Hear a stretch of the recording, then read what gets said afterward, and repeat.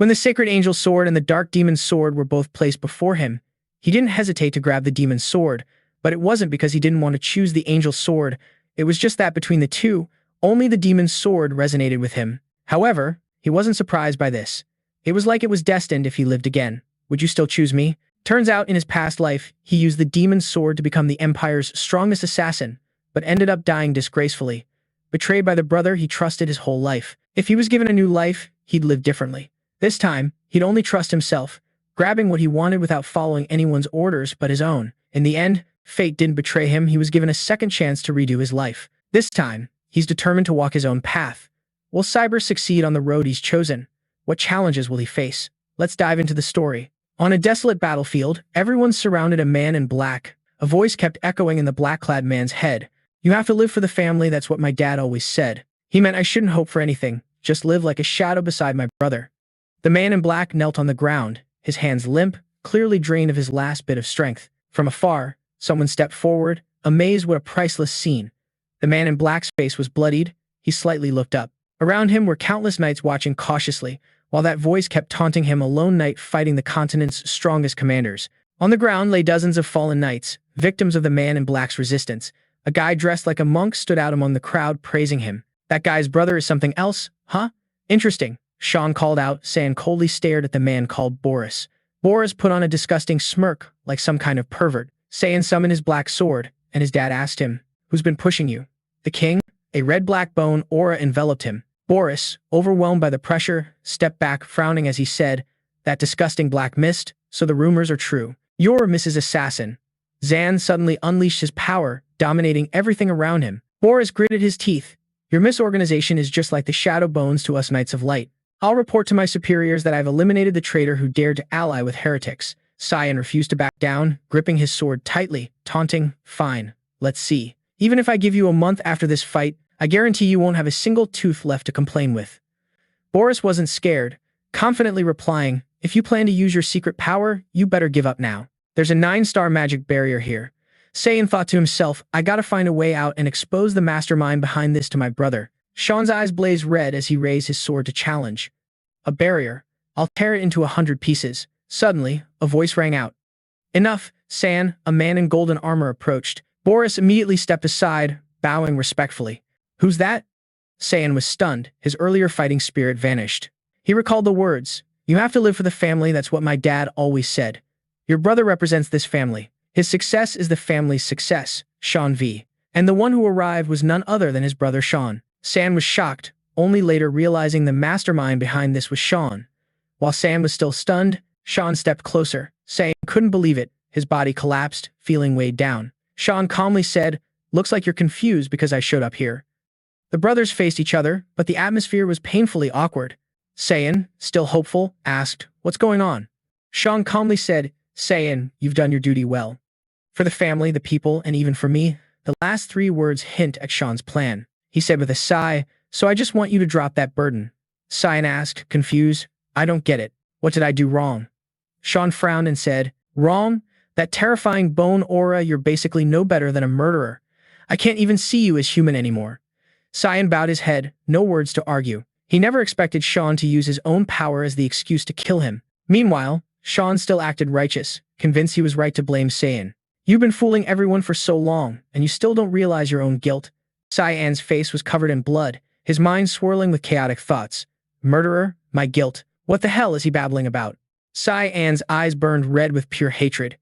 He recalled the Succession War in the Kingdom, the Demon King's army raid, the continent unifying war. "I was the one who helped him achieve all that because I was born to serve him." Sai An slammed his fist down in anger. He thought bitterly, "So now he's just gonna ditch me? I've been working like a damn beast for him for 20 years. Sai An's body erupted with a black bone aura. Blood poured from his body. He told himself that even if this body collapses, it doesn't matter. "I'll give it my all, as long as I can take him down." A burst of vengeful thoughts unleashed a massive flood of magical power. The knights around were terrified. "He still has that much magic? No way, he's not even human anymore." Sai An gripped his sword, ready to fight. He sneered and mocked. "How stupid, a hero trying to kill his own brother, just out of fear. Aren't you ashamed?" That hit O's dark spot hard. The veins on his forehead bulged. Sai An charged forward with his sword, surrounded by a red bone aura. At-O and Sai An exchanged several moves, their strength almost evenly matched. Just one shot.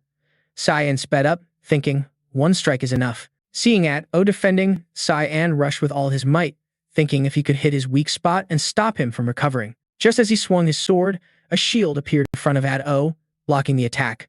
Sai An was shocked. Looking around, he realized the problem. Boris had helped. Sai An cursed in anger. Damn it, Boris. A voice full of contempt scolded the lowlife.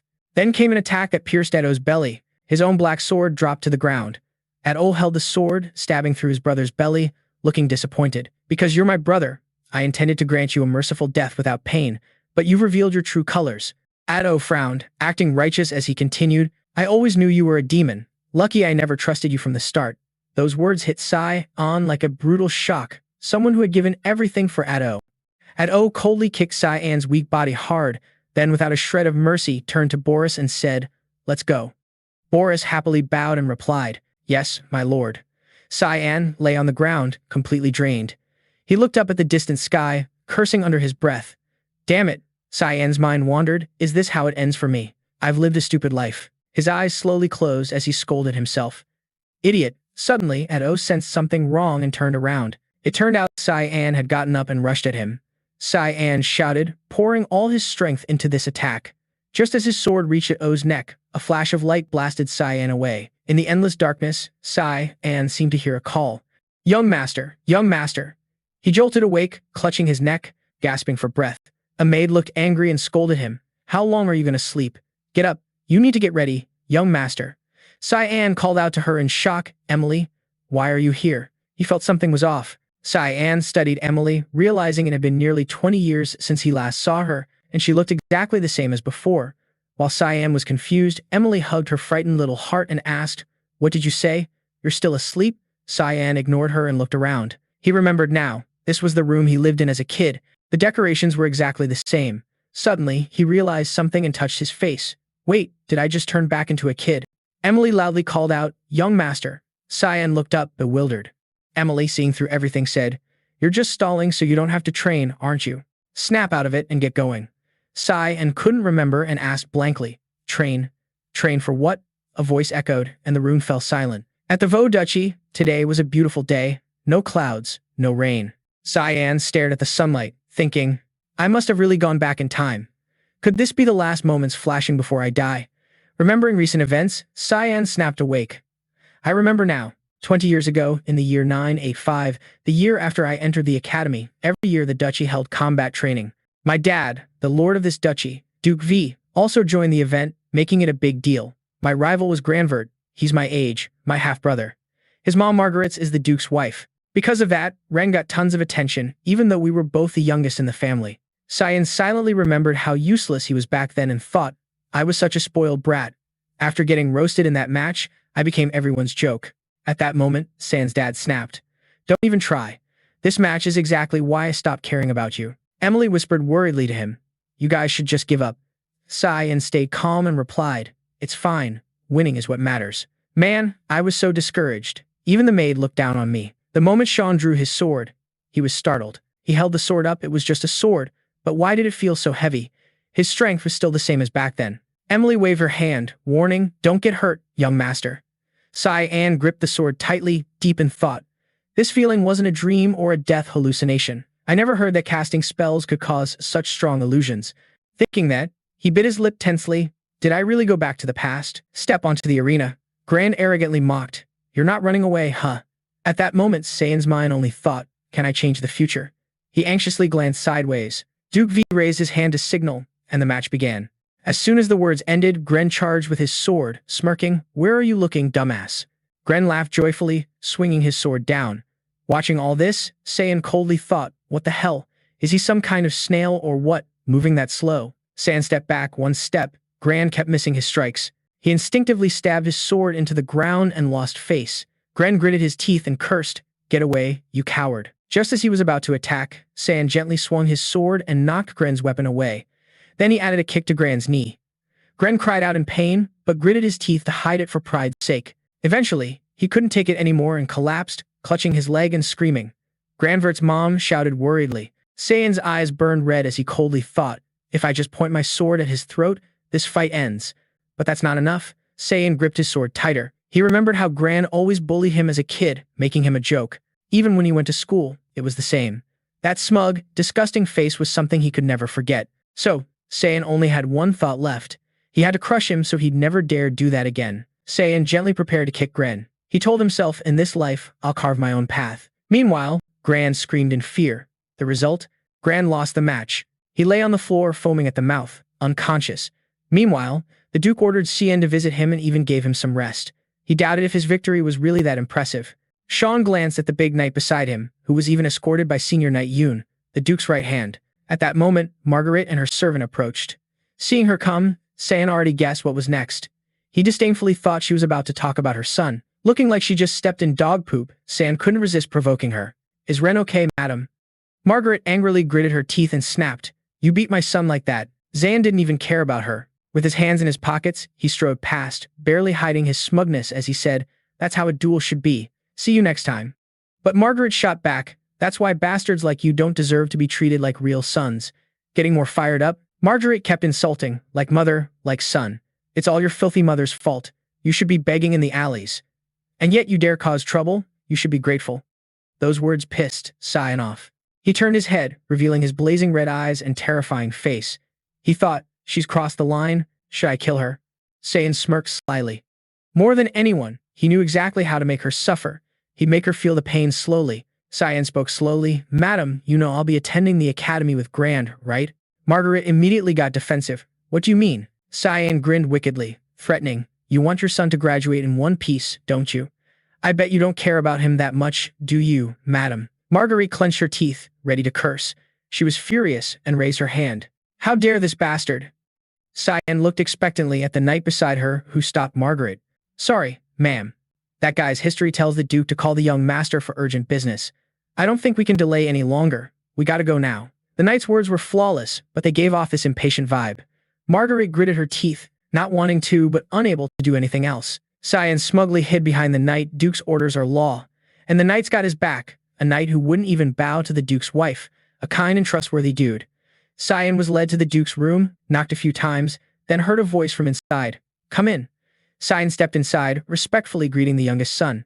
Sai An of the V family, here to see father. Sai An bowed, thinking, it's been almost 15 years since we last met like this. Duke Willius V signaled, sit down. He's the great lord of VAS, a western territory of the UIP kingdom. The world calls him by another name, the continent's guardian, the hero who stopped the demon invasion.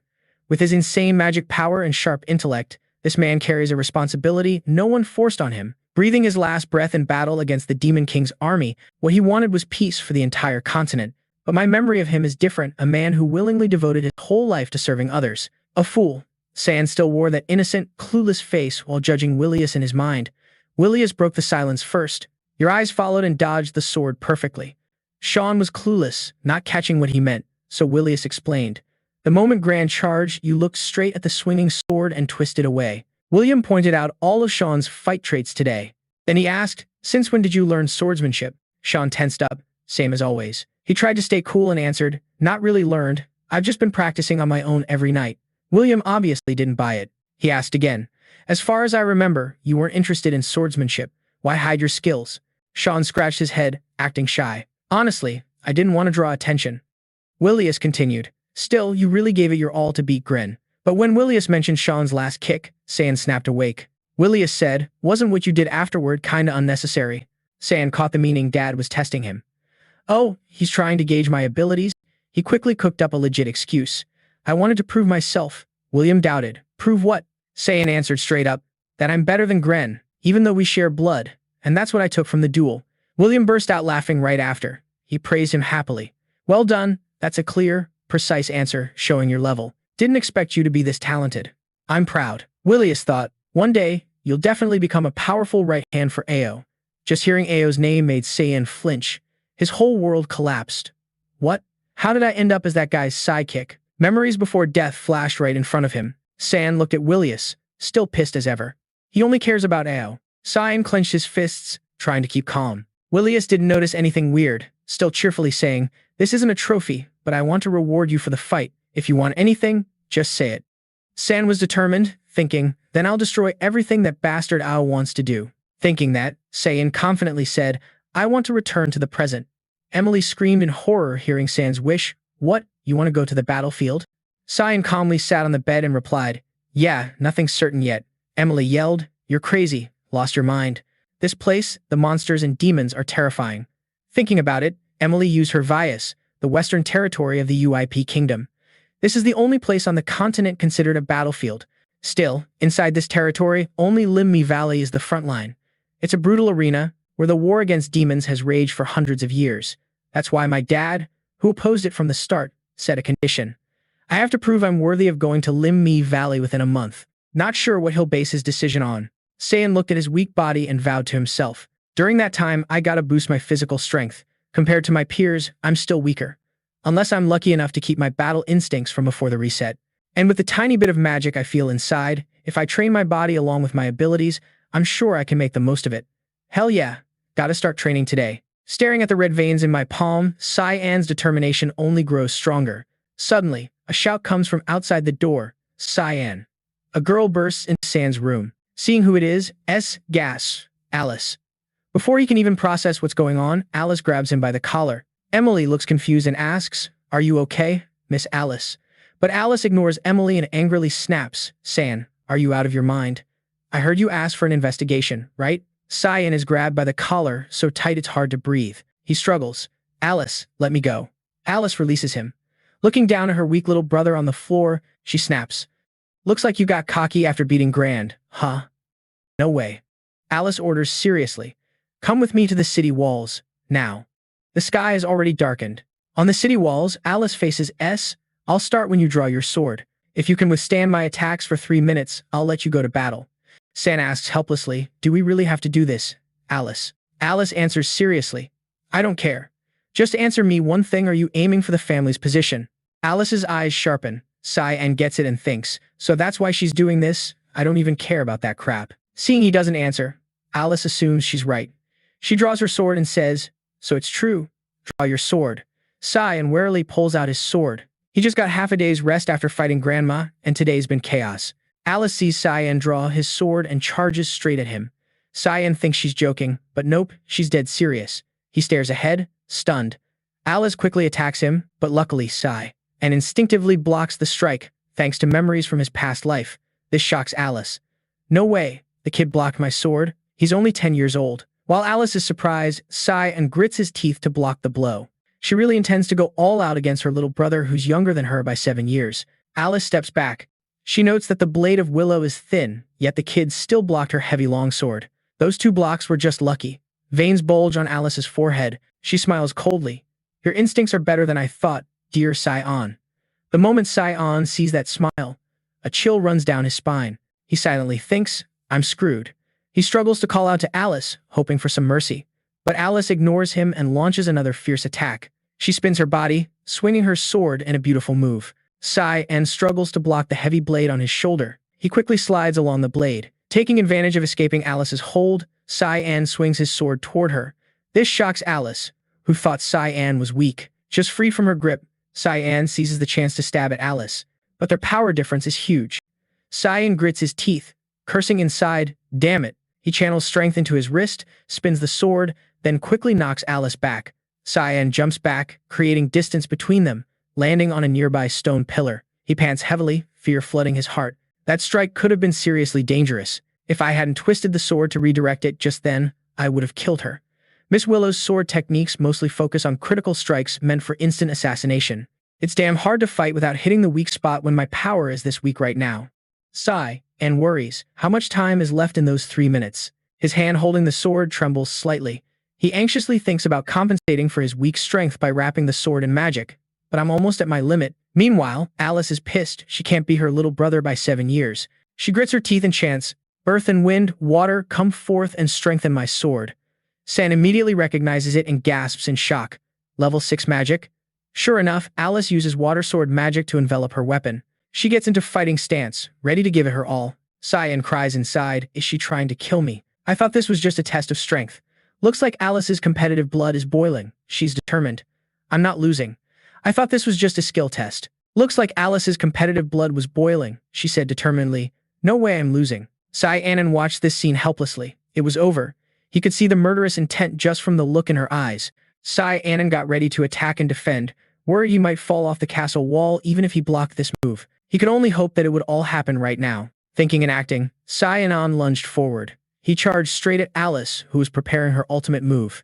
Sai An swung his sword while silently praying, "Please, please stop this fight." Alice spun around ready to strike. Sai An screamed Yun Can's name in his heart. Sure enough, just as they were about to collide, a voice shouted, "Stop." Yun Can grabbed Sai An's collar with one hand and caught Alice's sword with the other. The clash of the two swords sent a huge shockwave across the castle wall, blue light shining everywhere. Yun Can sternly called out to Alice, saying she was being way too harsh on a much younger opponent. Sai An finally exhaled, wondering when the guy would show up, but thankfully it was just in time. At that moment, Alice snapped out of it and cried out. She hurriedly hugged Sai An, sobbing. Alice apologized to him, saying she must have lost her mind for a second. She cried pitifully, explaining, "I just wanted to keep you off the battlefield. I'm just obsessed with that." Sai An helplessly felt his sister's tears. He thought to himself, "This is so like her. She always pushes herself too hard at everything." Sai An's sister used to be an elite among the elites, scoring S ranks in all subjects at the Royal Academy, where all the gifted kids gathered if they had talent in swordsmanship, magic, or other academic fields. More than that, her beauty was stunning, so people called her the child of the gods. Since she was little, she was trained strictly in swordsmanship. She was talked about as the future defender of the continent alongside the eldest son. But not long after joining the Light Knight squad, she was killed. Memories from his past life flooded back. Sai An hugged Alice tightly, thinking silently, "I miss you so much, Alice. This time, I'll protect you." Alice looked confused, sensing Sai An's unstable emotions, calling his name, Sai An. Getting no answer, she suddenly remembered something and turned to ask Yun, reminding him, "Aren't you the Count's guardian knight?" But the Count already left for the battlefield. Yun Can nervously looked away and replied, "I'm currently ordered by the Count to protect the young master for a while, though I can't tell you because it's a secret." Sai An knew he was lying, despising him inside. He had sensed his presence since leaving the Count's office. Would he have shown up if this battle hadn't happened? But why did father secretly order Yun Can to protect me? Sai An suddenly felt drowsy, his eyes about to close. He fell into Alice's arms and slept soundly. Alice sighed, her eyes helplessly watching him. Looking up at the starry night sky, she thought, he's still just a kid. Right after, Alice returned to the academy, clearly, just stopping by to see father before graduation. Meanwhile, Sai An was doing push-ups, counting to 9.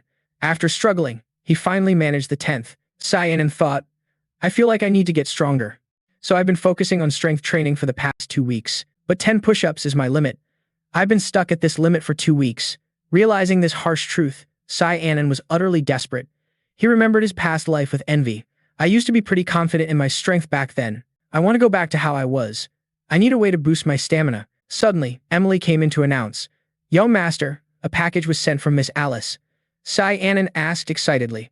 "Really?" Emily pinched her nose, holding up a bottle with a strong, lingering smell and said, "What is this? It smells disgusting." Sai An only dared to answer in his mind, "It's a bit of hellhound blood I asked her to get as a joke. It's a rare item only found in the Limmi Valley, but I guess the rumors about it appearing on the black market are true." Sai An poured the blood into a bowl, and it started bubbling fiercely. He thought, the blood of demon beasts is considered poison because of its awful stench and burning sensation when used. But actually, it permanently increases the user's mana and strength the first time it's used. Many think it's just a rumor, but I know it's real. From his past life experience, seeing Sai An lift the bowl, Emily worriedly asked, "Young master, are you really going to drink that?" Sai An nodded in response. He added a thought in his head, "Don't worry, Emily.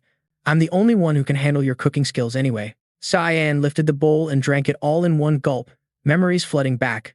Was that the first time it was wild mushroom soup? My heart stopped the moment I took the first bite of that stuff. Compared to that soup, the image of the bowl looking like a moving monster popped into his mind. Sai An slammed the empty blood bowl down on the table. He tried to convince himself it was good, but his face looked like he was high, which made Emily suspicious. Suddenly, Sai An jumped up and called for Emily, making her look confused. "Yeah?" Sai An's eyes were blazing red. He smiled and said he was going for a walk. Excited, Sai An thought, "Now let's see if this thing actually works." Sai An walked to an empty patch of land. Looking at this spot far from the castle, Sman, it had been a while since he last came here. He'd been waiting for this moment for 2 whole weeks. A private moment since Yun Can didn't follow him here because of the constant reports to his father that guy was such a pain in the ass. He used to come here whenever he wanted to be alone. One day, Archie received a revelation from the light god Lumendello. It said an ancient temple was hidden somewhere in these mountains. He didn't fully believe it, but there really was a place where mana flowed concentrated. It seemed to be somewhere around here. Of course, the god's revelation had come. Sai An excitedly channeled magic into his hand, happily thinking only he knew about this. Now Sai An used magic to dig up the dirt and rocks beneath his feet, smugly thinking, Archu, I bet you can't even imagine what I'm doing right now. Looks like it's right here. Sure enough, after the dirt and rocks were stirred up, an underground tunnel appeared. Sai An thought to himself, let's go. He went deeper inside, looking around and assessing the place, which was totally different from the last time he was here. This was the ancient temple dedicated to the light god Lumendello until the history of this land was wiped out. Because of the war between gods and demons 3 years ago, Sai An stared at the glowing temple ahead, his face cold as he muttered, who would have thought this place existed right on the mountain behind the castle? Sai An stepped up to the altar, seeing the glowing object ahead.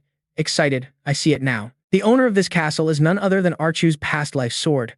999 years before the founding, on the 12th day of the last month, humanity finally drove out the Demon King's army from Velias. The Demon King's forces were way stronger than humans, but humans found an ancient holy relic called the Weapon of the Gods that helped them win. One of those relics, Duran Drak, is the holy sword carrying the power of the light god Lumendello. This sword was probably the main reason humanity defeated the demons, and I'm also going to die a miserable death under this blade in the future. The thing I own. If I don't remember, fine. But once I do, this sword just pisses me off. Sai An looked at the glowing sword ahead. He thought maybe Duran Drak was connected to his regression. Sai An reached out to touch the finely engraved surface of the sword. Not seeing what he expected, he sighed but guessed nothing would happen. Frustrated, he kicked the sword hard. Sai An turned around, gritting his teeth and cursing, totally losing his mood. Damn sword, just get the job done so I can leave. If the sword could talk, it would definitely curse back at him. Sai An recalled the saying, once you step into the light, a strange shadow will appear. He strode toward the opposite side of the Duran Drak sword and found what he was looking for. At a glance, it looked like the shadow of a sword, but it wasn't. There was no shadow at all. He smiled happily and placed his hand where the shadow should be. Sai An used his magic, thinking if there's light, there must be darkness. This was a passage leading to another room. A hidden secret path beneath the light altar. Sai An followed the path to a door, slightly opening it to peek inside. Sure enough, the sword he was waiting for appeared here. Sai An happily said, there you are. My sword. He grabbed the sword. The Demon Sword Karam was different from the Duran Drak sword. This time, when he touched the Demon Sword, a powerful energy burst out. The gem on the sword sparkled as if welcoming its new owner. Sai An excitedly raised the sword. Good morning, Karam. Swinging a few times, Sai An felt it wasn't like his past life. He annoyedly asked, you still haven't awakened, but that didn't dampen Sai An's happiness. He laughed excitedly. This familiar feeling was the best, suddenly wanting to slash something hard. Suddenly, black bone screens rose from underground, and a shadow appeared, asking, kid, aren't you scared? Don't you know what waking me up means? Sai An coldly replied, don't know. Huh. So this sword is mine now, right? The black shadow surfaced, revealing its gigantic true form. It started threatening, awakening the demon's sword that was peacefully sleeping. Regretting it now is way too late.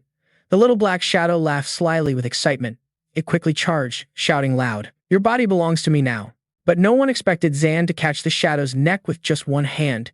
He calmly watched the shadow struggle to breathe as it turned human-shaped. You weren't in such a rush before. The shadow gasped out. What are you? How can you touch me? Sai An smirked proudly and said, I told you, this sword belongs to me. The shadow refused to back down. It raised its hand, revealing its excited claws. It swung to attack Zan, yelling, disappear. Taking advantage of Sai An letting go, it quickly backed off. The shadow watched him warily. Who the hell are you? Could you be the successor? In the shadow's eyes, Sai An was surrounded by a creepy red-black bone aura. It doubted, why do I sense Eru's aura coming from you? Sai An calmly answered, that's right, I am Eru's successor. He sneered, your master is back, so kneel down. Kneel before the Kam's sword. Karam angrily gritted his teeth and cursed, you're just a kid. I won't accept that. Without hesitation, Karam lunged to attack San, but he blocked every strike with his own body. Sai An smiled while defending but thought it was probably useless to say more. The demon sword's ultimate goal was to take over its wielder's body.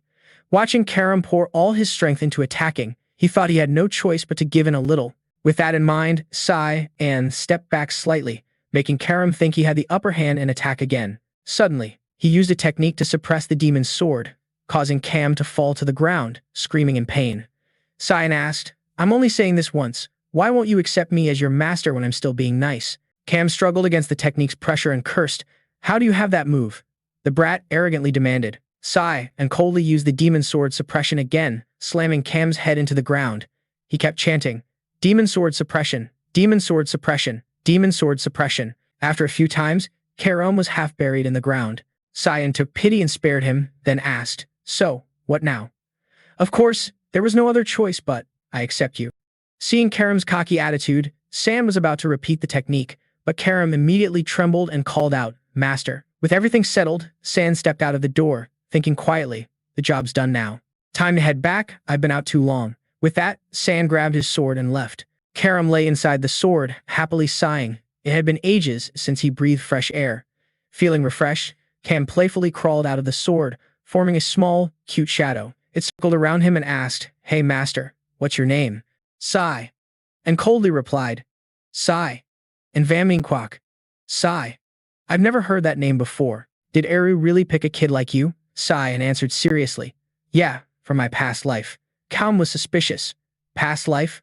What the hell are you talking about? Sai and casually said, I died once before. Cam was shocked, thinking, what? It scrutinized him closely. Suddenly, San walked up to the Durandrak sword. Karam exclaimed, he's still asleep? Sai An said, he's got to wait for his master for another 20 years. Hearing this for sure, Karam sneered, you talk like you know the future. Suddenly Sai An raised his sword and sliced the Durandrak's hilt in half. Watching the sword fall to the ground, Cam was horrified. What are you trying to do? Sai An grinned wickedly, looking at the cut hilt in his hand. Who knows, maybe this will make the future more interesting. At dawn, the carriage set off, leaving the castle. The wheels stopped at a desolate wasteland. The carriage door opened. San stepped out in armor, looking around and assessing, unable to believe the day had finally come. Time really flies. Sai An approached William and bowed respectfully to the Duke. William spoke seriously. I'll ask you one last time. Are you determined to charge into the battlefield? If you want to retreat, I won't stop you. Sam put on a determined face and confidently replied, Yes, father, my heart belongs on the battlefield now. Hearing this, William didn't ask more. He turned to give orders to Yoon. Opening up, Yoon immediately responded, Yes, sir. He pulled out a scroll. Sai An recognized it as a magic scroll at a glance. Were they about to summon something? Yoon just needed to wave the scroll. The magic circle inside revealed a beast slowly appearing right in front of them. Giant paws with sharp claws. A fierce dog appeared, growling at Sai An. He was shocked to recognize it as a demon hound. Sai An smirked confidently. A low-level monster from Lim Valley? No way. His father and the knights must have put a lot of effort into preparing this test. Thinking that, he got even more pumped, gripping his sword and readying his stance. Around him, knights already held their sword hilts, ready to jump in and help any time.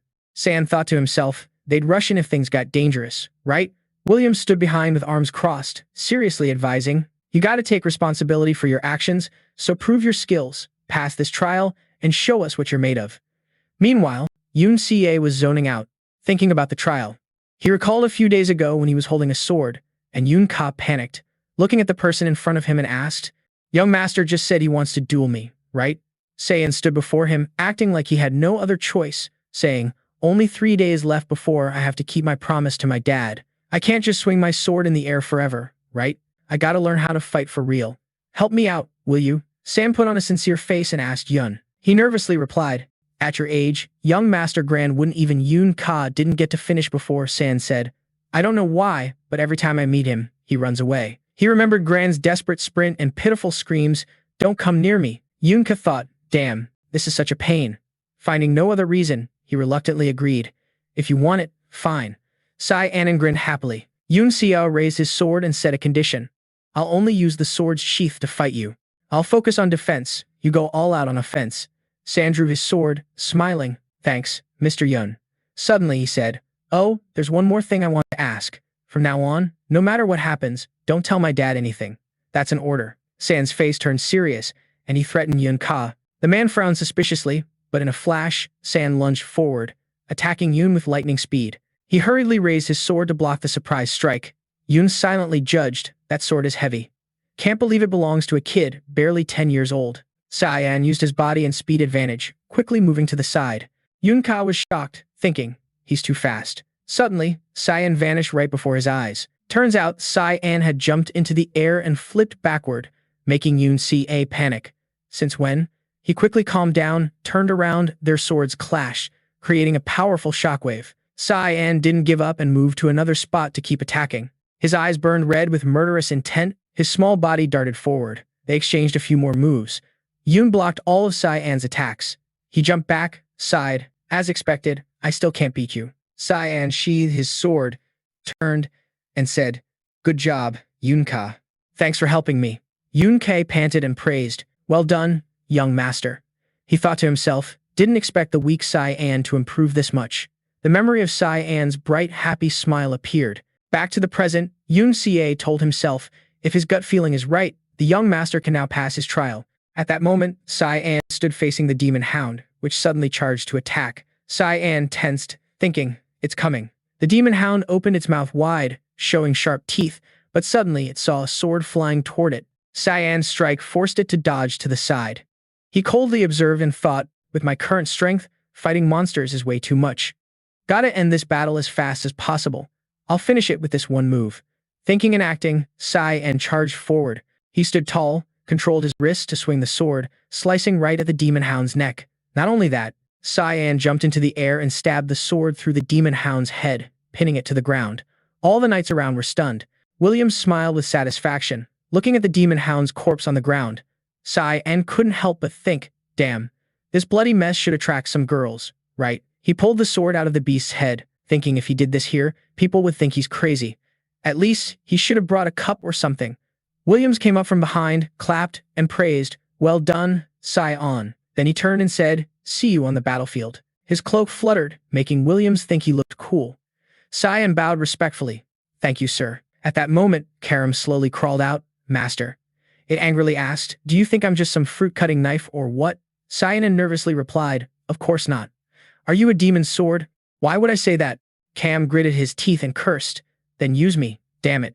I need to absorb blood to get stronger. He painfully flew over to the demon corpse, begging, please, just let me drink a sip. Seeing this, Sai An could only feel helpless. He spoke up to comfort, don't worry. Sai An smirked wickedly, as black bones wrapped around his body. Holding Cam in his hands, he explained, soon enough, I'll use you for real business, just wait and see. On the battlefield, savage monsters were rampaging wildly all around. The knights immediately surrounded them, shouting, OGRE, OGRE from the northwest.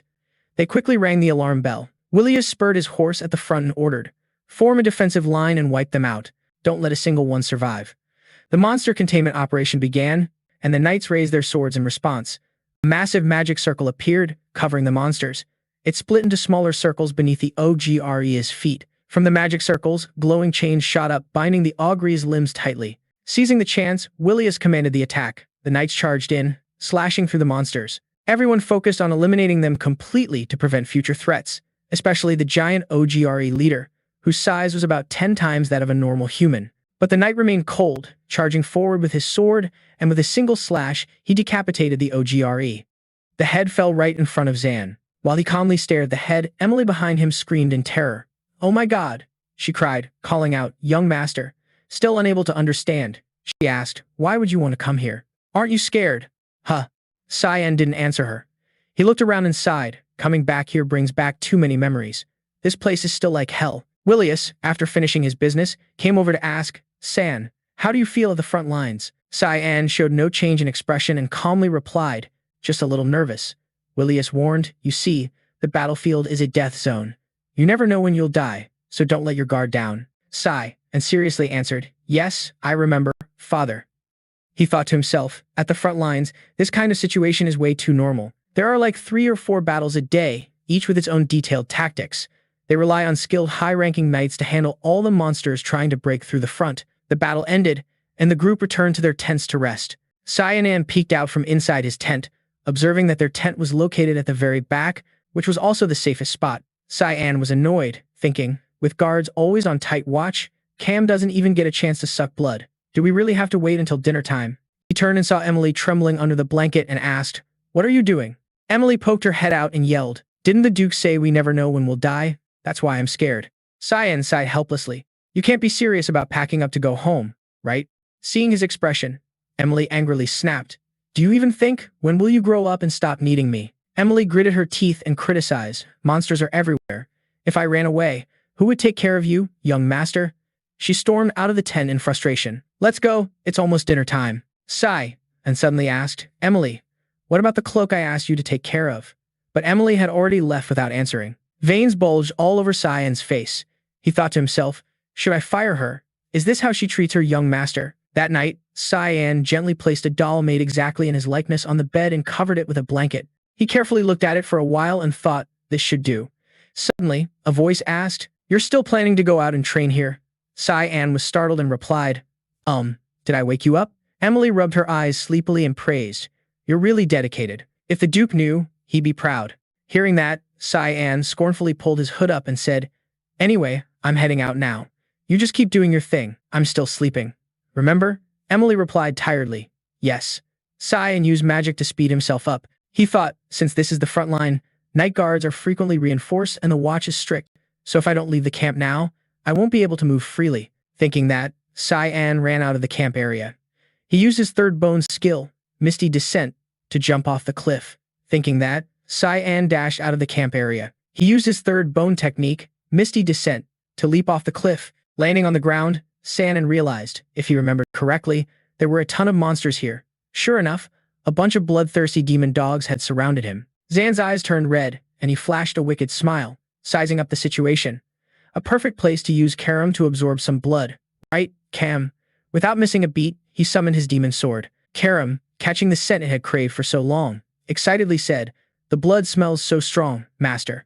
I don't think I can hold back anymore. Hurry up and let me slash something. Sai An didn't disappoint and raised his sword. Seeing the demon dogs still clueless about the danger and charging in, Sai An got hyped and shouted, all right, Karam, I'll play along with you. He swung hard at the demon dogs, then spun his sword to prepare a strike from behind. He unleashed the Storm Mist sword technique, wiping out countless demon dogs in a single move. His swift moves and razor-sharp blade left the monsters no time to react. The night was still young, and the sky remained pitch black. Sai An plunged a straw into the neck of a dead demon dog, then caught its still-warm blood in a cup. As soon as the cup was full, Sai An raised it and gulped down all the blood he had just collected. Not only that, Sai An was a thoughtful master. He lifted Cam up to the cup and offered it. Here you go, Cam exclaimed excitedly. Since awakening, this is the first time I've felt this awesome. Sai An grinned and said, good, let's keep training like this, Cam encouraged. Look at those bugs over there. How long do you think it'll take to get stronger? Sai An smirked. Relax. Don't sweat it. The night's long, and there are plenty more monsters. Following Sai An's gaze, a whole army of monsters was preparing to attack. Of course, Karam saw it too. It trembled and shouted, way too hyped. Meanwhile, on the mountainside, a convoy was moving. A white-haired girl sat inside a carriage, staring out the window, while a worried voice advised her, I still think the front line's way too dangerous. Let's go back, princess. The one called the princess stood firm and said, I told you, don't treat me like a kid. I'm the princess of this kingdom, and it's my duty to help my father, the king. How many times do you want me to say that? Her voice was full of seriousness. The princess threatened. If you say that again, I'll really get mad. The servant stammered a reply. Yes, princess.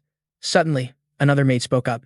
Oh, I just remembered there's news that the youngest son of the Vought family also went to the battlefield. He's about your age. The princess asked in surprise. He brought his youngest son too. The maid explained, the Duke didn't plan to bring him. The young master volunteered himself. They're the same age, so he's trying to make friends. The princess shyly turned her head and said, as if I care about those little things. Forget it, I need to get some sleep. The maid, worried she upset her, quickly bowed and said, yes. After a while, the princess suddenly asked, what's his name? The maid quickly replied, it's San. I'm pretty sure his full name is Sanver. The princess murmured the name. Sanver, huh? She crossed her arms and looked out the carriage window, the soft moonlight revealing her beautiful face. A bird-like humanoid monster was slashed several times, crying out in pain. Willius urged his horse around, ordering everyone to check for injuries. The knights immediately shouted, is everyone okay? Willius nodded and said, good, let's head back. The knights obeyed, yes, sir. He looked around thoughtfully. In the distance, a sword was pulled from the monster's body. Sai An stepped on its corpse, sighed, and sheathed his sword. Willius approached and asked, how did you manage to survive your first battle? Sai An bowed respectfully and answered, I learn something new every day, father. Of course, Willius didn't buy it and said, that's all? I thought you wanted to return to the family quickly. Willius smiled gently, you've endured here quite a while. I'm proud of what you've done on this battlefield. Sai An was shocked, thinking, what? He's proud of me? William turned and walked away with Yoon. Before leaving, he said, I have something to discuss with you tomorrow morning. Come to my tent early. San replied, yes, father, still stunned by the sudden praise. He thought to himself, father has never treated me this well before, not even in my past life. Night fell again. A giant monster swung its tail, smashing everything around. San's feet slipped backward. He gritted his teeth and stared down the beast. Looking at the huge, writhing monster, San immediately recognized it as a deathworm. They usually only show up deep inside the valley. Karam quickly suggested, Master, it looks like you're struggling. Let me switch places with you. Let me possess your body to fight. Sai An sneered and said, switch places with you? You think I don't know what you want?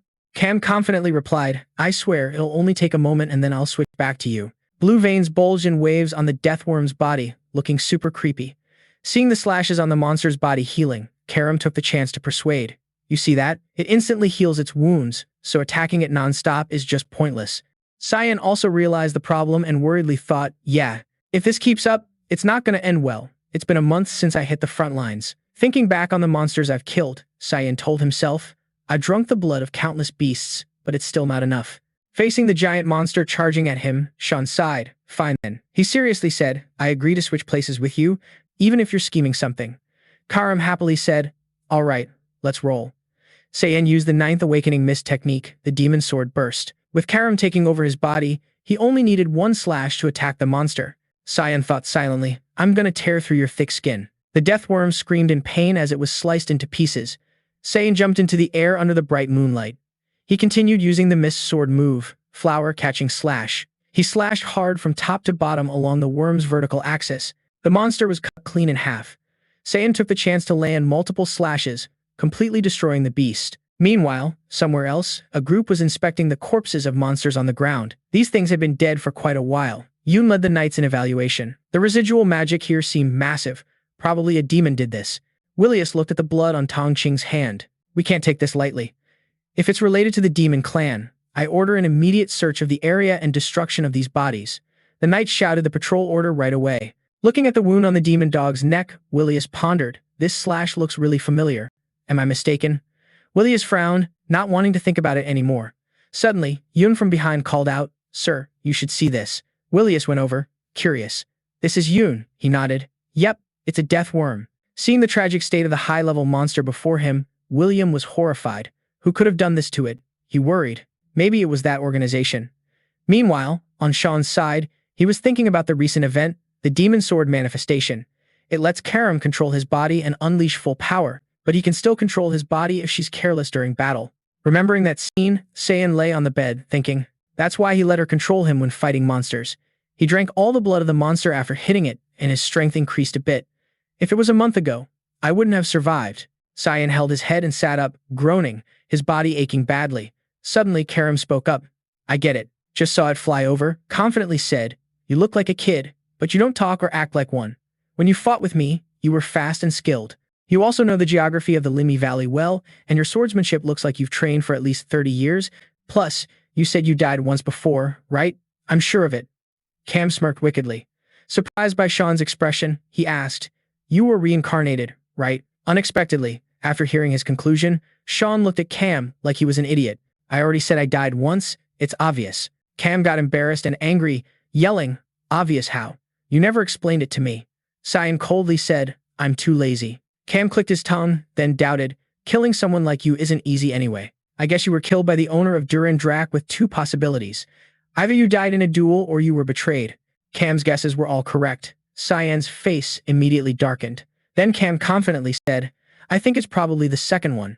Sai An asked suspiciously, why do you think that? Cam explained, you really despise the holy sword, so I guess you don't have good feelings toward it. Realizing he guessed right, Cam flew in front of Sean and said, so your goal is revenge. Whatever it takes, always remember. If I find out you fail or lose heart, I'll devour you. Cam laughed arrogantly, threatening him. Sai An calmly swatted him away and mocked, devour me? I'm not stupid enough for you to do that. Cam got slammed into the bookshelf, dizzy and knocked out cold on the floor. Sai An laughed, thinking, he still hasn't changed, still the same personality as in his past life. With nothing else to do, he stepped out of the tent. Seeing everyone around tense, Shen wondered, what's going on? Looks like everything's in chaos.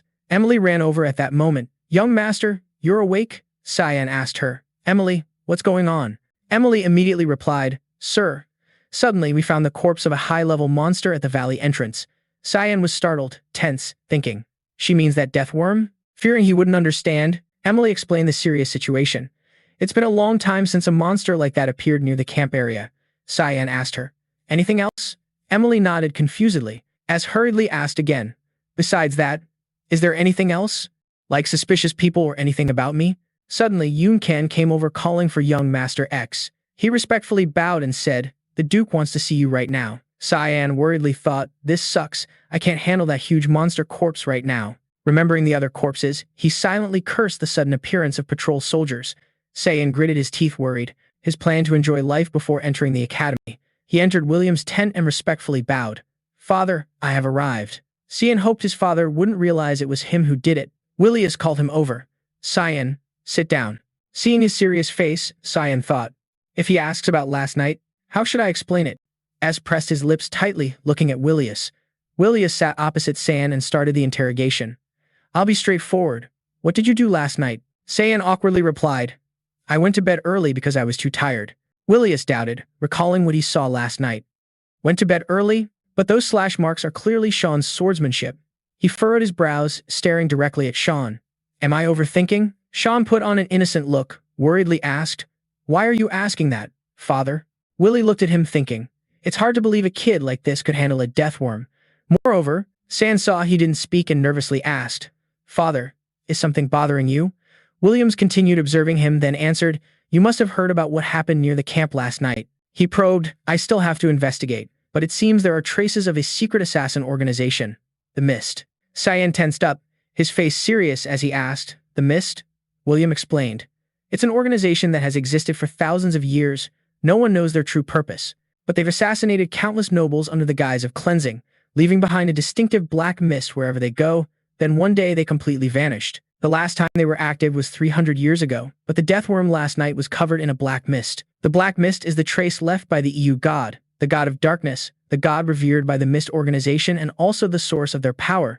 Willius confirmed, if my guess is right, that death worm was created by them and killed by monsters. Sai An was tense, listening to Willius's analysis, truly astonishing. Just from that, father could already guess who's behind this. Even though that organization was last seen 300 years ago, William didn't know his thoughts. He seriously warned, no one knows why they reappeared, but you need to be careful. I will report this to the king and investigate further. Sai An obediently replied, Yes, father. He breathed a sigh of relief, thinking, maybe father believes me now. Indeed, Willius was thinking it would be ridiculous if Sai An was involved with that organization, especially since he's still so young. Thinking that, William said, That's all. Suddenly he asked, By the way, who did you say visited today? Sai An honestly answered, I heard the king would visit, but it was supposed to be today. William smiled and said, I also want to ask you for a favor. Sai An wondered, What is it? Outside, knights raised, horns blowing, the voice echoing everywhere. His Majesty the King has arrived. Willius led the army to kneel and salute. Lord Vass, the vassal, greets your Majesty. The king rode his horse forward, happily calling Vili. He jumped off his horse and approached, helping Willius, who was kneeling on the ground, the king's face sincere as he said, We've been old friends, no need for formalities. Willius seriously replied, But your Majesty. Suddenly, the king looked behind Willius and asked, Oh, is that the child? Sai An knelt on the ground, respectfully saluting, I am honored, your Majesty. Your Majesty, I am Sai An V, the youngest member of the Va family. The gentle king looked at him with praise, so young yet already out on a scouting mission. Your kids really are something else. Sai An was a bit discouraged, wondering what his dad wanted him to do, but who knew he actually wanted him to introduce himself. He recalled, in his past life, he always had to hide inside whenever the king came around. Being trusted by his dad like this was really touching. He thought about himself upstairs, looking out the window, excitedly telling Emily, Look, Emily, it's the king. Back then, Emily would always pull him back, telling him to go inside, saying he was just a useless heir. Suddenly, the king spoke up, Slender, I want to introduce someone else too. A pair of small feet stepped down from the carriage. The white-haired princess appeared, bowing as she introduced herself. This is the 5th princess of the U-ship kingdom, Aurine Severus. Sean recognized her immediately, Aurine Severus, the tragic 5th princess. He remembered his dad had asked, I need you to escort Princess Aurine today. Back then, Sean didn't understand why and asked, What? How come? Williams didn't say much, just told him, Don't worry, just stay close to her. She's about your age. You'll meet her again when you enter the academy. Sai An lowered his head, remembering. He had met her a few times before in classes at the academy.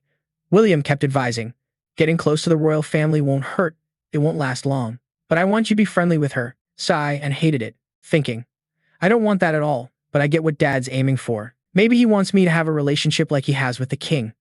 He sighed, thinking, but Dad picked the wrong person. She can't be my friend. Sai An was helpless, though he couldn't say why since it was the future only he knew. It was annoying, but he'd just pretend to go along with it. Thinking that, he followed Willius and the king's group ahead. Suddenly, a groan sounded in his ear. Erin coldly asked, why is that river red? Sai An wondered, you mean the Blood River? Hearing the name, Erin was suspicious. Sai An explained to her, this river flows through the Limmi Valley. There's no complicated reason for it being red. Old monsters who are badly wounded and can't survive jump into the Blood River instinctively. Their bodies decompose along the river, converting mana and turning the river red. Erin shuddered in horror. So it's really blood and guts? Sai An answered coldly. Yeah, they even drink and bathe in that river water. It's disgusting. Stay away from it. Erin's face showed pure disgust. Gross. So what's at the end of the river? Sai An continued. The demon realm? Erin asked. The demon realm, where demons live. Sai An teased. Exactly. If you follow this river, you might even meet the demon king. Sai An smirked wickedly, but who's crazy enough to do that? Just scaring her a bit. Suddenly, the sky lit up brightly as a flare shot into the air. Erin asked curiously, what's that light? Sai An explained, that's a signal from the third plantation in the west. The yellow light signals the appearance of demon beasts. His expression turned serious. Erin was shocked. There are monsters here? Meanwhile, Willius was ordering the knights to protect the king. Knights, scout with me to the third plantation in the west. Suddenly, the king spoke. Don't do that, Willius. Willius called out in confusion. The king raised his sword coldly. Do you think I'm here just to sightsee? I'm bored as hell. Willius understood and sighed helplessly, replying, yes, your majesty. The king turned and ordered his subordinates, we'll join the raid on those demons, kill every last one of them. The knights cheered, yes, your majesty. Willius turned to Sai An. You'll join too. Sai An quickly replied, yes, sir. Erin worriedly asked, can you fight those demon beasts? Sai An nodded. Yeah, but I'll just support from behind. You should hide somewhere safe. Unexpectedly, Erin said, take me with you. Sai An was surprised. What did she just say? The maid beside her disagreed, trying to advise. But Princess Erin shouted, you said you're my age, so I want to go too. Sai An warned. That's deadly, not a place to play. Erin shouted angrily, I don't care. I want to go. No one can stop me. Sai, an annoyed called Yun Sa. Yun Sia quickly came over and said, yes, young master. Yun, the royal knight, will escort the princess to safety. He turned to Erin and said, let's go, princess. Suddenly, Erin spun around and pointed at Sai An, yelling, you traitor, how dare you treat the princess so disrespectfully? Sai An glared at her, impatiently snapping back. A bunch of knights could die just because of your stubborn ass. One wrong move on the battlefield and it's life or death. You ready to take responsibility for that? For those lives? Sai An's tone was fierce as hell. It scared Erin. Tears welled up in her eyes, her body trembling. Sai An didn't even bother with her and just turned to walk away. Go cry like a baby somewhere else, princess. In the end, only Yun, Erin, and the maid were left standing there. Then, a giant monster slammed down. With a slim body like that, it swallowed countless knights whole. The others swarmed to attack the beast. A sword was raised, and a commanding voice ordered the formation. Protect the king and kill every single one of those demons. No mercy. Willius shouted loudly to the knights. The army charged into battle immediately. Dionysus, king of the Usip kingdom, had 2 wives. Diana Quizzle was the first wife, but she had passed away. Cassandra Nepolis was the concubine, known as the kingdom's powerful judge. The former queen gave birth to 2 elder princesses and the second princess, while the current queen was the mother of the 3rd and 4th princes. But Erin Severus, the 5th princess, was born from a lowly background. Her mother was a commoner.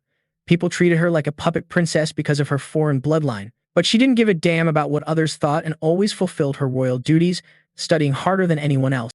Yet, she was labeled a traitor by jealous enemies, then expelled by the royal family and kingdom.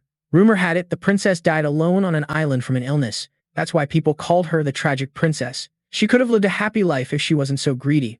Someone like her would have been better off without ambition. Karam, after hearing the story, wondered, didn't your dad always say that to you in your past life? Sai An was slashing the monster while replying, nah, it's different. Royal politics are just like that. The monster was struck by lightning magic. Watching the snail-like monsters fall one by one, Sai An marveled. Duke was definitely a talented guy. Her sword, crackling with lightning, stabbed into the ground. Dion wielded his sword and used the Thunder Sync technique. Instantly, a bolt of thunder crashed down, hitting the monster. Watching it all, Sai An thought, the Emperor is famous as an 8th-level mage. If he didn't become king, he'd probably be the head of the Mage Guild. Looking at Dion's powerful back, so different from Willius, Sai An shrugged helplessly, thinking, a mid-level monster like that's nothing to him. Being king's probably just a hobby. After everything was settled, they busted out the booze. Looking at the bottle on the table, Dion sighed. It's been a long time since we drank together. Huh. Villy, drinking alone feels lonely. Willius replied seriously, forgive me, your majesty, but I don't allow myself to drink on the battlefield. Suddenly, Dion asked, by the way, about what you asked me, the kingdom's been hit by a bunch of noble assassinations lately. That's worrying. Willy frowned and asked, do the assassinations have anything in common? Dion answered, yes. His face turned serious. All the nobles killed were corrupt officials, and there's black fog appearing everywhere at the crime scenes. What do you think? Williams rubbed his chin thoughtfully. Willius began recounting the situation here. Yesterday, I found their traces here. Seems like the assassin cults following the Black Fog Guild are acting again. Dion nodded in agreement. Makes sense. But you need to investigate carefully. Dion happily poured wine and said, thanks for handling that mess. Willius reminded him, but I can't just sit back and watch them live in constant fear. Suddenly, Dion spoke up. There's one more thing bothering me. Willius asked, what is it? Dion slowly said, those damn nobles keep blaming the 5th princess.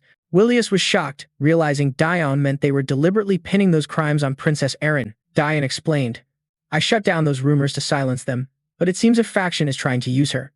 Dion seriously instructed, I want to ask you for a favor as a friend, not a king. If I die before you, please take care of her. Willius nodded seriously in response. Lord Willius the Fifth obeys your command, your majesty, Dion said with satisfaction. Thank you. Outside, heavy rain was pouring down. Emily suddenly asked, is that it? Sai An looked confused. What else was she expecting? Emily hurriedly said, she's a princess, and you just escorted her here? With that attitude, you'll never get married. Seeing Emily's angry expression, Sai An was bewildered. I'm not on a date or anything. Sai An stepped out of the tent, and before leaving, he told her, while I'm gone, the work's all on you. Emily asked curiously, you're going to train again? It's pouring out there. Sai An advised, don't worry, and don't wait up for me. Suddenly, a figure appeared through the rain ahead. Emily screamed in fear. Who's there? The scarf was dropped. That person's asking you, where are you headed? Erin asked seriously. Sorry, but if you're not busy, can you talk with me for a bit? As soon as Emily saw Erin, she got excited, her eyes shining as she called out, Princess. Outside the camp tent, there are tons of guards watching the rain. Erin looked around and asked, how long have you been here? Sai An replied coldly, about a month. Then he asked, why did you come to see me? Erin hesitated, glancing nervously at him. Erin turned to look at Emily, who was excited, then hesitated and said, can you give us some privacy to talk? You keep staring. Sai An embarrassedly ordered, go outside. Emily happily left, chuckling. All right then, have fun, you two. As Emily left, the atmosphere became quiet and tense. Sai An disdainfully thought, having fun with a 10-year-old? No way. I'm 40 already. At that moment, Erin shyly spoke up, her cheeks flushed. Sorry for earlier. I feel like I didn't act like a proper princess. Sai An scratched his head and replied, don't worry. I'm sorry for being rude too. Seeing his apologetic look, Erin laughed and said, no worries. If I were you, I'd say the same. Her expression darkened. How many people actually recognize you? Not like me. Besides, you're way more mature. Sai An raised an eyebrow, a bit surprised, thinking, so that's her personality. Suddenly Erin said, oh, you're planning to join the academy too, right? Or did you guess what I'm thinking? Sai An coldly refused. Sorry, but I don't think I can help you. Erin was startled. Sai An continued, if you're here to make friends, then please leave. Erin nervously said, I just want us to get along. You're so picky. Or do you think I'm just a princess in name only? At that moment, Erin's expression changed, tears streaming down her face. Sai An said nothing, neither defending nor explaining. Erin cried in pain. I get it. Being friends with me isn't beneficial to you at all. Sorry for wasting your time. I must be blind. I thought at least we could talk, but turns out you're nothing like Lord Cho. That familiar name suddenly echoed. Sai An froze in shock. He quickly turned to look at her. Huh, did she just say that? Rage surged up. Sai An grabbed her arm, his strength making Erin cry out in pain. Unable to break free from his grip, Erin shouted, what do you want? Sai An asked coldly. Ah, it's nothing. You know my brother? Aaron painfully held her arm and replied, last year I was walking around the Royal Academy and met him. He told me not to care about what others think, just focus on being a princess. Sai An's eyes glazed over. He couldn't believe what he heard. Advice? Screw that advice. I know that bastard's evil nature better than anyone. Ever since she met him, everything was planned. The plan to overthrow Princess Aaron. Sai An gritted his teeth and growled, I'm warning you. Suddenly, a loud noise outside interrupted their conversation. Emily tried to run over from afar, shouting, Young master, she yelled urgently.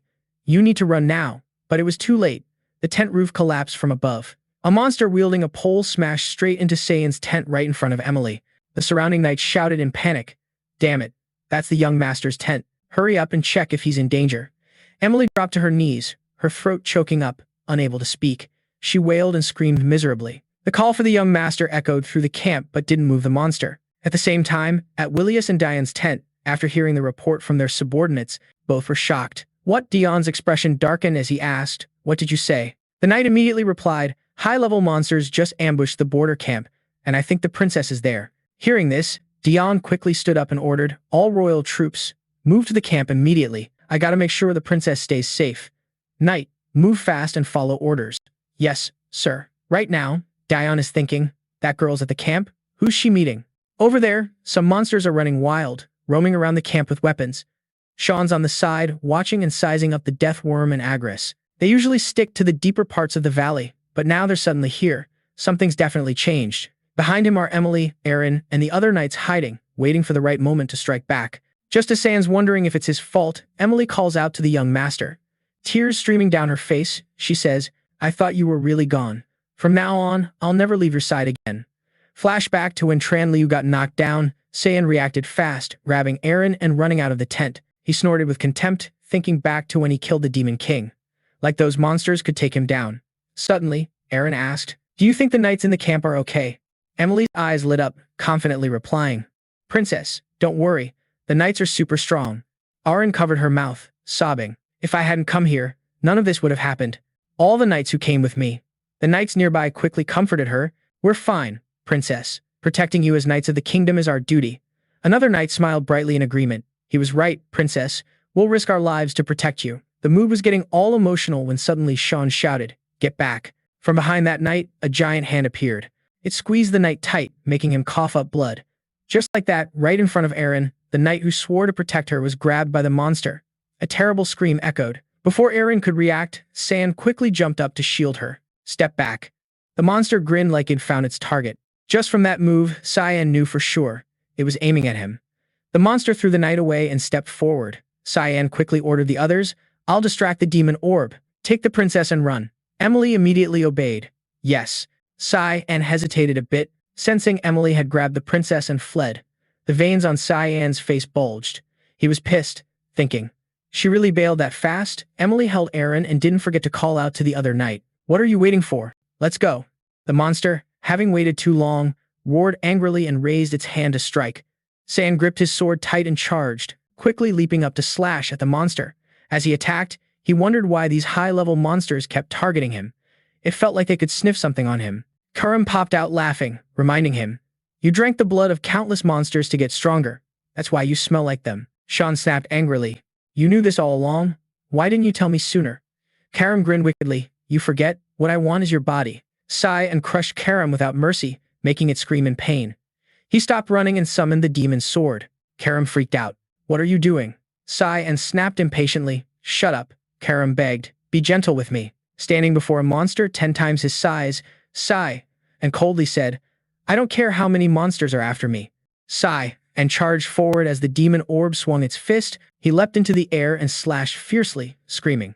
With one cut, Sai An sliced the demon's head clean off. He landed smoothly like he was performing some badass art show. Zan breathed out. No one saw that, right? Time to drink some high-level monster blood. Around him were tons of fierce monsters. Karam was hyped like it was a feast. Suddenly, Sai An's face turned shocked. Wait, from a distant cliff, a monster landed. Sean recognized it in horror. That's a demon dragon. The demon dragon roared angrily. Karam calmly said, Nah, it's still a baby. Probably smells you too. Sai An grinned evilly, thinking, It doesn't matter why the kid's here. What matters is I catch it. His body was covered in a red bone aura. Karam said in surprise. Hey, just because the boss ordered you, you gotta catch it. No, you gotta eat it. He pointed his sword at the demon dragon.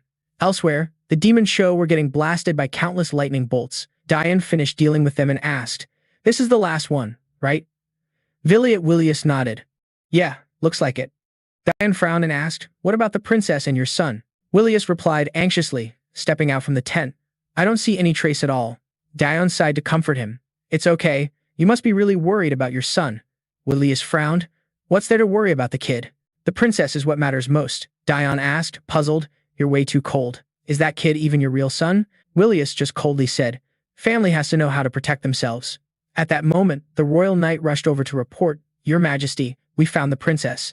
Diane was shocked. "Really?" Aaron ran up calling, "Dad."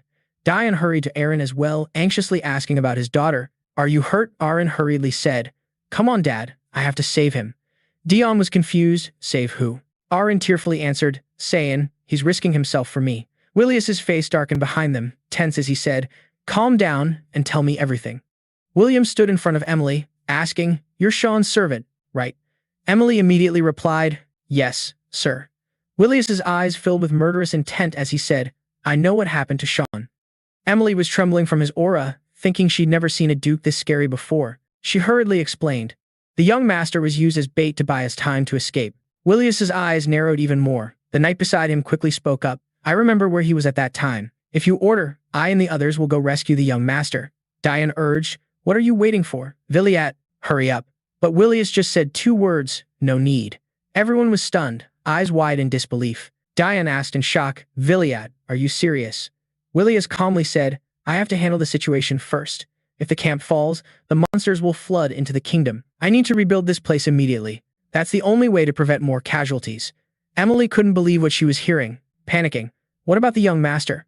William coldly replied, "He did his job protecting the princess. Family has to be like that." Aaron was terrified. "Why? Why though?" "No." She desperately blamed herself. Just then, a roar echoed everywhere. The whole group panicked at the scream. Aaron looked up anxiously. Was that a dragon? Up in the sky was the fierce dragon facing off with Sean. Suddenly, Aaron's eyes widened. She called out Sean's name. It turned out he was clutching the dragon's leg while it flew. He held onto the dragon's leg, crying in fear. Dragons are the closest creatures to the divine. They're noble beings you barely get to see once in a lifetime. They're supreme creatures that lowly humans can hardly approach. Sean was fighting, thinking to himself, "It's an honor to battle alongside such a noble being now. But why does it keep flying back and forth where I can't see?" Aaron Severus watched from below, seeing the massive dragon flying back and forth, suddenly noticing something. Severus's eyes welled with tears as he shouted. The Sand Kingdom's king and Duke Villiat were also stunned. The king said in disbelief, "Unbelievable, that's a dragon." Then I asked Duke Villiat, "Why is your son climbing on that dragon? What are you waiting for? Why not save him?" Ignoring the king's words, Duke Villiat furrowed his brows, eyes full of deep thought. Meanwhile, Sean was still struggling to control the dragon. Sitting on its back, he thought bitterly, "Damn, I really want to drink its blood." Didn't expect things to go like this. The dragon seemed to change, becoming more ferocious. Sai An observed and guessed it was a corrupted dragon. To prepare for battle, Sai An transformed into another form, pointing his sword at the dragon and saying he had to eat it. Then, facing the swarm of monsters rushing in, Sai An sharply ordered, "Everyone get lost. I don't have time for you." Sai An used sword techniques and a storm of mist. One slash killed many monsters. The air was filled with agonized screams. After clearing the monsters, Sai An flew toward the dragon. Looking at the fierce beast, Sai An said, "It's not a fully grown dragon. Its size proves that." The dragon gathered power in its mouth and exhaled a breath that hit Sai An, pushing him backward. Sai An struggled to keep balance, angrily cursing, "Damn it, you insolent dragon. First time we meet and you spit in my face, then I'll carve your face up." As he finished, Sai An's sword slashed down, 2 clear cuts appearing on the dragon's face. The painful wounds made it roar and thrash around. Sai An also got thrown far away. Even so, the dragon didn't forget to attack, its sharp tail aiming straight at Sai An as he fell. But he reacted fast, using the void sword, then the 8-flower slash, hitting the dragon twice in a row. The dragon lost its strength to attack and collapsed. After taking down one opponent, Sai An rubbed his arm, breathing hard, saying, "I can't ride this thing anymore. My shoulder's killing me. Time's almost up." Realizing time was flying by, Sai An gripped his sword tight and looked ahead. The dragon, though wounded, was still super strong. It had flown up and was ready to attack Sai An. This time, Sai An was cautious, thinking, I'm not falling for the same trap twice. Just as he was about to strike, the dragon suddenly turned and flew in another direction, catching Sai An off guard and making him yell, It's running away. Stop right there. No way you're escaping. Saying that, he chased after it. After a while, Sai An caught up with the dragon. He breathed a sigh of relief, thinking, Gotcha. Lucky me. So now, how the hell do I deal with this? Sai An was now on the dragon's back, trying to figure out a way to handle it. Just then Cam appeared, annoyed, saying, What's going on? Why aren't you doing anything? Sai An didn't get what Cam meant and snapped back a bit irritated. What do you mean? Don't you see the people down there watching us? That didn't satisfy Cam. Instead, she got mad and shouted louder. So what? If you chose me, then do something. Sai An wasn't having it either. He argued back. You want me to use the demon sword to kill everyone down there? If they see that, they'll burn me alive. Cam didn't back down. She said, So what? Are you just going to cling to that dragon forever? Sai An replied, I'm thinking of something, okay? Meanwhile, down below, Duke Vought was doing something with the sword in his hand. Sai An immediately realized and thought in shock, that's the 8-star magic? Is he planning to use the heavenly secret sword, knowing his son's about to get swept away? Duke Vought set up a formation down below. Up above, the dragon flew to where he was standing. Without hesitation, Duke Vought attacked as the target got into position. This move made Sai An happy. He thought, Dad really lives up to the title of the continent's protector. The dragon flying to Duke Vought's spot couldn't fly any further away. It instantly got hit by sword strikes within the formation. Sitting on the dragon's back, Sai An grinned and said, Oh yeah, that's my good dragon. Just as he was trying to figure out how to get off the dragon's back, a sword from his dad's formation flew toward him. Sai An wanted to get off the dragon and dodge the sword attack. He said, Let's dodge this. But things didn't go as planned. He said confused, I don't think you should dodge it like that. The sword stabbed into one of the dragon's legs, and Sai An fell off its back. Now Sai An was falling freely, clutching his face in regret, saying, Damn it, can't believe I missed out on that special meal. Sai An thought about the dragon meat feast, not realizing he was falling freely. At that moment, Cam appeared, angry, saying, What are you doing? Fly up already. You want to kiss the ground or what? Sai An stayed calm and replied, No way. If I use the mist technique, I'll be short of energy. Cam angrily shouted back, Then just fall and die. Sai An jokingly smiled and said, I don't know, maybe I should rethink this. He glanced back, a spark lighting up his eyes. Sai An flipped over, his face showing excitement as he said, Wait, I got a plan. Cam didn't get it and asked suspiciously, You don't want to kiss the ground, right? Looking down, Cam saw they were about to land in a lake. She asked doubtfully, That's water. But Sai An didn't explain and replied, There's no other way. Saying that, the two of them plunged into the lake below, even though Cam didn't want to. Somewhere else, someone was watching. It was the Demon King. Looking at the dragon flying in the sky, he said, A wicked dragon flying around here? That's a rare sight. Someone behind him spoke up too. It's pretty small. Looks like it lost its prey because it got into trouble. The Demon King continued, It seemed like a pretty strong demon beast, but the person with him replied, No, that's a human. That shocked the Demon King, who said suspiciously, You? No way a wicked dragon would lose to a human. After saying that, everyone fell into silence. You're with him? The Demon King asked. What's going on? He pointed ahead and said, After saying that, everyone fell into silence. You're coming with us. The Demon King spoke up. What's going on? The Demon King pointed ahead and said, I feel there's some weird energy here, kinda strange but also a bit familiar, the companion said. Then let's go check it out, but don't forget to remind the Demon King, please don't go killing recklessly just because you're bored. The Demon King was just waiting for that. He replied casually, all right, I won't cause any trouble. Then he spread his wings and flew off. Below, bubbles started rising from the pond. After a while, Zan surfaced from the water. He used his strength to climb onto the shore, then tiredly sat down leaning against a nearby rock. Sai An seemed to be hurt somewhere. He frowned slightly, not forgetting to curse under his breath. Sai An turned to his right and asked, Karam, are you still alive? Karam was still grumpy as usual. She replied, Don't even open your mouth to talk to me.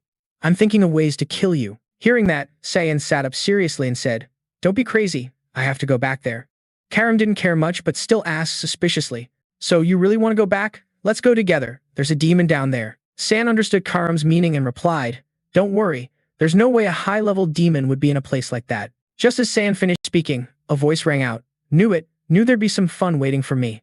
That voice made Sai An a bit anxious. His eyes widened. Zan thought, I remember this voice. It's always stuck deep in my head, and even now I can't forget it. The Demon King was now standing behind Anne, looking at Sai An suspiciously and asking, "Are you human?" In Sai An's mind, he already had the answer. That voice belonged to Demon King Valkyrian. Sai An recalled that in the past, everyone who met him said it felt like staring into the embodiment of evil. And that was exactly who was standing in front of him. Damn it, why now? Thinking this, Sai An immediately snapped to attention, getting into a defensive stance, gripping his sharp sword tightly and pointing it forward. The Demon King, a bit annoyed, shouted at Sai An, "I asked if you're human. Why won't you answer me?" His eyes narrowed, his pupils turning a deep red. The Demon King was starting to lose his cool, yelling, "You little punk, you want to fight me?" Sai An looked at the sword in his hand, then glanced behind him. Without hesitation slashed at the Demon King. The sword cut through. A single strand of the Demon King's hair fell. "You think he'd get mad?" But instead the Demon King laughed heartily, saying, "I've heard humans have unlimited potential. Looks like that's true." The Demon Sword Karam in hand spoke up. Asking this now might be a bit off, but who is that? Sai An replied, "That's the Demon King." Karam got a bit scared and exclaimed, "The Demon King? With your current state, how do you plan to defeat him?" Sai An knew it was impossible. He figured his only option was to try to run away. Clenching his sword tighter, Sai An wondered if he could survive when his opponent was Valkyrian. While thinking, the Demon King said to Zan, "Relax. What can a tiny brat like you do to me? Calm down now." Seeing Sai An was skeptical, the Demon King changed his tone. He lay down on the ground, looking sincere, and said, "Look, I won't do anything to you. Seriously, if you're that scared, I can just lie down and talk to you. Even if I'm a villain, I wouldn't fight a kid." These words and actions confused Sai An. He wondered, why did you suddenly lie down? The Demon King said to Sai An, "Let me ask again, are you human?" Sai An answered, "Yes." The Demon King continued, "How did you get here?" Sai An replied, "Following the river's flow." The Demon King didn't stop and asked again, "So this is your first time in the demon world? Your aura is a bit strange. Who are you?" Sai An remained cautious of the Demon King and carefully answered, "Just a normal human." The Demon King repeated with interest, "A normal human?" Then he added, "But it seems like you know who I am." Sai An was sweating but still replied, "We've never met before." The Demon King turned over, lying flat and calmly, resting his head on his hands, saying, "That's right. This is the first time I've seen a human. When would you have met me?" Sai An found the Demon King's casual attitude suspicious. The Demon King replied, "I sensed some weird energy while patrolling around." Sai An asked, "Patrolling?" The Demon King explained, "Yeah, as the Demon King, of course I gotta watch over the territory I rule." After saying that, the Demon King suddenly sat up, grinning slyly and asked Sai An, "Hey kid, what did I just say?" Sai An repeated what he just said. "As the Demon King, you have to watch over the territory you rule." After repeating, the Demon King asked him dumbfounded, "Aren't you surprised? I'm the Demon King, you know." Then he jumped up angrily and shouted, "I know. You've heard about me somewhere before. What kind of kid reacts like you? Didn't your mom ever scare you by saying if you don't obey the Demon King, he'll come and get you?" These words and actions made Sai An even more sure that this guy was nothing like the Demon King he once knew. Sai An recalled and thought, if things went like in his past life, the demon invasion was about to explode. But this dude didn't seem like the type to do that. If this is his true nature, then what made him change? A bunch of thoughts popped in Sai An's head. Sai An asked the Demon King, "If you really are the Demon King, what's the wish you want to fulfill?" The Demon King laughed and asked back, "You're bold asking the Demon King questions like that." He rubbed the back of his neck and answered, "It's nothing much. I just want my people to eat well and live good. But if anyone dares to block my way, I'll kill them all. That's the duty of the Demon King." Those words were full of murderous intent, hitting straight into Sai An's mind. Sai An thought for just a moment but was sure he felt the real ferocious face of Valkyrian he knew from his past life. Right now it's being held back, but something definitely happened to break the chains that were binding this side of him. I gotta stop that from happening. After thinking that, Sai An asked the Demon King, "Hey Demon King, do you want to make a deal with me?" Sai An said, "Something's gonna happen to you soon, and it's gonna threaten the people in your territory." The Demon King frowned and looked at Sai An, saying, "What are you talking about? I don't understand a thing." Sai An continued, "I don't know what it is exactly, but I'm sure something's gonna spark a huge war between humans and demons." Those words made the Demon King furious. His teeth clenched, his eyes changed color as he harshly asked Sai An, "You mean I want to take over your lands?" Sai An stayed calm in front of that pressure and said, "That's why I want to negotiate with you. Promise me that no matter what happens, you won't start a war." The Demon King didn't really get what Sai An was saying but agreed. "What nonsense are you talking? Fine, let's say I won't start a war, but what will you give me in return?" Sai An smiled, satisfied, and replied, "I'll help you. No matter what happens to you, I'll do my best to support you." Sai An's face was serious and sincere. Hearing this, the Demon King stepped closer to Sai An, looked at him and said, "You know something?" Being seen through like that, Sai An got a bit tense, but then the Demon King laughed and asked, "What's your name?" Sai An answered, "Sai An." The Demon King continued, "All right, Sai An, as the Lord of the Demon Realm, I promise you that no matter what happens, I won't invade your lands." Then the Demon King spread his wings wide, flew up into the sky ready to leave but didn't forget to remind, "But you should also be responsible for your promise. After all, we've made a pact." Sai An looked at the Demon King with determination. The Demon King understood and smiled faintly. "All right, the pact is sealed." After making the pact with the Demon King, the investigation team easily found Sai An unconscious and he successfully returned. Later, Sai An learned he had the nickname of the boy who survived under the claws of the evil dragon. They returned to a monastery on the Vias border, which was temporarily used by the army as a hospital. Sai An was being treated there. By then he was awake and heard some info that surprised him, so he asked back, "What?" Severus told Sai An. "Let me repeat it again." Sai An was both surprised and a bit tense, thinking, "I thought everything was settled peacefully." Sai An stammered. "You will then suddenly gathered courage and said, 'You will become mine, right?' I thought everything had been settled smoothly." Sai An stammered, "You'll only have the guts to say you'll be mine after she's with you." Hearing those words, Sean froze, thinking, what the hell is she talking about? Sai An didn't respond. That blunt statement shocked Sever, then made him sad. His eyes welled up as he said, "Of course, I'm just a useless princess." Sai An looked at X with pity, thinking she really knew she was useless, but that attitude only made her even worse. Clearly, that's what's going to happen in the future. But I can't stop thinking about that bastard being involved in her tragic death. Thinking that, Sean spoke up, "You're right, you don't bring me any benefit, or any use at all right now. You have no influence or manners. Getting close to you would only put me at a disadvantage. Still, I'll keep watching you from afar until you fully grow into a better person." Hearing Sean's words, X's face darkened. She repeated, "Watching me?"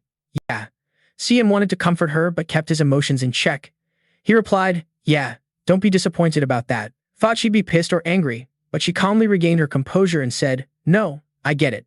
I just need to improve enough for you to acknowledge me, right?" Then X pointed toward the food truck and excitedly told him, "Just wait, I don't know when, but I'll get so strong you won't be able to ignore me anymore." Sai An replied coolly, "I'm looking forward to it," but inside he felt a bit helpless, thinking, "Damn, she bounces back fast. After all, she's still just a kid." X turned to leave but had one more thing to say. She glanced at Sai An sincerely and said, "Thanks for still being alive, seriously." Then she opened the door and left, leaving Sai An confused sitting on the sickbed. At the forest edge camp, someone was moving very cautiously. The guy carefully observed his surroundings. In his hand was a cube emitting flickering light. This was Renin Crimson, a 7-star engineer of the Garam Kingdom. Looking at the cube in Renin Crimson's hand, he said excitedly, "There's not much time left." Suddenly, a voice echoed, "So it's you, Renin Crimson." Those words made Crimson's face change color. His body was immobilized, unable to move. He tried but failed. He thought to himself, "Why can't my body move? It's like invisible chains are locking me down." The mysterious voice continued. A small spatial box, apparently its magical aura had spread around. An artifact that can create a dimension and hold infinite mana. It's a masterpiece from the Garam Kingdom's Mage Guild, right? I've been watching it for a year because I sense someone from the Empire was smuggling it. As the mysterious figure spoke, they used their energy to seize the cube from Crimson's hand. The cube was now in the stranger's possession. The stranger said to Crimson, "So that's how you did it. I'm taking this." Renin Crimson, 7-star mage engineer of Garam Kingdom, was stunned, his face a mix of shock and fear, stammering, "You're Sean V? The mysterious one is Sean?" Standing there with authority, Sean held the loot he just took. Crimson backed away fearfully and asked Sean, "Why are you here?" Sean ignored the question, looking at the mess beside Crimson. Then Sean picked up an item from the pile and said, "I guess you extracted blood from the demon beast corpses and smuggled it on supply trucks. Seems like a snake spy helped you supply this box." Crimson, caught off guard, snapped back, "What the hell are you talking about? I don't know anything." Sean cut him off. "No need to play dumb. Their blood's already sold on the black market." Streamson looked at Sean and thought, looks like Alice got the demon dog's blood through him.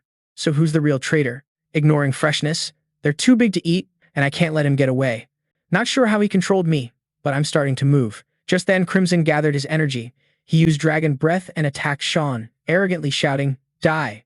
Letting your guard down means death, kid." A powerful blast shot toward Sean.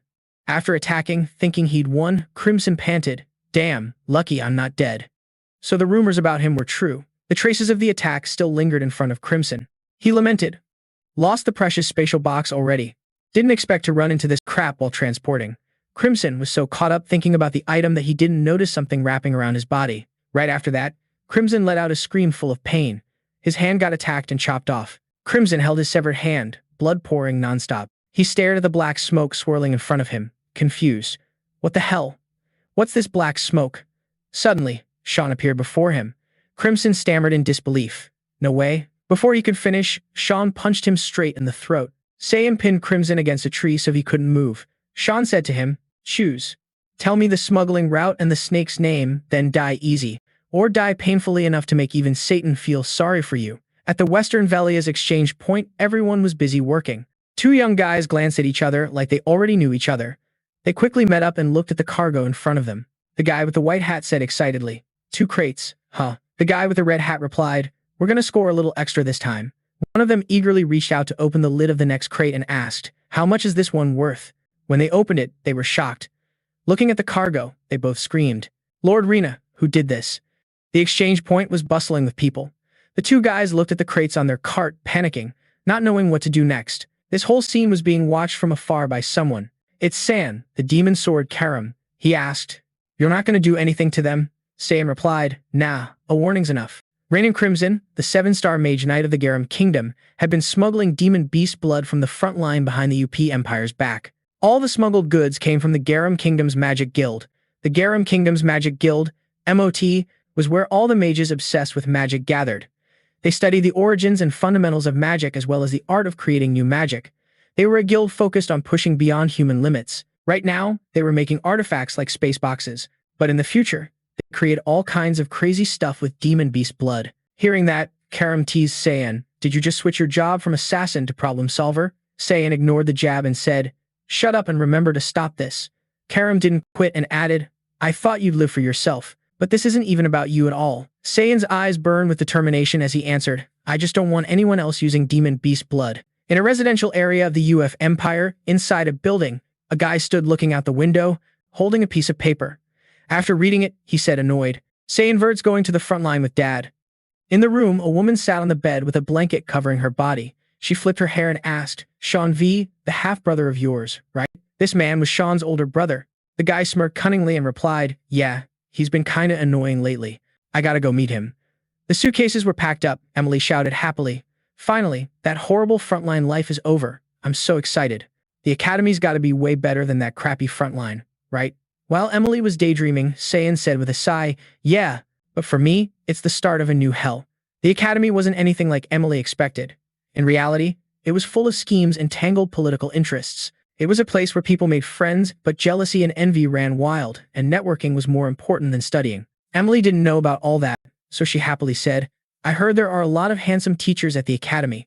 Oh my god, what am I gonna do? The more excited Emily got, the more bored Sai An became. He wondered why she was so hyped. Emily kept dreaming aloud. Maybe I'll find a new love. Sai An was helpless, thinking, is she planning to tag along with me to the academy? The next day, Sai An showed up at the academy. Sai An saw something strange. Standing in front of him was Granvert, his half-brother. GR saw Sai An and nervously stammered his name. Sai An. Sai An was a bit surprised but greeted him. Gren, what's up? Hey. Before Sai An could finish, Gran quickly ran off. Kyo Am, seeing Gree so freaked out, asked, what's up? Who's that idiot? Sai An replied, that's Gren, my half-brother. Don't bother with him. Kyo Am continued, why are you so at odds with your family, just like when you met your dad? Sai An denied and replied, come on, I actually have a pretty good relationship with Alice. In Sai An's mind, the person completely opposite to him was someone else. The door opened. Sai An stood there. Inside were the servants, all bowing their heads and saying in unison, welcome back, young master. Seeing this scene, Sai An felt unfamiliar and a bit tense. He thought they didn't even bother to glance at him before, but now they were acting all polite for no reason, just like when his dad or that bastard showed up. Just 1 year and so much has changed. Guess the effort was totally worth it. Sai An opened the door and stepped inside. The door closed behind him. Sai An felt something was off. He panicked, thinking he recognized that aura, the aura that made him tremble so much. Sai An gripped the door handle tightly, his thoughts racing. Yeah, behind that door was that bastard. Outside the door, Vod appeared, smiling as he said, long time no see, San. Sai An told himself to stay calm. Seeing Sai An didn't react, Vought asked again. Don't you remember me? Ah, that's understandable. Because the last time I saw you was before I enrolled in the academy. Sai An kept reassuring himself to stay calm, but it was damn hard to keep cool. Sai An's eyes changed, his chest tight as he thought, how the hell can I stay calm? Now I'm gonna kill him. Sai An went berserk, holding his sword full of murderous intent. At that moment, Karam appeared from the sword, grabbed Sai An's hand, and said, if you don't want your head crushed, snap out of it. Killing him won't do you any good, right? Hearing this, Sai An's eyes gradually calmed. He lowered his gaze, then bowed and said, youngest son of the V family, Sai An, greetings to you, big bro. Seeing San like that, she asked, so you still remember me? Sai An kept his head down and replied, how could a little brother forget his big bro's face? Over reached out to ruffle San's hair and said, I'm glad, San, you acted like that. He clenched his teeth, trying to stay calm. Chove continued, I was worried if you'd remember me, but luckily you do. Then Vought turned around and said, I heard your sword skills have improved a lot. One day you'll be able to help the V family. Nah, I can help you and dominate the battlefield. As he spoke, he glanced at San, his words loaded with hidden meaning. Hearing this, Sai An seemed to lose control again. His eyes started to change, but he still answered, yeah. I'm really looking forward to that day. Big Bro Vought looked at Sean suspiciously but still replied, hearing that puts my mind at ease, because the only reason I came here was to see you. Hearing this crap, Shan thought he was the kind of guy who wouldn't even glance at someone he deemed useless. Now that I've figured out his game, I'm strangely calm and rational. Thinking this, Sai An forced a friendly smile and answered, I wanted to see you too, big bro. Meanwhile, Emily was outside, carrying luggage with both hands. Annoyed.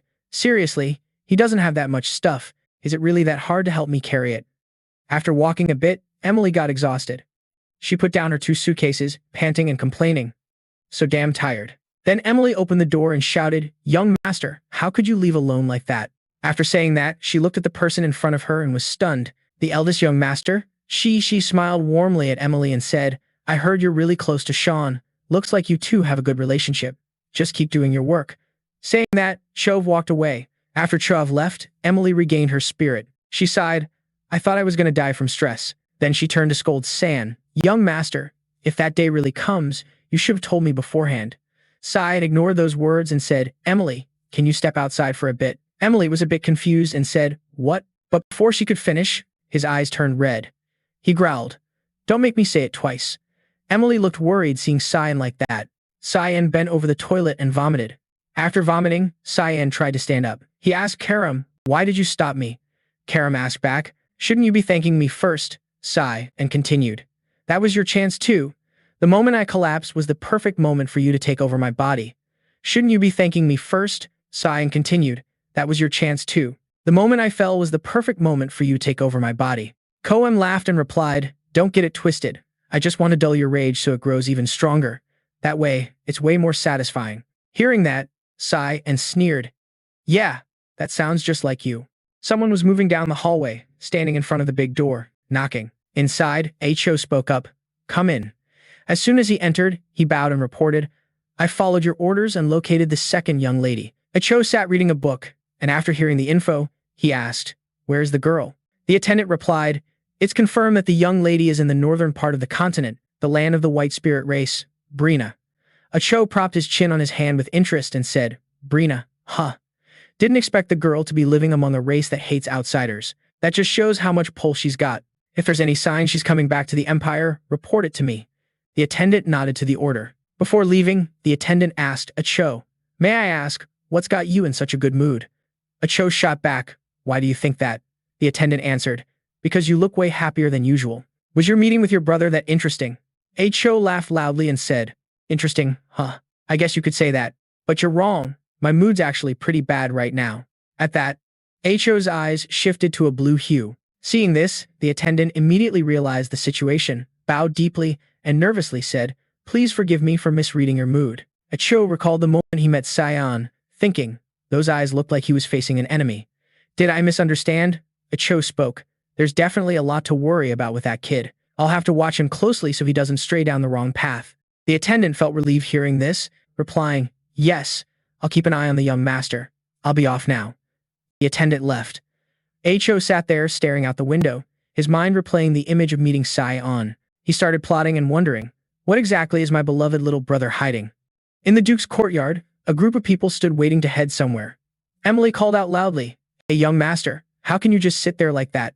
Sai An, sitting in the carriage, replied, "I'm powerless here. Do you think I want this? But the academy doesn't allow extra servants to come along, so I'm stuck." Ignoring Sai An, Emily outside angrily said, "If you knew that, why didn't you tell me? Young master, waiting until the last minute to say something, how am I supposed to accept that?" Sai An helplessly said, "Fine, just stay at the family estate and don't cause any trouble. We'll figure things out later." Hearing this, Emily softened her tone. She gently replied, "All right, young master, don't worry. What I'm worried about is you. At the academy, don't cause any trouble." Sai An laughed and said, "Of course I'm not a kid." He called out to the driver, "All right, let's go, everyone." The caravan started moving. Emily tried to add, "Young master, remember that. So cold, just said that and already gone." After Sai An was far away, Emily sadly called out with tears in her eyes, "Be careful at the academy, young master. Don't cause trouble or let anyone bully you. If anything happens, tell me. You have to study hard and then come back to the family estate." Hearing this, Sai An was secretly relieved, thinking, "Damn, lucky, she agreed to stay at the estate, or this would have been a huge pain." Sai An recalled when he was 8, caught a bad fever on a rainy day. Li had no idea what was going on around him. No one at the family cared about him. Despite the heavy rain and storm, luckily Emily carried him on her back all night. She ran all over the city, knocking on every doctor's door. Flashback to that rainy night, Emily carried Sai An on her shoulders, shouting, "Is anyone home? Please open the door and save my young master." Luckily, a kind old man opened the door and said, "Come in quickly. Bring the boy inside." Sai An remembered. If it weren't for her at that tough time, he probably would have died alone in a room with no one knowing. Thinking of this, Sai An peeked through the window, smiled, and said to Emily, "All right, don't worry. I promise I'll find a way to get you into the academy at the estate. Don't overthink it. I'll write to you if anything comes up." Sai An thought further because of those feelings. He didn't see Emily as a servant, but as family. Emily heard what Sai An said, happily waved goodbye, and said, "All right, young master, don't worry. I'll behave and wait here for your good news." Only then did Sai An feel at ease, but he still wondered suspiciously. One thing's done now, but thinking back, it's kind of weird. Why did the family send 6 knights just to escort me to the academy? I'm a duke's son, but in the family, I don't have any real status to deserve this kind of treatment. This trip to the academy is going to be complicated.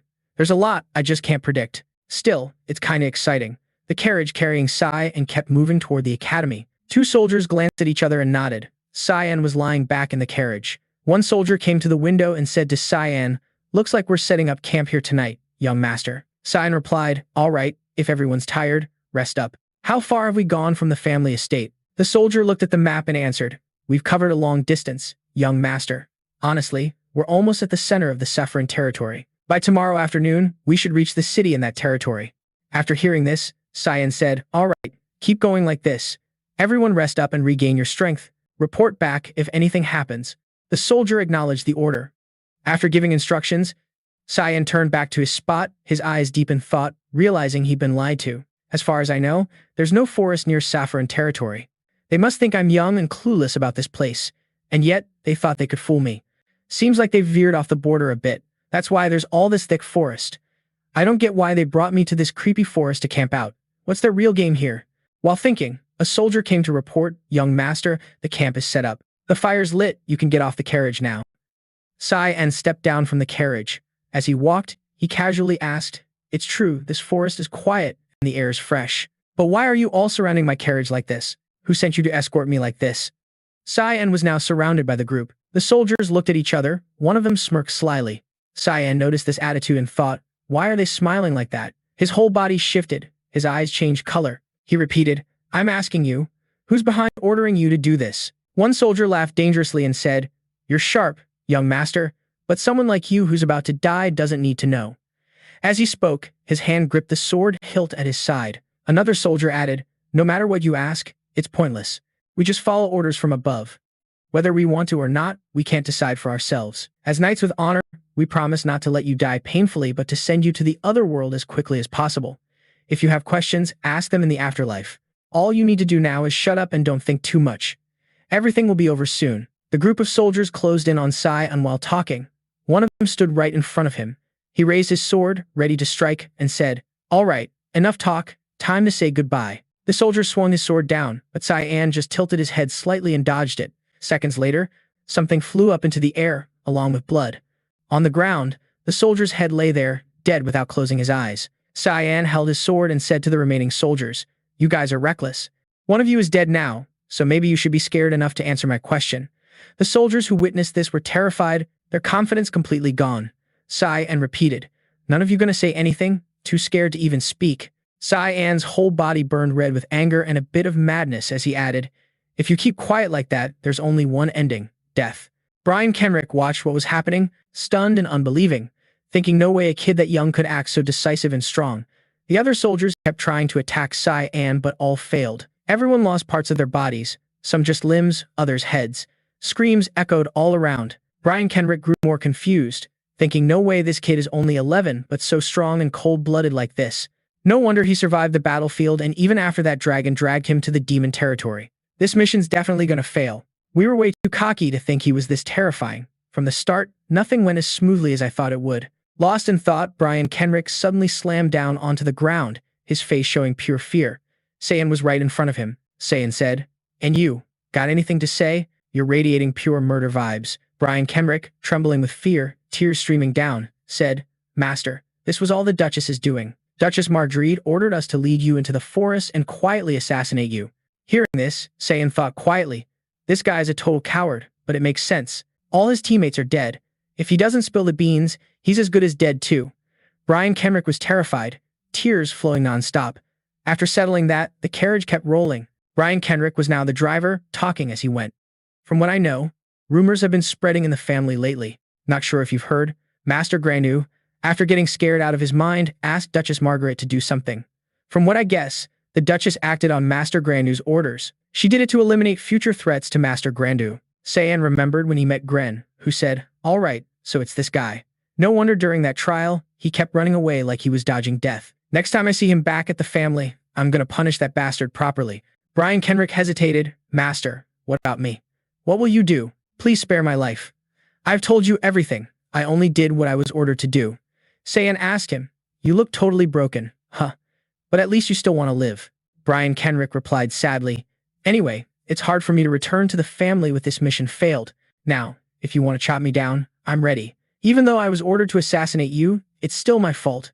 Sai An, tired of his whining, said, "All right, we'll deal with that later. Right now, I need a personal attendant. Just keep driving. Whether you live or die, we'll talk later. I already know what you did. I'll decide based on your attitude from now on."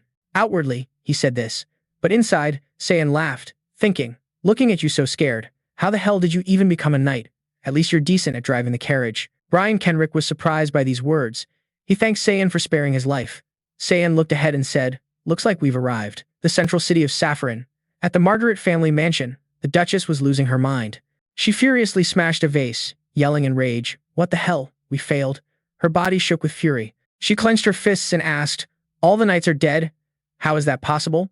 There's still one person missing, and that brat disappeared too." The servant bowed his head fearfully and answered, "Yes, that's correct. Master Sai reached the central city of Saffron last week." Margaret covered her mouth, panicked, and asked again. 7 guards tried to assassinate a kid and failed. How can I believe that? This is beyond what I imagined." The servant bowed deeply, apologetic. "We seem to have seriously underestimated Master Sai. He's young but insanely powerful." Margaret roared in rage. "You told me to do this. That brat's just a kid. How could he be that strong? I even sent 7 knights with him." Facing Margaret's fury, the servant sweated nervously and quickly replied, "This is my fault too. But I suspect some force helped Master Sai." He begged desperately, "Please give me one more chance, Milady. I won't be so careless again. I'm sure the Academy mission will succeed." Margaret was so mad she hissed angrily, "Fine, whatever. If we keep trying and failing, things will spiral out of control. He might be pushed to the edge and do something we can't even imagine against me and Master Grandu." Saying this, Margaret unconsciously recalled Seanvert's cold threat from before. "If you want to mess with me, watch out for yourself and your kid. What I do will be beyond your imagination." That threat haunted Margaret's mind constantly. Just thinking about it sent chills down her spine. She was scared. She quickly turned away, drenched in sweat, lowering her voice to order, "Let's end this here. Don't make a big deal out of it, or it'll cause a lot of trouble." The servant bowed his head, obediently following orders. "Yes, ma'am, I understand." Marguerite added a warning. "One more thing. She frowned and glanced at the servant, her tone turning threatening. This information must not be leaked to anyone. Got it? This is serious. So handle anyone involved quietly and cleanly. The servant bowed in reply. Yes, madam. Margaret's attendant stepped outside, unaware that in a distant shadowy corner, Ao's assistant was silently watching him. A few days after leaving Saffron City Center, Sai An was sound asleep. The carriage had only one driver named Brian.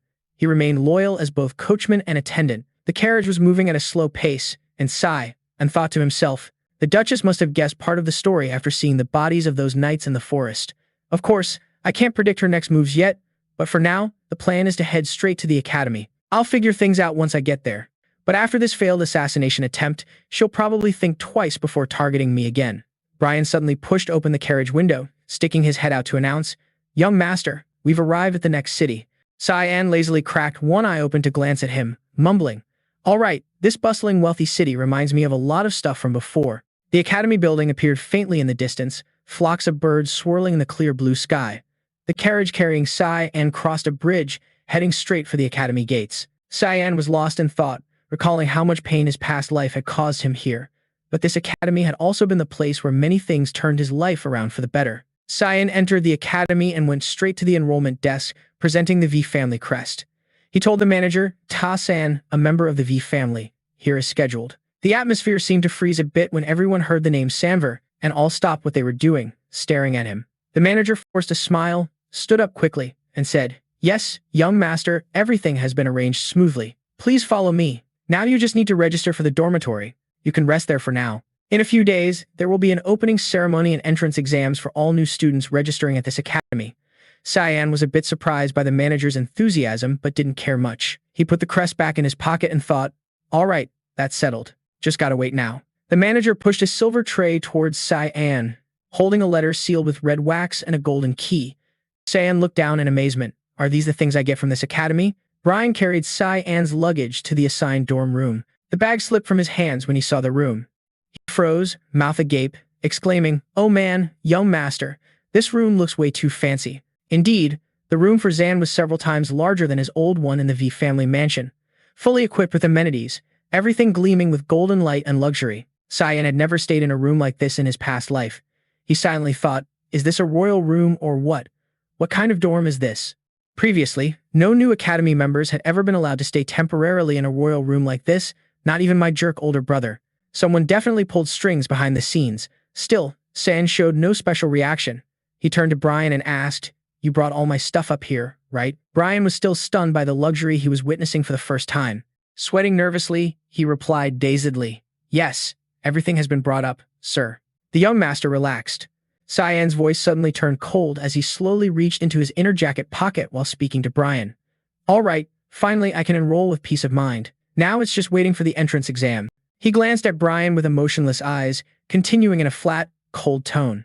So, thank you very much, Brian, but your journey ends here. Brian trembled in terror at Sai An's sudden cold attitude, sweating and stammering, Young master, please don't kill me. But Sai An suddenly pulled out a pouch of gold coins and tossed it to him. Brian froze, staring at the bundle of gold coins, confused as he asked, Huh? What's this? Sean turned his back and lazily waved his hand, replying, That's your pay. Take that money and run. Don't come back to the clan at all. With that cash, you can live a whole new life. Listen to me, don't even think about stepping near the clan's territory again. If the madam finds out you're still alive, you're as good as dead. You get what I'm saying, right? Brian stood there dumbfounded, watching the young master's retreating figure. Suddenly, he dropped to his knees, urgently shouting, I'm Brian Kendrick, a knight who's been knighted. Sean turned around in surprise, looking at Brian kneeling before him, his face full of determination. Brian decisively declared, Thanks to the young master sparing my life, I'm alive today. I beg you to have mercy and show kindness till the end. Let me serve you. No matter how tough the job, just order me around. Even if I die, I won't deny my loyalty. Sean glared at him coldly and cruelly said, Sounds good. Huh. What knight are you anyway? You're way too weak. In Sean's eyes, Brian was just some lowly cart driver. Brian awkwardly replied, Yes, I am a knight, but I lack experience and skill, so I'm still stuck doing the lowliest tasks compared to other knights. He bowed his head, hesitating as he spoke, but deep inside he always remembered his father's advice. If you ever find a master who truly treats you right, trust them with all your heart. Even if you die, you won't regret it. My loyalty now belongs to you, young master. Please allow me to serve you. Sean pondered for a moment, then sighed. He coldly warned, You really think I'm sincere? Seems like you still don't have enough experience, Brian. You better think this through carefully. Brian looked up at him in surprise, confusedly asking, What do you mean? Sean stepped closer, his cold, emotionless eyes burning with deadly intent. He asked sharply, Do you think following me will get you what you want? What if I lead you to your death? Will you hate me then? Facing Sean's icy attitude, Brian, though a bit scared, firmly answered, Sir, once I'm loyal to you, no matter what happens, I won't regret it. Sean was silent for a moment, then patted Brian's shoulder and said, All right, I get it. He turned and left the room, leaving a final instruction. Stay here and keep an ear out for what's going on in the main hall. If anything happens at the academy, report to me. I'm not really interested in the academy's opening ceremony. I'll probably show up only when it's time for the entrance exam. Brian watched him leave and immediately obeyed. Yes, sir, understood. Brian stared at the door closing behind Sean, confused about what kind of person Sean really was. A few days later, in the academy principal's office, the principal was discussing with a lecturer after the entrance exam ended. He folded his hands in front of his chest, deep in thought. It really was a high-quality entrance test. I didn't expect so many talented students from all over the Empire to join the academy this time. Hopefully, the Empire's future will be bright thanks to this new generation. During the entrance exam a few days ago, the new students gathered around the evaluation podium. The first student stood in the middle of a golden light arena Severus. 2 magic circles, magic power level, B, holy body aptitude at 52% light element. The next student was Shaken, 3 magic circles, magic power level, A, holy body aptitude at 53% electric element. The principal was deeply impressed reading the results, stroking his beard thoughtfully. At first glance, these two really had exceptional talent, but there was another student who was quite special. That kid, named Sean. Sanver. 1 magic circle, magic power level S, holy body aptitude at 92% dark magic. Academy lecturer Sikity pushed up his glasses and said with some surprise, I didn't expect him to have such an extraordinary aptitude. The top graduate of our academy before was Alice, a genius with exceptional talent and intelligence. She was called a prodigy since she was young. At graduation, her holy body level was only 88%. Principal Kunoko frowned and replied, Indeed, this clan always produces extraordinary talents. We thought no one could match Alice after her. But no, this exam brought out a new prodigy. The kid's little brother is definitely a talent worth paying attention to and training. Lecturer Siri hesitated a bit before speaking. However, there's one thing to note about this kid, his aptitude is of the dark magic type. Principal Kun Neo nodded. That's right. With that kind of aptitude, his power and reflexes are off the charts. But if he can't control that dark power, he might end up going down a really bad path. The principal placed some info sheets on the table, slowly stood up, turned his back to Sarika, and fell into deep thought. Hey, do you know why this kid, so young, was sent to our Royal Academy? Sarika answered straightforwardly. Yeah, there's a lot of rumors about it, but as far as I know, the principal calmly replied, he was sent here by the Emperor himself. Hearing this, Sarika was shocked. Kuno glanced at her and continued. After the border skirmish with the demon tribe, the Emperor witnessed his strength firsthand. Plus, he saved the princess from those monsters, so the Emperor basically sees him as a perfect match for his little princess. He's really invested in that kid. He thought about the future of Princess Erin and Sean, nodding thoughtfully. From this, you can see the future if the 5th princess, who's considered to have 0 chance at the throne and is thought to have no talent, ends up betrothed to a rare prodigy from the Duke's family. This will lead to unpredictable changes for both the princess and our empire. Sarika snapped out of it, covering her mouth, stunned by the speculation. Yeah, it's simple and clear. From a powerless princess always seen as weak, she's suddenly a rising force in the power struggle. The fight for the throne is going to get brutal. This could throw our empire into constant chaos. The people and soldiers will just keep bleeding. Kuno glanced at Sarika, lowering his voice to warn. Now that it's come to this, we just have to accept it. This is the Emperor's decision. We can't interfere. The future is unpredictable. All we can do is watch how things unfold. Time will tell if this kid and the princess can build a new power together, or if they'll just get wiped out in this savage throne war. Sai An returned from the entrance exam, walking alone down the empty hallway, head down, lost in thought. 92%? Huh. Didn't expect it to jump that much. Last life, after the entrance exam, my holy body aptitude was only about 80%. Looks like things are different now. He thought to himself, this boost probably came from drinking too much monster blood. That must have upgraded his physical condition a lot. That's grand for you. Gran looked at Sean like he saw a ghost, stepping back in horror and screaming. What the hell? Sai An thought silently. This jerk probably thought I died in the forest or something, which is why he's so shocked. While Gran was sweating bullets, his buddy seemed calm. The guy was huge like an elephant compared to scrawny Grand, standing behind him like a solid wall, and asked in a raised voice, "So this is the kid. In your clan, you treated him like a servant and taught him some lessons in sword fights, right?" Grand nervously stammered, "Yeah, that's right. That kid is my little brother. He's a weak little brat named Sean." San looked at Grand's friend. This fat guy is the son of Viscount Fenelon from Duke Graham's family, Bob Fenelon. In front of him, Bob sneered arrogantly. He looked at Sai An with smugness and asked sarcastically, "Hey kid, you look new to the academy, so there's probably a lot you don't know yet. Huh, I heard you don't even know who your real mother is, right?" Sai An didn't react. He remembered last life when he was bullied by Gran and Bob. He thought bitterly, those jerks were my nightmare back then. They and that damn older brother kept tormenting me the whole time I was at this academy, but this life's different.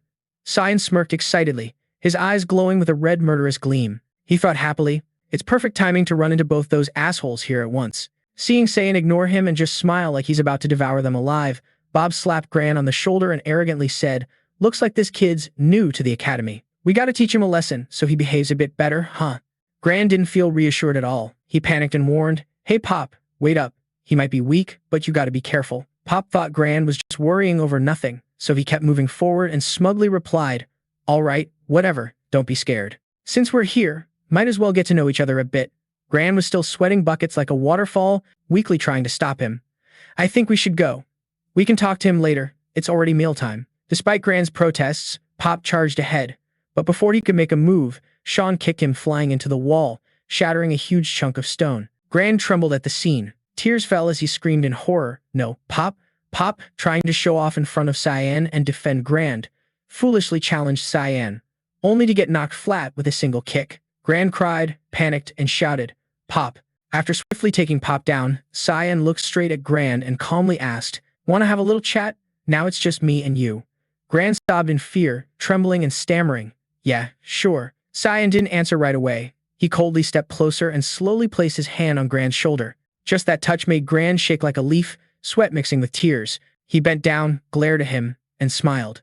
Then he whispered in Gran's ear, "I don't care what you're scheming, but I'm pretty merciful, you've seen that. But if you dare mess with me again," Sai An grinned, whispering a spine-chilling threat, "you won't graduate with all your bones intact." Gran felt a cold chill down his spine.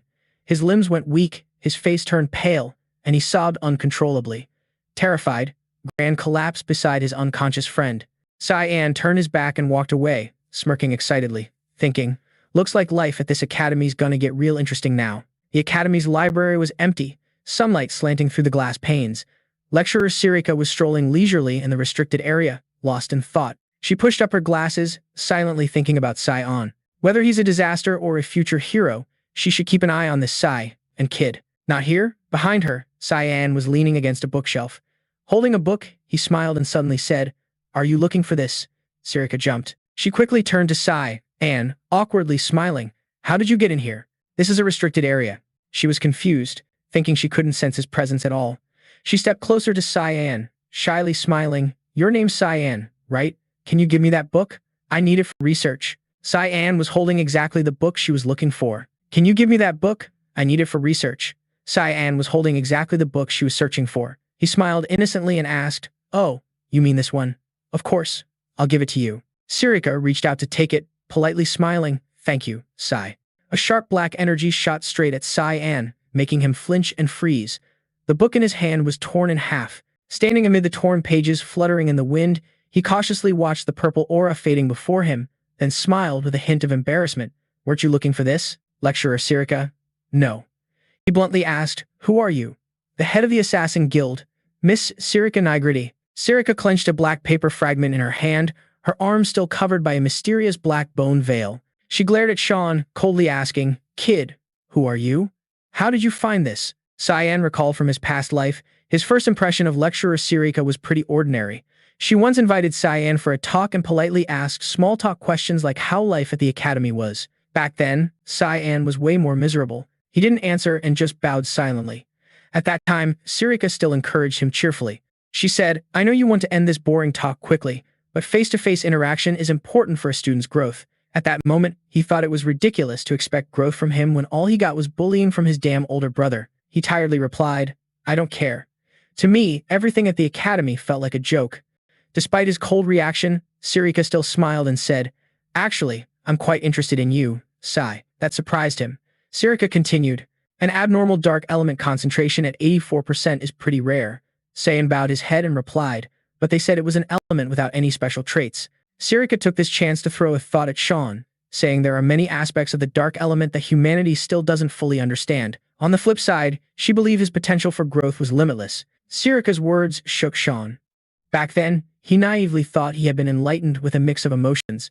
Sirika kept up her friendly facade, smiling, encouraging him, wishing him success in the future.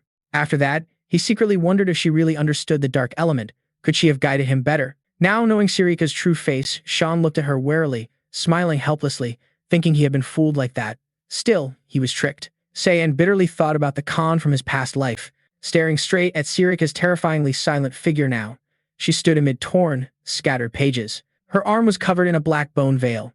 Sean carefully thought to himself, never let that friendly, smiling face behind those glasses fool you. The Royal Academy lecturer was just her disguise. Her real identity was an assassin. Watching Sirika slowly take off her glasses, Sean thought silently, she's one of the leaders of the Mist Assassin Guild, where many noble kids from the continent gather. The organization she worked for, the Mist Assassin Guild, had long hidden their identity behind a demon mask. She held the glasses in her hand, calmly dropping a compliment that surprised Sean. Well done. She turned away, glanced back at Sean with an emotionless face, and said, you'll get more details in the lab before you clean up that messy pile of books. All right. Sean froze, still processing the situation. He was confused, wondering how she could stay so calm after what he just said. The lab at the academy looked exactly as Sean remembered, with test tubes scattered messily on the table, chemicals, and crystal spheres. He looked around nostalgically, thinking this place hadn't changed. He leisurely took a sip of tea. Then he looked up at Sirika with a goofy smile and asked, did you poison the tea? The cup in Sean's hand emitted a thin purple smoke. He thought, no wonder she's so indifferent. Sirika laughed heartily and replied, you won't die, so don't worry. That's just enough to melt a bit of your insides. Sean wasn't surprised that his opponent was an assassin. He bowed his head, chuckling quietly, recalling all the stuff he had swallowed before. He silently thought, but that stuff won't work, because I've already tried drinking the blood of countless demons and poisons Emily made. He glanced at Sirika, smirking challengingly, hoping she'd up the dose next time. Sirika was shocked by this situation. She glared at him bitterly and snapped back. All right, can we start talking now? She asked bluntly. How do you know who I really am? Moreover, she paused a moment, then brought up the book from earlier. You even know exactly where the Mist Guild's directive is hidden among those little-known books in the library. She grinned, stroking her chin with a sly smile and asked, or are you trying to tell me you're part of the Mist Guild too? Sean rolled his eyes, bored, and asked back, what else do I have to prove? Sirika suddenly glared at Sean, her eyes full of murderous intent and excitement. She smirked and spat out a sarcastic line, thinking he was just bragging because of his high dark element value. Huh, kid? Sean didn't answer. He turned his face toward the window, smiling as he changed the subject. On the way to the remote town, everyone asked him, are you really okay bringing only one knight with you, even though he's just a driver the whole way? Sirika still didn't get how this was relevant when Sean continued. I heard recently noble kids enrolling have been dropping dead one after another on the road. Sean glanced at Sirika, flashing a knowing smile. Since when did this cleansing process start? Sirika looked surprised, murmuring, cleansing process? Sean deliberately mentioned the assassination of nobles, a signature move of the Mist Guild. She smiled, deciding Sean was a threat. Her eyes instantly turned cold and filled with killing intent. She gave a cold, icy smile and replied coldly, I don't understand what you're talking about at all. Around her, a black bone aura flared up. Surrounding Sean was a signature red bone swirl wrapping around him like a tornado. He loosened his tie, coldly asked back, isn't that usually the Mist Assassin Guild's business? Sirika's glare at Sai An was downright terrifying. She gritted her teeth, curling her lips into a sharp sneer. You're gonna regret every word you just spat out. Sai An wasn't backing down either. He met Sirika's stare, smirking as he asked, you threatening a student? Quick as lightning, Sirika kicked the table over. She slammed the big wooden table into the cart, flashing him a creepy grin. Sai An clenched his fists tightly and coldly asked, so this is how you want to play? He punched straight through the wooden table, snapping it in half. Seizing the moment, Sirika lunged from behind him, two razor-sharp daggers in hand. He glanced at her, sighing in disappointment. I thought you already proved who you really are. Sirika curled her lips, diving in like a hawk stalking prey, mocking him with a sneer. Even if you really are a mist, you're one of the top dogs in the organization. She knew most of the faces of the other mists. She charged at him, slashing twice, but Sai An dodged every strike. Riding her momentum, she laughed loudly. You're not getting away, you long freak. Sai An was sick of this cat and mouse game. He muttered with a sigh, no other choice. He reached out, summoning the Demon Sword. Without hesitation, he gripped the blade and swung hard at Sirika, stopping her attack dead in its tracks. Holding the sword, he charged fiercely, frowning as he muttered, "If you don't believe me, I'll have to prove it." Sai An's attacks came so fast, Sirika couldn't even see or react. Though he purposely avoided hitting non-vital spots, Sirika looked stunned. She shouted, "Wait." Sai An's strikes forced her to retreat. She seemed frozen when she saw the weapon he wielded. Her eyes widened, sweat dripping as she gasped, "That sword." Could she be talking about his Demon Sword? Shocked, she blurted out, "A weapon only usable by those chosen by AR. The Demon Sword?" Sai An raised the blade in front of her, deliberately making sure she saw it, and asked, "So you finally admit it, huh?" He asked coolly, "Right now, the organization's hunting for the heir to their power. Isn't that right?" Sirika blurted out in panic, "How do you know?" Sai An rested the sword on his shoulder, looked her dead in the eye, and said firmly, "Look, the heir they're searching for is right here. Take me to AR." That night, on some random street in Quiet Len, not a soul in sight, just the dim glow of street lamps.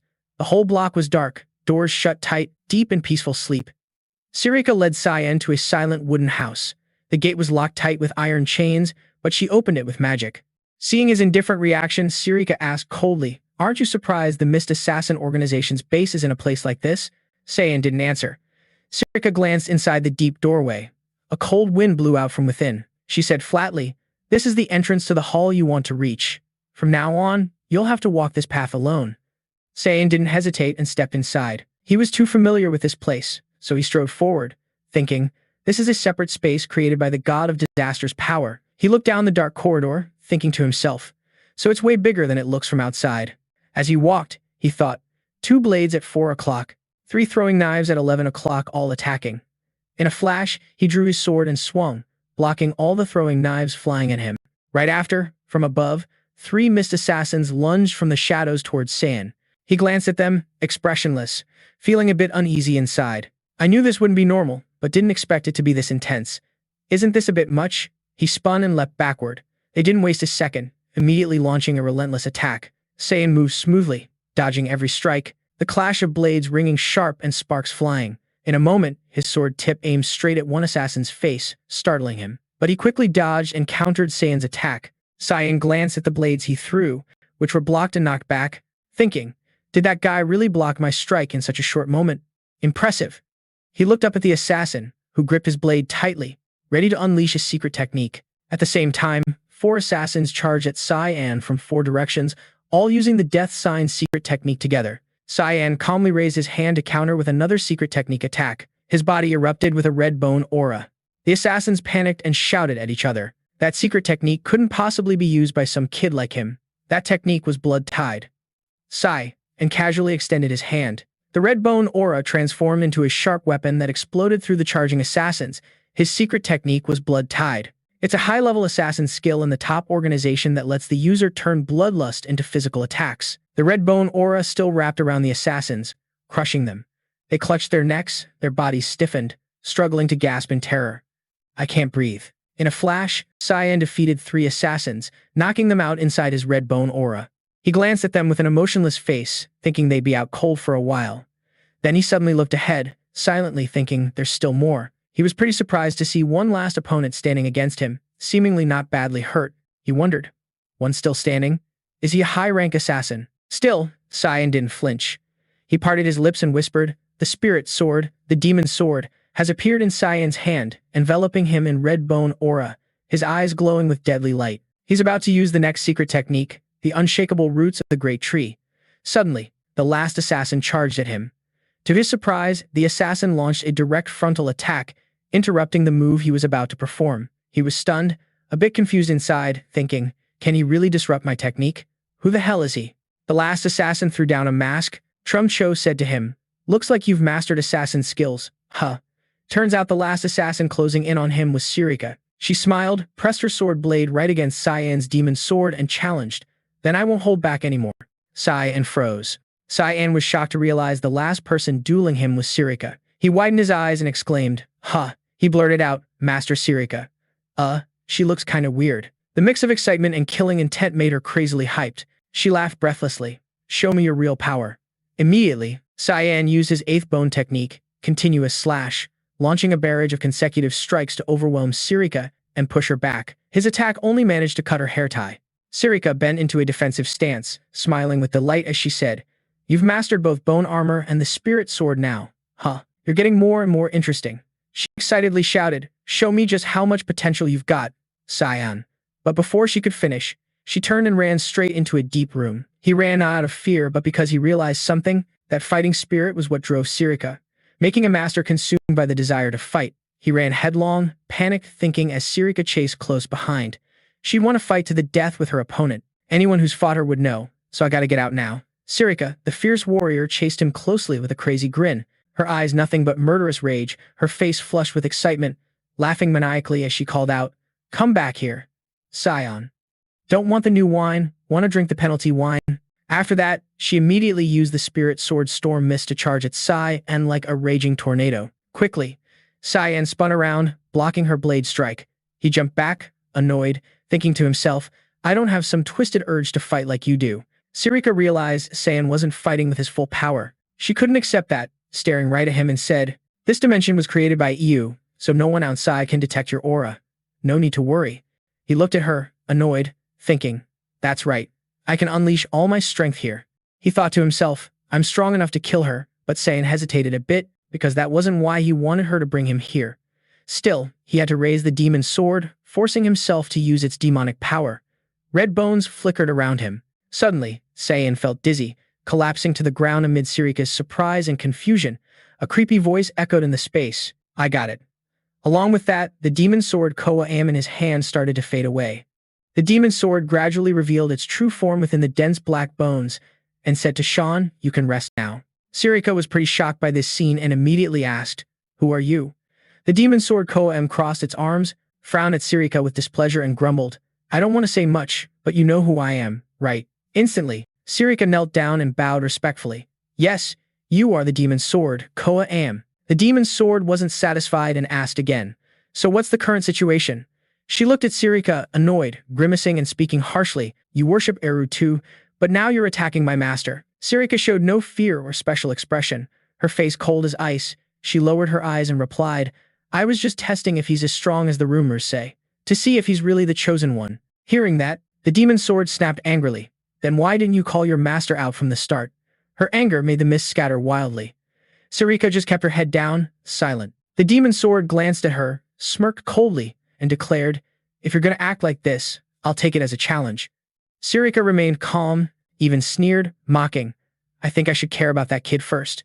The demon sword froze and blurted, "What?" She suddenly remembered Sean, looked down and saw him lying unconscious in a small pool of blood dripping from his nose, then screamed, "Hey, why do you look like you're about to die?" Sirika glanced at the demon sword, laughing with delight. "You appeared with your true form, but that comes with a side effect." She chuckled excitedly. "It eats away at the life force of its host." The demon sword Karam is surviving by sucking the life out of Sean. Karam angrily grabbed Sean's collar, lifted him up, and grumbled, "Hey, how bad can that effect be? You just drank a whole bunch of beast blood." Sean was still dazed, dizzy from the nosebleed. While the demon sword was busy waking him up, Sirika stood up slowly and said, "I'm Sirik Nigris from the Mist Assassin organization, and I never back down from a fight." Plus, she looked at the demon sword with a twisted, murderous gaze, her breath quickening. She licked her lips and continued excitedly, "If you're my opponent, I definitely can't refuse." The demon sword looked at Sirika's twisted expression, suddenly feeling uneasy, covering her mouth, turning pale, thinking, "What the hell is wrong with me? I'm kinda scared now." Zan woke up, pushed the demon sword's hand away. "Quit mumbling, let me go." Karam turned to look at him, sneering sarcastically. "Oh, you're still alive?" He ignored her, just glared and asked irritably, "Why did you suddenly manifest?" Karam didn't answer him, instead turning back to Sirika, a pleased smile spreading on her lips, arrogantly saying, "Step back, let me teach that bastard a lesson." Sirika tightly gripped the blade in her hand, the blade glowing with a creepy purple light. She looked at the demon sword eagerly, joyfully saying, "It's truly an honor to fight you, Karam." The demon sword smirked, "Tell her not to cry and beg when I beat her, all right?" Sirika looked back at the demon sword with excitement flooding her eyes, replying with a sly grin, "I hope you can push me to that point." Suddenly, a voice echoed faintly in the air. "Enough." Sirika froze, confused, asking, "Lord Eru." From the dark space, a glowing aura appeared beside the demon sword. Sai An focused all his attention there. A pitch-black portal appeared before the three of them. Eru ordered to take the chosen one to the altar. Sirika quickly knelt down, bowed her head, and replied, "Yes, Lord Fang Agai." Sean smiled, nervously thinking to himself, "Finally, I get to meet Eru, the Lord of Darkness." At the altar, Eru sat on the throne, waiting for Sean amidst the surrounding dark night. Everyone said the Dark Lord was evil. The Dark Lord kills without hesitation and justifies it as actions for others' benefit. He answered that's exactly what they wanted. With fiery red eyes blazing, he said, "Others can't decide right or wrong for you. If death can help you protect your own sense of justice, then that's enough." Sean thought silently. Everyone says this way of thinking is crazy, but I want to tell them this: God just wants to protect the weak. That's a foolish God. Finally, Lord Eru summoned Zan, and he stepped through the space portal opened by him. The portal led him to a dark altar with dozens of long steps stretching out before him. Passing these steps, he'll get to meet the Dark Mist God, who's chillin' at the top of the tower. That God just sits there, resting his chin, waiting for him to step up. He spoke up when Sean was standing face to face with him.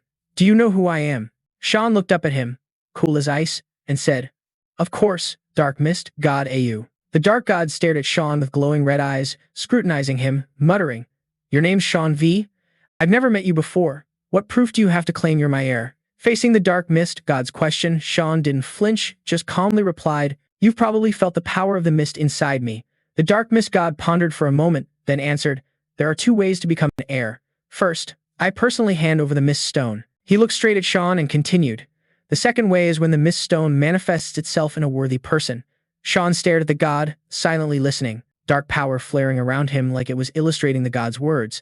The Dark Mist God pointed at him and said, "I don't know who you are, so I assume this is the second case." He went on thoughtfully. The Mist Stone that was supposed to be in the chapel suddenly vanished last year. He widened his eyes at Sean and muttered.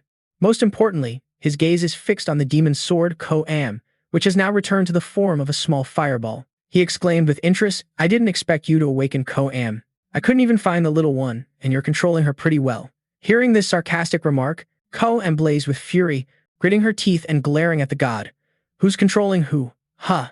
Sean stood still, listening to Au's judgment, who turned back to observe him, then commented, "About those eyes, the light they emit doesn't match your age at all." Suddenly spotting something interesting, Au covered his mouth and chuckled, saying, "So that's it, you're an outsider from a timeline I don't know about." Hearing this from the Dark Mist God, Sean was pretty surprised. He thought to himself, he doesn't know about it. Then he said, "I thought you were involved in why I'm here." Hearing that, the Dark Mist God just sighed and waved his hand in boredom, replying, "If you want to meet an all-powerful god who knows everything, you came to the wrong place.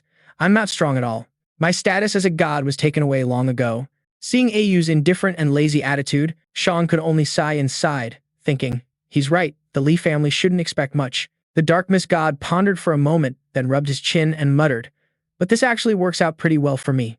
Sean frowned and asked, "What do you mean?" Yu leaned back in his chair, lazily grinning, shrugged, and explained, "A perfect heir came here on their own, so now I've got less work to do.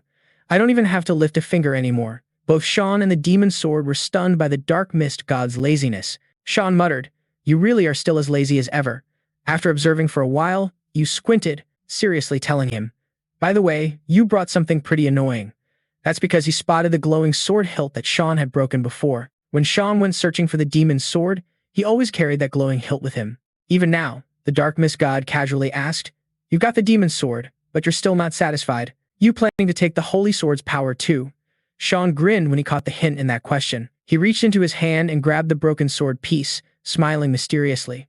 "For now, I'm not planning to do anything." He looked at the shining sword hilt in his hand, eyes flashing with a wicked gleam. He laughed excitedly and added, "I just think if the world doesn't know this thing exists, it might end up useless." Noticing the seriousness in Sean's calculating smile, Dark Mist God Yu slowly stood up and commented, "Your tastes are pretty intense, huh? Fine, I won't ask any more. It's none of my business anyway." He casually stepped in front of him, each step cloaked in blood-red bones. He said, "But I will follow the rules." The Dark Mist God raised his hand, a burst of light flared on it, red bones swirling around him as he shouted, "As your supreme god, I will ask you this. O heir who has received my power." The red bones spread out, wrapping around Sean's body. The Dark Mist God's question for him was, "What will you do with this power?" Sean was silent, thinking to himself that in his past life he was asked the same question. "Back then, I answered that I would live for my brother." Thinking about his betrayal, San grumbled silently. "What a dumb answer. In my past life, those in this temple from Eru's cult to Lord Sirika, I thought they didn't care about my past life's answer. Even though in my past life Sai An had the impermanent power that shook the world, those cult fanatics just stood still amid the ruins, not giving a damn about me. I wonder why that was. Didn't I have something I wanted too? In my past life, the dark fog god Eru only reminded me once. Remember, nothing is more dangerous than blind faith. Thinking back on my miserable end after trusting Ao only to be betrayed painfully and disgracefully, Sai An thought to himself, maybe you foresaw my tragic fate. Sai An stepped toward the dark fog god, calmly replying, I don't have any grand plans, like some noble purpose or sacred belief.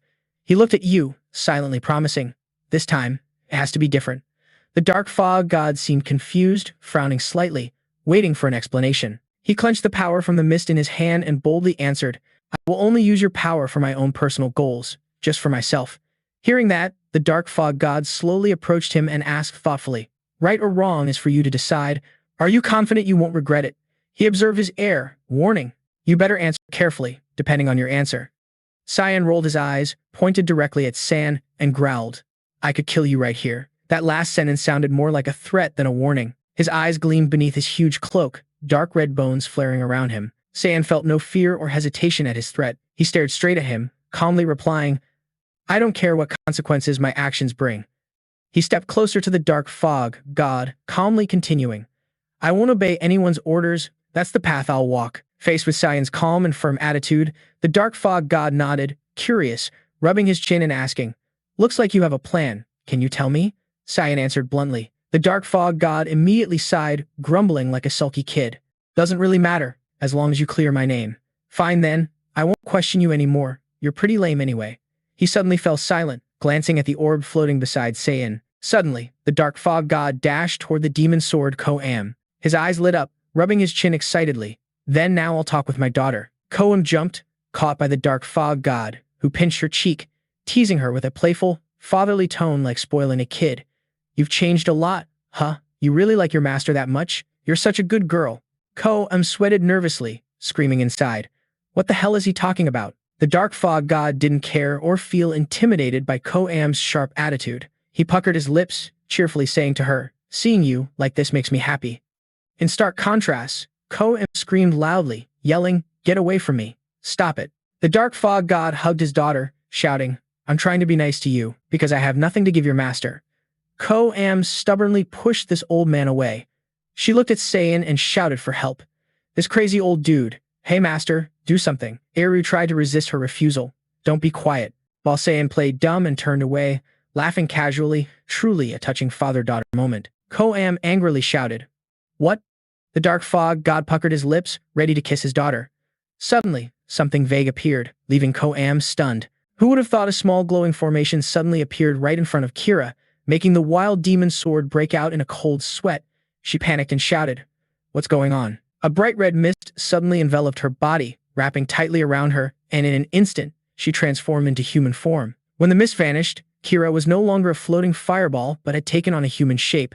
The wild demon sword was utterly confused, muttering in shock, Do I have a body now? Even Sean was stunned. He bent down to feel for himself, amazed, thinking to himself, It's not even using its own mana. Did Eru use his own power to create that body? Instead of feeling happy, Kira grabbed her dad's collar and screamed. He asked, What did you do to me? Eru replied with amusement, Not much. I only gave you a little bit of my life force. He looked disappointed when his daughter's reaction wasn't what he expected, then asked, What's wrong? You don't want it?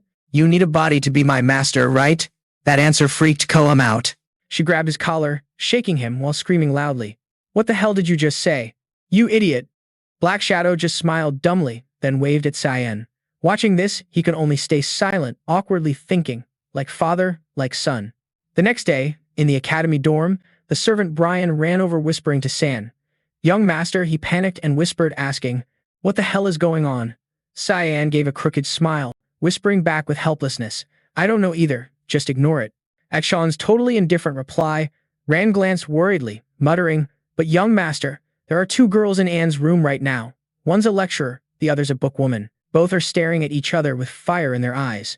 Brian hid behind a chair, whispering nervously, I don't think this is something I can just ignore. The demon sword Karam angrily twisted a lock of hair in her hand, growling, Damn, it's early morning and the lecturer is already visiting a student. Don't you think people will start gossiping about how special your relationship is? In front of her, Sirika smirked with satisfaction. She pushed up her glasses, glaring back. Of course, I'm doing this to guide him down the right path. This is a totally normal relationship. The demon sword was pissed off like a beast guarding its turf. She grumbled angrily. A lord like you shouldn't you be more careful? Sirika opened her big eyes wide, glaring at Koan like a fierce tiger fighting for territory with a lion. She answered the challenge. Whatever I do, it's none of your business. Mind your own damn self. Stuck between these two weird chicks, Sai An got bored listening to them yell at each other. Master, just me is enough. Stay away from him. He's my student. He decided to bail on this mess, stood up and went outside, telling Brian, I'm going for a walk. The servant called out in panic and despair. Young master, don't leave me here with them. Behind him, the hot-headed demon hissed. Hey, grab your weapon quick, let's fight. Lord Sirika cheered excitedly. How could I refuse such an offer? Brian was sweating, pale as hell, too scared to even breathe hard. Sai An sneaked out of the dorm, heading to the academy's clock tower. Outside, students mingled with the lively townsfolk shopping along the streets. Looking down from up here, Sai An breathed a sigh of relief, thinking, finally, I can chill out. He suddenly bowed his head as a familiar metallic smell wafted by, thinking it smelled like blood. Not far away, a student was beaten up badly, collapsing onto the ground. He coughed harshly, struggling to sit up. He curled up, clutching his aching arm, terrified of the bullies. 3 guys laughed gleefully, pointing at him, chatting excitedly. Hey, let's try this out. Damn, you're so evil. Then just do it already. What's that? The leader spread his hand, revealing a transparent gem glowing like fire. He stepped closer to the kneeling student, grinning. Hey, look at this. He grabbed the kid's face, lifted him up, squeezed his cheeks to force his mouth open, then laughed. I brought you a little snack. He aimed the orb at the student, laughing loudly with delight. Your buddy made you a snack himself, so you're gonna eat it, right? The kid knew what it was, biting his jaw in fear, squeezing his eyes shut, accepting it without struggling. Luckily, at that moment, a loud scream cut through, stopping the attack. The one who appeared was the 5th princess. She shouted sternly, How can you be so cruel to your classmates? Aren't you ashamed to call yourselves nobles? Being stopped right then killed the bully's mood. He glared at the princess and snapped back. I'm Barrett Louis Min, eldest son of the Louis Min Duke family from Garam Kingdom. Who are you? The princess crossed her arms, frowning proudly at him. I am Princess Erin Severus of the UP Empire.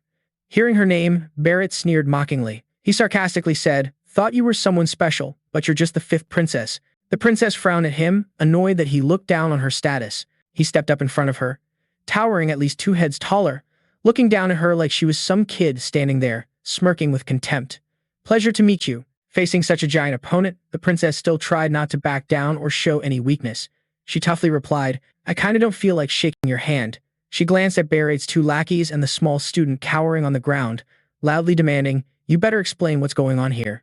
Barrett rolled his eyes, sneering, then glanced at the student on the floor and barked out, Looks like you're misunderstanding something. Should we ask him? He shouted at the student, Tell her what's up. The kid flinched, scared, letting out a small cry.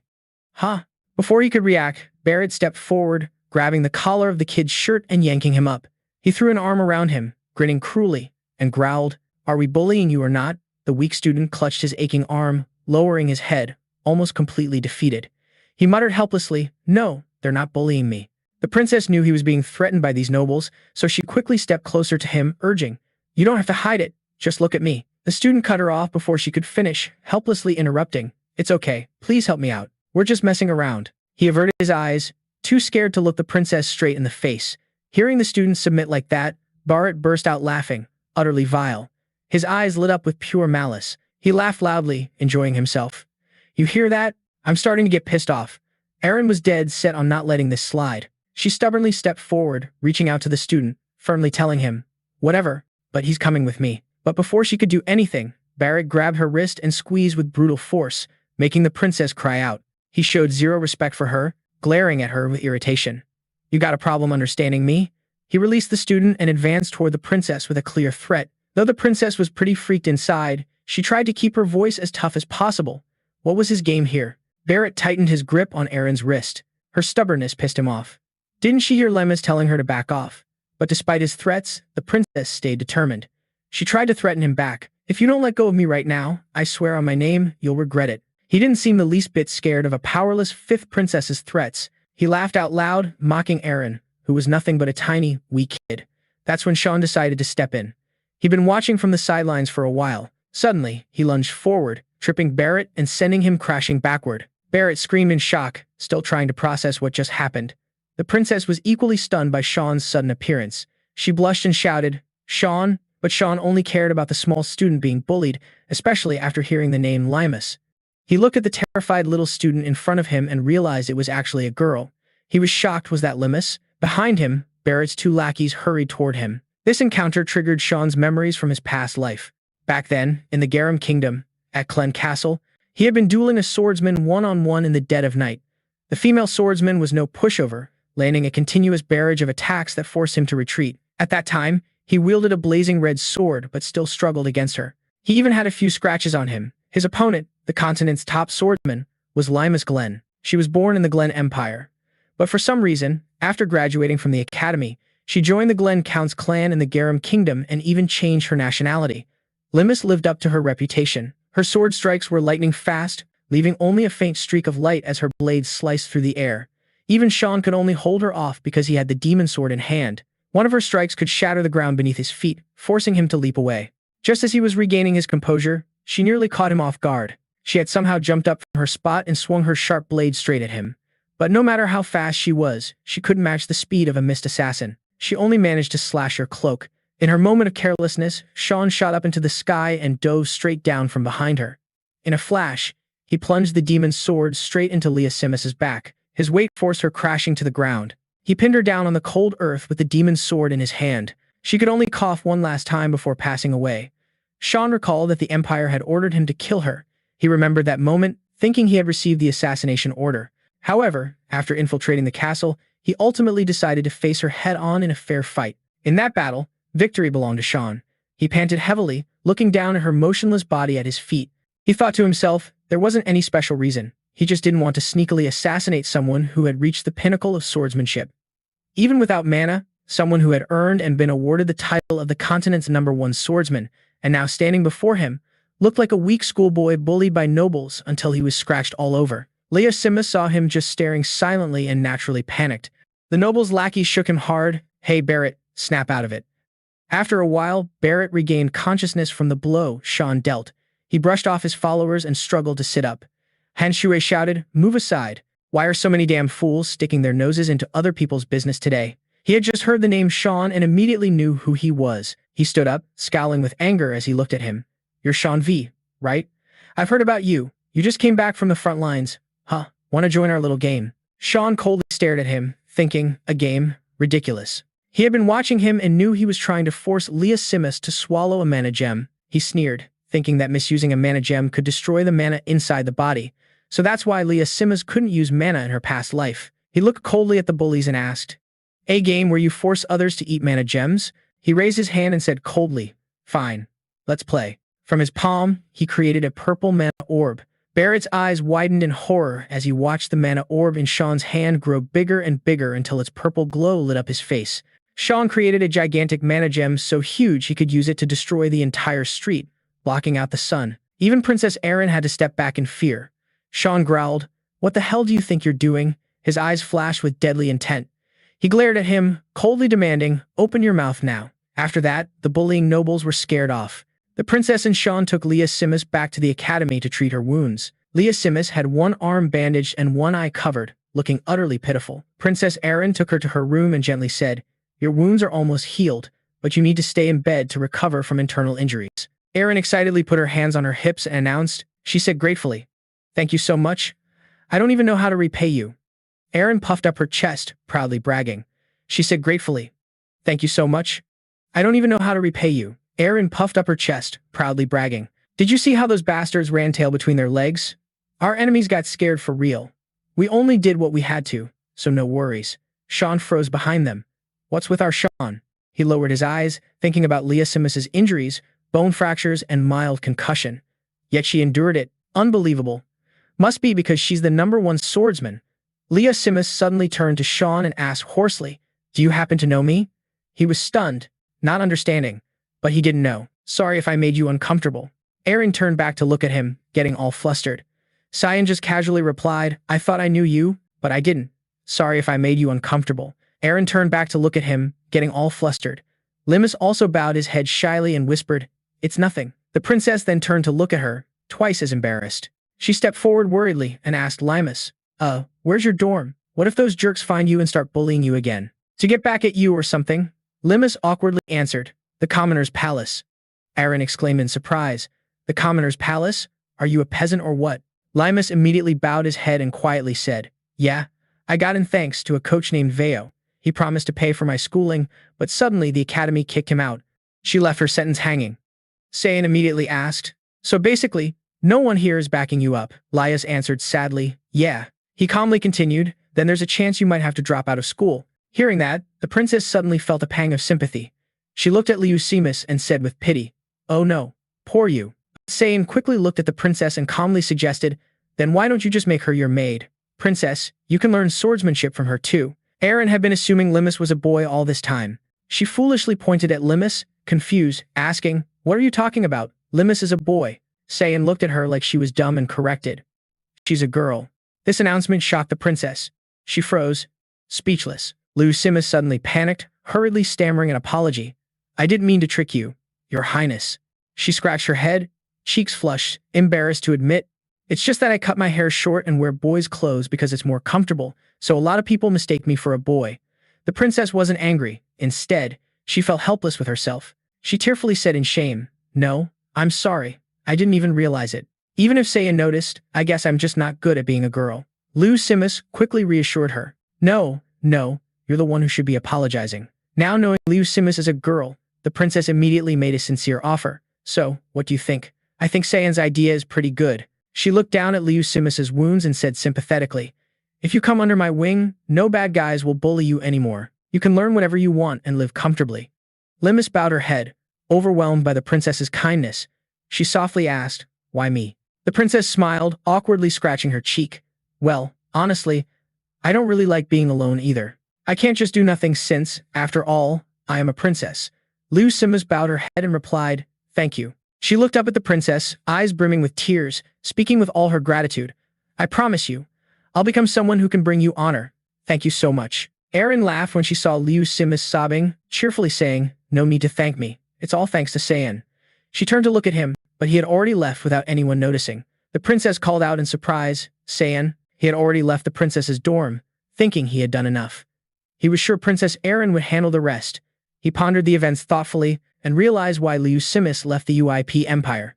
If it hadn't been for Barrett Louis Min back then, she would never have lost. Sai An recalled his past life and imagined a Limus with insane sword skills and mana at her command. He silently thought, the continent's top swordsman who never lost mana? Even I would have a hard time beating her.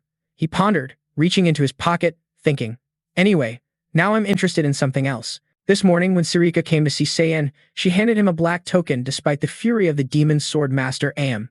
He thought to himself that this morning he received a command from Lord Sirika. He looked at the black card in his hand, smiling with excitement. This was his first assassination mission as a Fog Organization assassin. Sai An stared at the black card with the mission details, thinking the first job was a bit tough. But since Sirika confidently gave him a thumbs up, he wasn't sure if she was sincere or just mocking him again. He thought, no way. Lost in thought on his way back to the dorm, his worries piled up. If she's already ordering me around like this, I bet things are going to get way more complicated in the future. Suddenly, he sensed a special energy about to shoot toward him. Right after, the wall beside him exploded, sending rocks and dust flying everywhere. Sai An ducked, covering his face, letting out a shout. He immediately looked up, trying to see through the dust, panicking, thinking, was that just now some kind of ghost beast at the academy?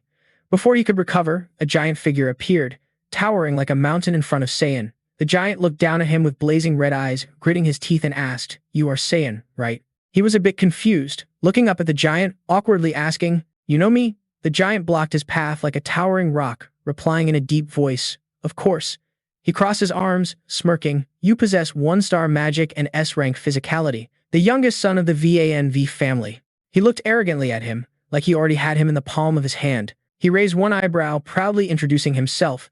"My name is SSS-Rank, a new trainee, just like you." He glanced at Sai An like he was looking at a scared little rat at his feet, even though he was only 11 years old.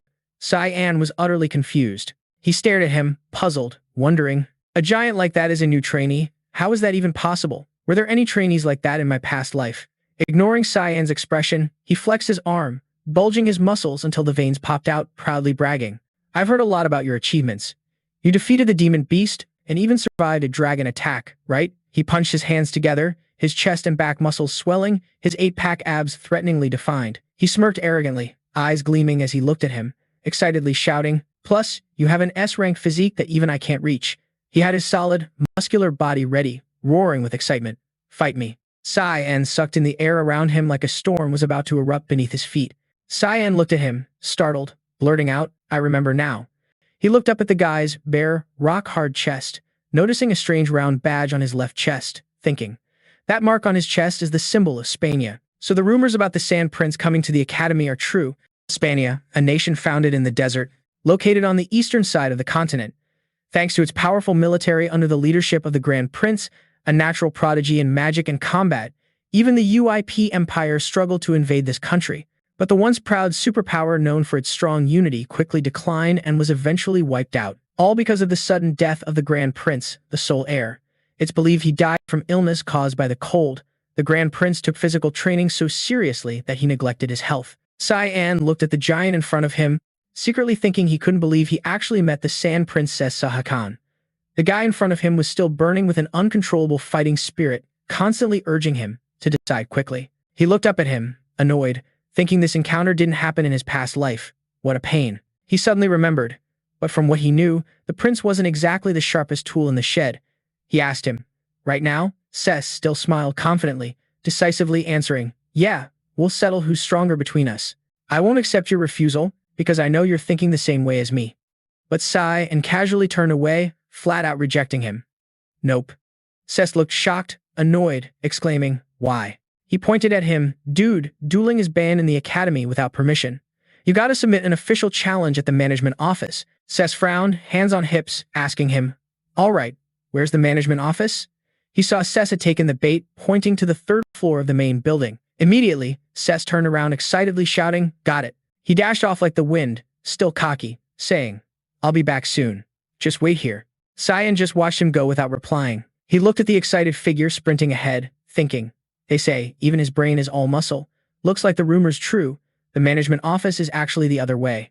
Sai An rolled his eyes, thinking about the lie he just made up, confused, even though he didn't know if there really was such a duel request.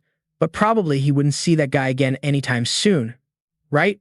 For now, better focus on the extermination mission. Sai An started the mission, gearing up and heading to the location marked on the black card. It was a huge underground bunker guarded by a squad of mercenaries inside and out. One guy stepped up to the bunker's owner, a nobleman, asking, "Sir German, we've finished preparing the product." The old man turned sharply, glaring at him, grumbling irritably, then stopped standing there dumbfounded. "Hurry up and deliver the goods to the customer." The soldiers quickly shouted, "Yes, sir." This nobleman, German Ambas, was one of the 3 richest people on the continent. To the public, he was a righteous and kind man. But behind that mask, he was a filthy bastard owning a slave market and trafficking human beasts. This bunker was his warehouse, a prison holding countless slaves of various races. The old man crossed his arms, staring into his cell, then turned to order his minions. "Today, I'm gonna showcase my greatest masterpiece. Make sure you pay close attention to it." The mercenaries shouted in obedience. In a dark corner of the dungeon, Sai An silently watched them. He scanned the situation inside, silently assessing, having identified his target. "Looks like I'm gonna finish way earlier than expected." Suddenly, the demon sword in his hand gleamed. KM muttered thoughtfully, then turned to it, curious. "What's up?" The demon replied, "I sense a very complicated energy flow." He widened his eyes. This was something he couldn't sense before. He hurriedly asked, "Complicated energy flow?" The demon answered, "Your target is hiding something really weird." German stared fixedly at the prison room, looking down at a slave curled up on the cold floor, grinning wickedly as he muttered, "Finally it's starting to obey." He laughed mockingly, spitting out vile words to the slave. "Sleep tight, my golden goose." He didn't notice a mist creeping up at his feet. He jumped when he saw the fog rising around him, frowning as he muttered, "Black mist?" Suddenly, a deep red streak zipped around him, slicing straight through the mercenaries surrounding him. His eyes widened in shock, and he fell backward when he realized the mercenaries suddenly dropped dead, blood pooling around them. He panicked so hard he froze in place. The mercenary captain drew his sword, standing in front of him, shouting in confusion, "Who's there?" Before the whole squad suddenly keeled over dead, the nobleman was so scared he couldn't stand up. He pointed at the captain, stammering, "What are you doing? Catch that guy now." "Damn it, Make it worth the money I paid you. The mercenary captain was also in full panic mode. He couldn't even tell who or how his men suddenly dropped dead like that. Trying to stay calm, he yelled, "Stop hiding, show yourself." Obediently, Sai An burst out from the black mist. Gripping the demon's sword, he charged at him like a deadly gust of wind. With just one move, he knocked the sword from the captain's hand. The next strike targeted his leg, slicing into his calf and forcing him to collapse. The third move, he was already behind him, pressing the demon's sword against his neck so fast the captain didn't even see his attacker's face, only managing a final hiss. "Damn it, Sai!" and swung his arm, slicing the last mercenary's throat. He screamed in pain, stunned, while the nobleman watched in horror. The old man broke out in a cold sweat, screaming, "Damn it, where did the rest disappear to?" Sai glanced at him calmly, replying, "You'll find out soon enough, 'cause you're about to join them." He looked down at the mercenaries now, just soulless corpses piled in their own blood, coldly saying, "You hired all these guys and they're useless as hell." The nobleman lay terrified on the ground, trying to crawl backward, raising his hands to shield himself, screaming in panic, "What do you want? Money. If it's money you want, there's plenty."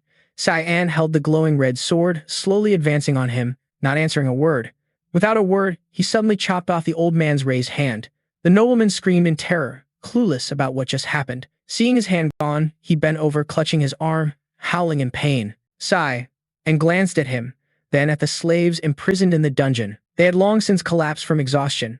He coldly called out the nobleman's name, German Ambaus, countless inhumane experiments and crossbreeding between races. He even owned a slave assistant banned by law. His eyes blazed with disgust, witnessing once again the nobleman's brutal, inhuman cruelty. He glared at him, coldly asking, "That's reason enough for you to die. Don't you think so? Now I'll give you 1 minute," he declared coldly. "Repent for the sins you've committed, then the pain will fade." The nobleman tried to glance at him, his face pale from pain, sweat pouring down, tears streaming, drool pooling in a puddle beneath him. He collapsed on the ground, tears flowing, hissing, "So you plan to kill me?" He looked at him desperately, groaning through tears, "I'm just doing all this to make a living. Don't you get that I'm trading these products and slaves because there's demand, so there's supply? The buyer is the real villain. Damn it, what did I do wrong?" Sai An stared coldly at the old man, thinking to himself that a bastard like him would never know what regret feels like. He declared coldly, "1 minute's up. I'm going to send you off in the most painful way possible." The nobleman screamed in fear, "Wait, wait." But Sai An wasn't interested in hearing another word from him. He swung his sword and unleashed the 8th deadly skill, Chaos Strike. The sword slashes flashed like blazing red lightning in the air, piercing the old man's body from all directions. He screamed in agony one last time before collapsing forever. Sai An glanced at the corpse, thinking to himself that the target was eliminated. He let out a breath and muttered, "Before I leave, should I check around here a bit?" He still remembered the complex energy the demon sword had sensed earlier. Following her lead, he headed to the slave cell, where the nobleman had been watching. He asked Cormac, "Is this the place?" The demon replied, "Yeah, I can sense the fusion of 2 energy streams here." Sai An swung his hand and sliced through the prison bars. He stepped in and stared wide-eyed in shock. Inside the cell, a skinny girl lay sprawled on the floor, clutching something like a treasure tightly to her chest. He stood silently watching her for a moment, confused, and said, "A girl. She's not moving anymore, so doesn't that mean she's dead?" He looked at her, seeing nothing special. He frowned and asked the demon's sword, "Just a human, nothing else to see here." Cormac transformed into a flame and flew toward the girl, staring at what she held, saying to him, "No, look at what she's clutching." The thing the girl held was pretty big, looking like a giant pine cone covered in pinkish-purple horn-like scales, glowing faintly. Cormac announced it was a dragon egg. For some reason, Sai An decided to take that dragon egg back to his dorm. He placed the shimmering dragon egg on a cushion in the middle of the table. The egg glowed mystically under the room's light. Brian was still stunned by the item his master brought back and asked in amazement, "Dude, where did you get that?" He casually replied, "Picked it up on the way here." Brian clearly didn't believe him and yelled, "Who the hell just picks up something like that?" But Sai An remained calm. "I'm serious. I found it while taking a walk." He crossed his arms, glanced at the egg, thinking, "A dragon egg? Didn't expect that guy to want to sell something so dangerous. Was he planning to move it somewhere else?" Brian was still freaking out, screaming, "What if it hatches?" But Sai An stayed chill and calmly said, "That won't happen, so don't worry." He explained to Brian that each dragon is a mana core created from a different element. Even if you keep feeding it mana of the same element, it doesn't guarantee the egg will hatch. So in most cases, a dragon egg without its mother is just like a stone that won't hatch. But just as he finished speaking, the egg suddenly cracked open at one corner with its scales. Both Sai An and Brian froze, staring at the egg and exclaimed in shock, "It's cracking." Immediately, pale purple lights shot out from the egg, which creaked loudly as it cracked open. Both of them stood frozen, sweating, speechless as they watched. The dragon egg Sai An brought suddenly shook and cracked, revealing mystical purple light shining from inside. The horn shell fell off in chunks, the crack widened into a big hole, then the egg split in two. From inside the egg, a little girl with two small horns on her head and tiny wings on her back emerged. Brian clutched his head in horror, screaming, "It's hatched. What do we do now?" Sai An's eyes widened in shock as he stared at the creature born from the egg. He didn't expect the egg to hatch into something like this. He stared at the girl born from the dragon egg, horrified, thinking this isn't a dragon or a human. Could this be what they call a dragon hybrid? Brian held his head in panic. It was his first time seeing such a strange creature. Sai An stood frozen, staring at the child, confused and thinking, a half-dragon, half-human hybrid? Turns out this is way more complicated than I thought. The kid turned and stared straight at Sai An, her eyes wide and sparkling.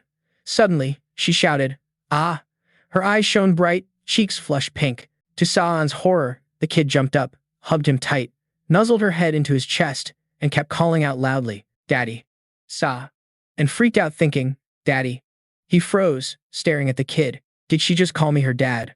Watching this, Demon Sword Karam suddenly burst out laughing. She pointed at Sai An and mocked him with a loud laugh, teasing, "Daddy, huh? You're only 11 years old and already a dad." The kid looked at Demon Sword and smiled innocently. Brian was still trying to process all this new info, while Sai An, super pissed, grabbed the kid and spun around angrily glaring at Karam. He grumbled to himself, "This is all your fault." Karam had returned to the dungeon after finishing her assassination target and found this dragon egg in a slave cell. Sai An took the dragon egg from the dead slave's arms. He examined the egg and asked Demon Sword, "Should we just take it with us?" The Demon Sword flew lustfully around the egg, warning that if this thing fell into the wrong hands, it'd be a huge disaster. Sai An was a bit shaken by that. He squinted at the egg and awkwardly said, "Makes sense, I guess. It probably can't hatch on its own, right?" The demon added some reassuring words. "Hey, I've never seen a dragon hatch without its mother. This thing's just a dangerous rock." Back then, she was so sure about that, so Sai An brought the egg home. But now she stood in front of him, grinning like she knew nothing, shamelessly saying, "Living long means you see a lot of weird stuff." Sai An glared at her with pure rage, radiating deadly intent, and hissed, "But you just said you've never seen it before." The demon rolled her eyes, smirked awkwardly, and dodged. "That's why I said living long means seeing a lot of weird stuff." She immediately made a big deal out of it. "Hey, a human-dragon hybrid? What if its existence is the real danger?" Sai crossed his arms, staring at the kid who had crashed out, snoring softly on his lap. He was seriously annoyed, glancing at the kid, thinking, "Yeah, this is going to be a huge mess." The kid slept peacefully, drooling, mouth wide open, snoring like nothing in the world could bother her. But Sa knew damn well this kid's fate wouldn't be smooth sailing, half human, half beast, and a dragonborn born from a human and a dragon. This world was way too dangerous for a creature like her to exist. If she got found out at the academy, the principal would freak out about the external threat and try to get rid of her immediately. Pureblood dragons, once they learned about this kid's existence, would hunt down anyone who knew about her. Sa closed his eyes, thinking hard. Such a danger. Do I really have to carry this burden? He opened his eyes, looking at the kid sleeping on his lap, thinking that her fate was pain anyway, so maybe it's better to just end it now. With that thought, Sa decisively spread his hand out. Realizing what he was about to do, Demon Sword smirked and asked with interest, "So you finally decided? Come to think of it, maybe that's better for her." Sa didn't answer, coldly placing his hand on the kid's neck. Demon Sword frowned slightly, thinking, "Yeah, if she's doomed to misery, better to end it now." That was also Sai-An's thought. His eyes flashed with deadly intent. He firmly grabbed the little neck of the dragonborn kid. Suddenly, feeling his hand tickling her neck, the kid woke up. Still sleepy, she opened her eyes and called out, "Papa." His big hand wrapped around her neck, like a light squeeze, could snap it. His eyes glowed blood red, but one call from the kid wasn't enough to crack his cold, emotionless face. Yet to his surprise, the kid suddenly lunged forward and hugged him tightly, laughing happily and shouting, "Daddy," thinking he just wanted to play. Sa froze, feeling a rare, genuine hug from a kid for the first time in his life. He unconsciously thought, "This feels so warm." That feeling was like a light instantly soothing his coldness and murderous aura. He lifted the kid up, confused about this feeling. He stood up, raised her high, she burst out laughing with joy, and in the end, he couldn't bring himself to do it. He muttered to her, "It'll be okay." Looking at the pure innocent smile on the kid's face, Sa suddenly said, "Just raise her, Kiem." Demon Sword rolled her eyes at him. He was smiling, and she crossed her arms, annoyed and bored, thinking to herself, you planning to raise it just to boss it around? Boring as hell. Right now, at the Duke's castle of the V family, Margaret was losing her cool, pacing back and forth, drowning in a mess of confused and panicked thoughts. What the hell should she do? How the hell now? Her assassination plan totally blew up. Not only that, the news had reached Grant at the academy and nearly beat Ciara's bulky best friend to death, making her heart burn like wildfire. She was restless, sweating cold, biting her nails in fear, freaking out thinking, that drunk brat, if left alone, RCR is gonna be in deep shit. Suddenly, Cho appeared behind Margaret, softly calling, Mom, making her jump and scream in shock. He glanced at her with a fake warm smile. He placed a hand on Margaret's shoulder, gently saying, if you're having any trouble, just tell me. She looked up at Cho, blushing and stammering a reply. Thanks, Cho. But deep down, she knew better than to get involved with this son of hers. She hurriedly bolted, waving goodbye nervously, blurting out, Mom, I'm fine, no problems here, just urgent business I gotta handle. Cho waved back, keeping that fake smile plastered on. As soon as the door shut, his smile vanished. He glanced coldly at his assistant, saying, Report, Kellen. The assistant stepped forward, bowing to report. 6 bodies of knights from the territory were found near the Belias Mountains. The last one was confirmed to have entered Len with the youngest heir. He reported, the mastermind, as you predicted, is Duchess Margaret. Cho's eyes lit up coldly. He asked, anything else? Kellen bowed deeply, answering respectfully. After the news, he was assigned to the royal section of the academy. For some reason, all the spies disappeared. Suddenly, Cho's tone turned icy. So it's all stuff I already know? He smirked at his assistant, a mix of bitterness and frustration in his smile, eyes like he wanted to rip Kellen apart. Cho hissed through clenched teeth. So you couldn't dig up anything on my brother? His cold voice and glare made Kellen's hair stand on end. He shuddered, sweat pouring like a river, panicking inside. I've disappointed him. Immediately, he freaked out, reminding himself he doesn't keep useless people around. I climbed this far, I can't just fail now. That thought fired him up. He shouted, I'll go myself. Trust me, I won't let you down. Despite Kellen's panic, Cho stayed calm. He slowly approached his subordinate, gently patted his shoulder, lowering his voice, I know your passion, Kellen. All right, let's get started. The assistant smiled with relief. Cho strode off, clenching his fist, coldly ordering, my brother's definitely hiding something. Find out everything. The assistant bowed deeply, hurrying to reply, yes, Lord Cho. During break time at the academy, lecturer Sirika stormed angrily into Zan's dorm room, clutching a piece of paper. Seeing the Assassin Guild's lecturer and leader barge in, Sai An grumbled, it's not class day. What are you doing here? He wasn't in the mood for this lecturer. He was struggling to feed the half-dragon baby milk. With the help of his core, the demon sword wielder rolled his eyes and clicked his tongue when he saw the person he hated show up. Sirika froze at the strange scene, confused. Why is there a baby in the dorm? The kid saw the lecturer and babbled a meow sound. Sai An sighed tiredly, bowing his head. He grumbled, the explanation's long, just get to the point. Sirika pushed up her glasses, glanced at the child, frowned in curiosity but decided to put it aside for now. She said, well, that's for later. There's something urgent now. She looked at the notice. You've caused a big problem, student Sean. He looked at her confused, not understanding what was going on. Sirika held out the paper in front of Sean, showing a photo of him and said, it was a notice approving SD's challenge request. She snapped, here's the challenge paper. What were you thinking? You haven't even had enough sleep, she growled. Trying to get crazy attention or what? The principal's coming to watch too. Sai An skimmed the paper. His words were just a careless reply to get free for a mission, but he didn't expect Set to actually get the challenge approved. He panicked inside. That Set bastard dared to send a challenge. And now she's coming after me too. The sword demon didn't look interested at all. She frowned, glancing at Sirika. Why the hell is she freaking out? What's so exciting about a bunch of 11-year-olds fighting? Sai An was confused but thought to himself, this 11-year-old isn't your average trainee. He quickly asked the teacher, so when's the fight? Her answer hit him like a lightning bolt. 2 hours from now. Finally, Set stepped into the arena. The bratty young prince was already there, grinning like a maniac. Soaking up the hype from the crowd, he shouted out a challenge with pure glee. Sai An held his head, frustrated, sighing, whoa, that fast. After his laughter died down, Set shot him a sideways glance, grinning confidently. I've been waiting for this moment for a long time, Spheri too. Right? Sai An didn't reply, just sighed in boredom. Set slowly drew his sword, eagerly taunting. At first, I wanted a martial arts fight, but here it's just swordplay and magic. You gonna use magic? Sai An didn't want to waste time on a kid. He just boredly said, if you don't use it, neither will I. Set liked that answer, smirking with delight. Fine by me, I like it. In a flash, he lunged towards Sai, and without warning, he bounced up, swung his sword, shouting, "Let's see what your sword skills are like." Sai An didn't even flinch as Set slashed at him. He calmly glanced over, silently judging. Pretty fast for that body, and the sword technique's strong too. Quick as lightning, he drew his sword from its sheath, swung up to block Set's attack, thinking to himself, but attacks that rely only on brute force like that are easy to counter. Set didn't expect Sai An to block his sword without moving much, causing him to miss and slash the ground, chipping a tile. He growled in frustration. Sai An spun his sword, sensing the opponent twisting to strike from behind. His eyes lit up as he thought, for someone like you, finesse and sharpness matter more than strength. Set was still fired up, mixed with frustration from missing, yelling as he swung at Sai An's head. But Sai An quickly turned, blocking Set's powerful slash again.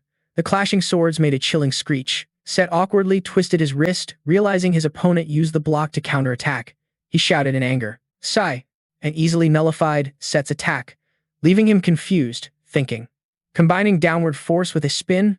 Still, there's no way that tiny sword can block mine. He immediately jumped back, preparing for the next attack from behind. This time, he decided to use martial arts to take down Sai An. Suddenly, Sai An crouched just as Set swung his sharp sword at him from behind. He sheathed his sword in a flash, grabbed Set's calf, catching him off guard. Set was truly shocked this time, helplessly yelling as his whole body was yanked.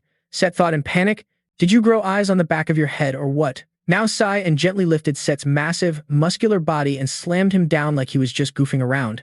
Sai An had caught Set's weak spot and was holding his ankle, throwing him down, leaving Set stunned, unable to react.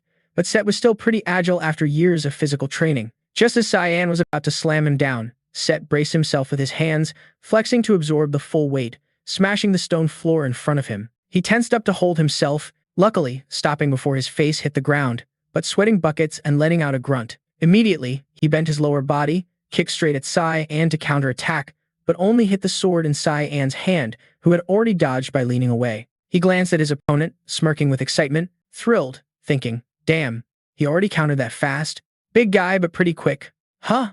The students watching gasped in shock. What was that move?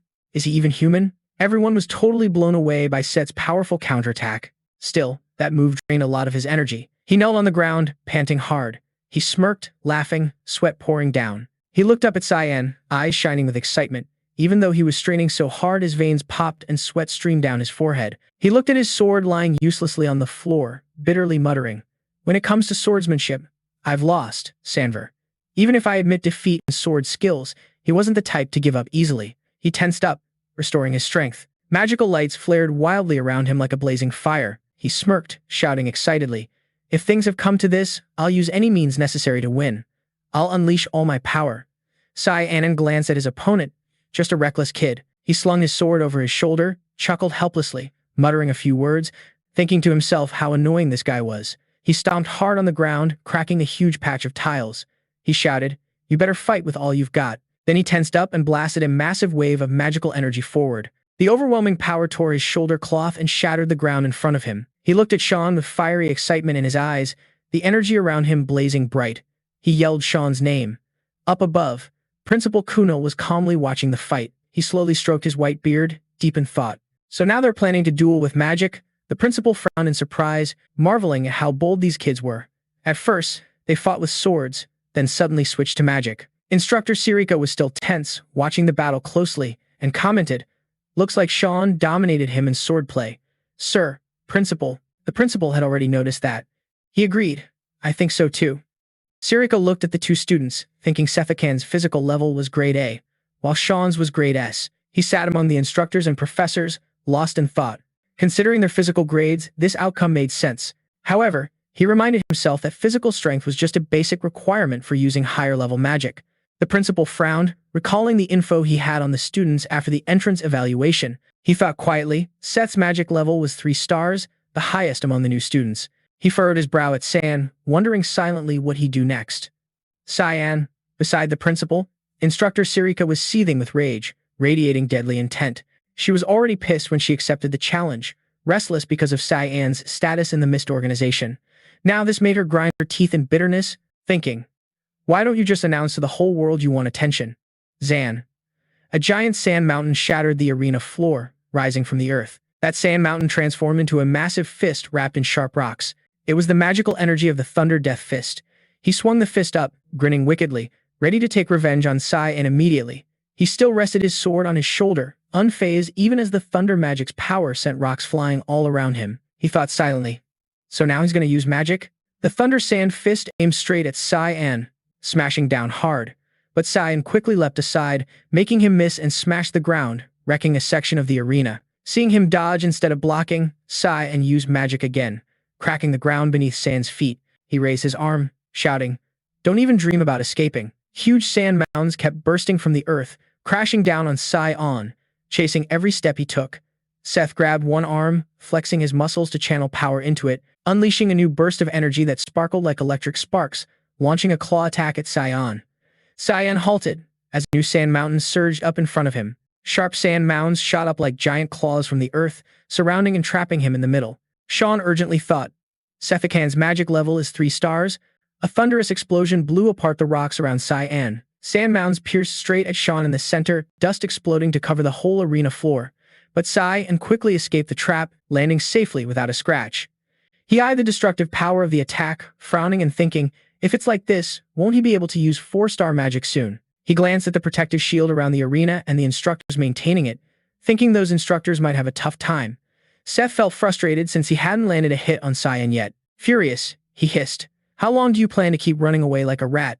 Zan rolled his eyes and wiped his nose. "So, you want me to just stand here and take the beating? Your gloomy attitude just pisses me off even more." He fumed, smoke practically pouring from his nostrils, eyes wide and locked on Sai An's car, gritting his teeth and hissing.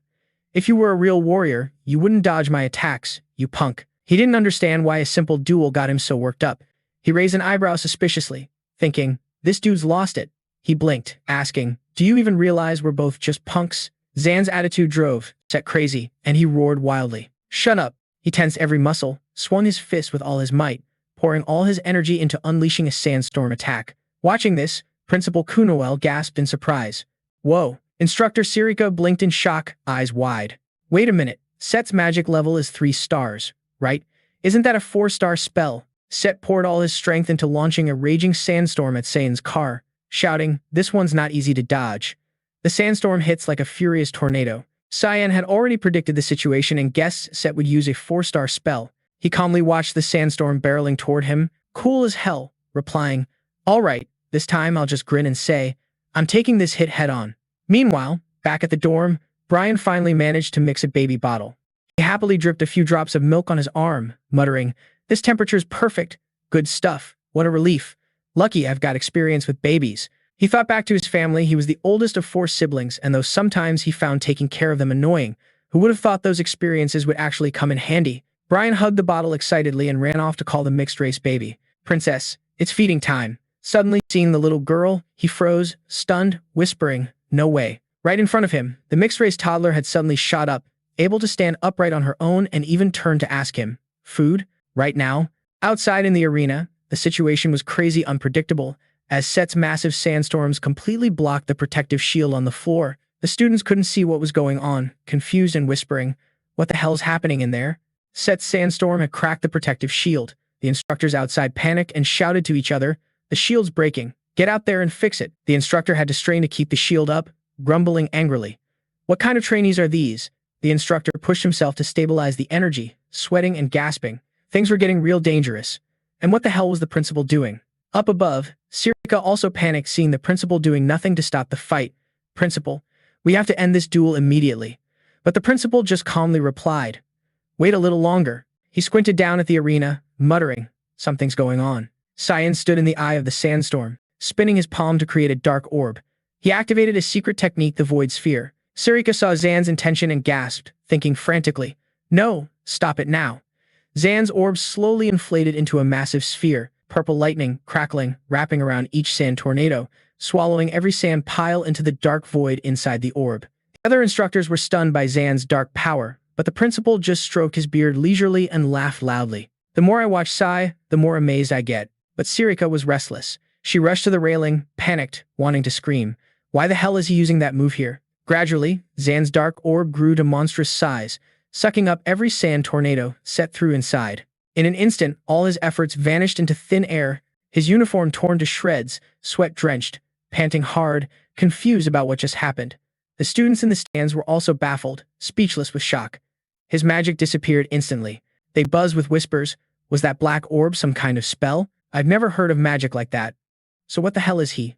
Sai An slowly clenched his fist, the orb fading into space, leaving only dark streaks and a black aura on his hand. He casually asked his opponent, "You still want to fight?" Set gasped, breathing heavily, terrified, staring at Sean. He was completely unharmed, his clothes still neat and tidy. At that moment, he knew he stood no chance against Sean. At least for now, he dropped to his knees, bowed his head in defeat, and said, "No, I've lost. I never thought I'd be the loser." Sean blinked in surprise at him, sinking into despair, grimacing in disappointment as he muttered, "Both swordsmanship and magic, I've been totally beaten. I feel so damn discouraged." Sean stared at him in shock, confused, thinking to himself, "I kind of feel bad for this dude. Did I break his spirit too hard?" Suddenly, he slammed his fist down on the floor and roared, "Good." He burst out laughing wildly, thrilled as he hissed, "Very good. I'm sick of beating weaklings. My hunger to train is rising." Sean immediately squinted at him. He thought he'd give up training, but looks like he was way off. The guy stepped up to him, palm open. He grinned at Sean and asked, "I don't know when, but I'll definitely challenge you again. When that time comes, will you accept my challenge?" Sean shrugged. He looked up at his opponent, thoughtful. He shook his hand and replied honestly, "Nope, I refuse." After the challenge, Sean rushed back to the dorm. His eyes went wide in shock when he learned the half-dragon girl had grown insanely fast. Seeing it firsthand, he panicked, thinking to himself that dragons grow faster than humans. Looking at the half-dragon kid, Sean blurted out, "But she already looks like a 6-year-old kid." The half-dragon girl now knew how to jump around and was way chattier than before. She ran up excitedly to greet him, waving her hand with a bright smile. "Welcome back, Papa." He stared at her, overwhelmed with confusion. The growth rate of half-dragons was pretty damn fast. At this rate, she'd catch up to him in no time. The Demon Sword Master AM was still knocked out, sleeping soundly, but Brian was totally freaked out. He scratched his head, looking at Sean awkwardly. "About this, while I wasn't paying attention, the girl grew up a lot." He looked down at the girl happily bouncing around him and said to the attendant, "If she keeps growing this fast, it's gonna be tough to keep her hidden here." "Huh?" While he was still lost in thought, a sudden voice rang out behind him, making him freeze. "You can't hide it forever, right?" Sean turned around and saw Sirika standing there like she'd been there all along. She slowly pushed up her glasses, lowered her voice, and said, "I let your demon sword slide, but I can't ignore this half-dragon anymore." She shot an angry glare at Sean through her glasses, grinding her teeth. "Especially after your crazy stunt today. What the hell are you thinking?" Im had been out cold since Sean left after the challenge. Now that Sean was back, she snapped awake, blinking in confusion. "Who just mentioned me?" Sean looked at the dragon wings fluttering behind the half-dragon kid and exclaimed in shock, "She's growing insanely fast." The dragon tail had already poked out longer than the dress the kid was wearing. Before, she didn't even have wings or a tail. The girl obediently welcomed Sean back, standing and smiling at him. He sighed, "I blinked for a second, and she's already grown this much." Instructor Sirika was furious, radiating murderous intent. She crossed her arms, coldly declaring, "You're responsible for whatever you bring back from your missions." She glanced down at the kid with a frown. "But something like this is damn hard to hide." Sean didn't panic at all. He calmly replied, "Brian will take care of her." Brian blinked, pointing at himself. "Me?" Sean continued calmly. The dorm had a barrier set up, so Am and the kid's presence wouldn't be exposed. Sirika decided not to press further. She handed Sean an envelope sealed with gold and said, "As long as you don't cause trouble, it's fine." He looked at the envelope, forcing a smile as he asked, "This is the prize for winning a duel?" "Kinda disappointing." Sirika didn't comment further, turning to leave, but paused to warn him. "You better be careful these days." She glanced at him through her fake glasses, coldly warning, "Drawing too much attention won't end well." Sean didn't reply, opening the letter to read. After Sirika left, Brian leaned in curiously and asked, "Young master, what's that?" He answered calmly, "Ah, a warning letter." Meanwhile, the dragon girl happily ran circles around them both. The sword demon just rolled over and fell into a deep sleep. Brian still hadn't adjusted to the situation, blurting out, "A warning letter." Sai An turned to look at him, smirking with boredom. "Yeah, it says we're gonna get kicked out for bad behavior." Hearing that, Brian freaked out, shouting, "What? Kicked out?" The little dragon girl froze, like she understood everything they said, and she panicked along with them. "What are we gonna do, Papa? Are we gonna end up living on the streets?" Sai An looked at her, stunned, thinking, where did she even learn that phrase? Does the kid even get what it means? She kept staring at him with big, sparkling eyes full of hope. He panicked inside, thinking the kid's growing up way too fast. He slowly rubbed the kid's head and said, "Not yet, kiddo, don't worry." Even though he was calm, Brian wasn't. Brian was still freaking out, nervously asking, "Are you sure it'll be okay? If we go back to Vass, I'll totally get why he's worried." Sai An lowered his eyes and said, "Don't worry, I'll file a complaint." He had noticed the signature on the envelope and thought it didn't come from the admin office. The principal had sent the letter himself, meaning he wanted to talk to him privately. Sai An recalled his past life at the academy when he had gone to talk privately with Principal Coelho. Back then, after hearing his request, the principal sighed regretfully. "You want to join the Light Knight Brigade? So you finally decided to dedicate your life to your brother." At that time, Sai An was more mature than now, and he just bowed his head and gave a short answer. Yeah. The principal was basically warning him that path might not suit him. But at that moment, Sai An had no other goal but to support his brother. He shot the principal an angry glare, thinking the guy was overstepping. The principal noticed the look too. He just laughed and said, "I'm sure you know. Let me give you some advice." He clasped his hands, lowered his eyes, and said sadly, "Choosing this path won't bring you anything good. No matter the challenges or cruel fate, you won't gain a thing. It's like living as someone else's puppet. No matter how it ends, you'll end up blaming your brother." Sai An felt bitter, remembering those words.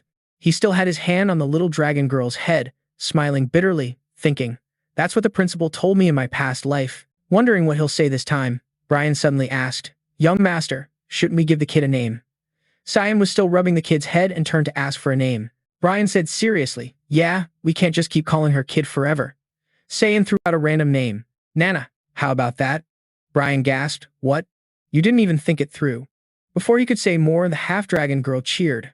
"Awesome." She jumped up, her big round eyes sparkling with joy, shouting, "Nana spelled backwards is still Nana, so you'll be Nana V." Sai An only cared about one thing. How does this kid know our family name? He sighed helplessly, watching her happily run circles around him. Ran covered her face, crying hard. It's over. The kid's gonna get bullied by the other kids. Meanwhile, in the Royal Academy principal's office, Principal Cell put down his pen. He still couldn't stop thinking after watching San's duel, bowing his head in silence.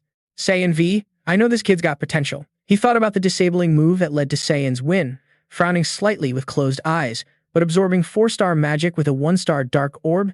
That's terrifying talent. He slightly opened his eyes, thinking seriously, but it seems the kid isn't struggling that much. I want to know your limits. Principal Samverse stared at the closed door waiting. Kunquel was the one who taught the current Emperor Diane Severus and was also the father of the last queen, Diana Quizel. One of the few 9-circle mages on the continent, he fully devoted himself to educating students at the academy after Diana Quell passed away. Sai An was on his way to the principal's office, deep in thought about something he wanted to know about him. But in this life, the principal suddenly intervened in the royal succession battle. He looked up. In front of him, the hallway leading to the principal's office was pitch black and silent, no one in sight, but he could see a faint shadow right ahead. He thought, looks like his personality hasn't changed at all. Sai An tapped lightly on the empty space before him, and a glow appeared. In front of him was a whole circle of protective magic, glowing brightly, lighting up the dark hallway the moment he touched it. He knew this, smirking with delight, chuckling quietly. Did that old man really expect me to come and still set up a 9-star barrier? He looked through the shield at the principal's door, tightly shut, muttering, "All right, if this is a test, then I accept." The principal inside the room smiled knowingly, aware that Sean had arrived. He slowly stroked his silver beard. The principal squinted at him, his look turning wary. He calmly replied, "That's a brave question, but neither of you are." Sean sarcastically asked, "Is that so?"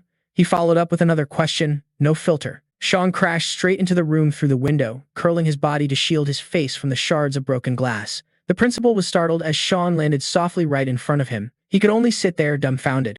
Sean glanced back at him, the glass shards sparkling in the sunlight, falling like rain around him. "I'm Sean V, a new transfer student, here to file this complaint." The principal bowed his head, chuckling quietly.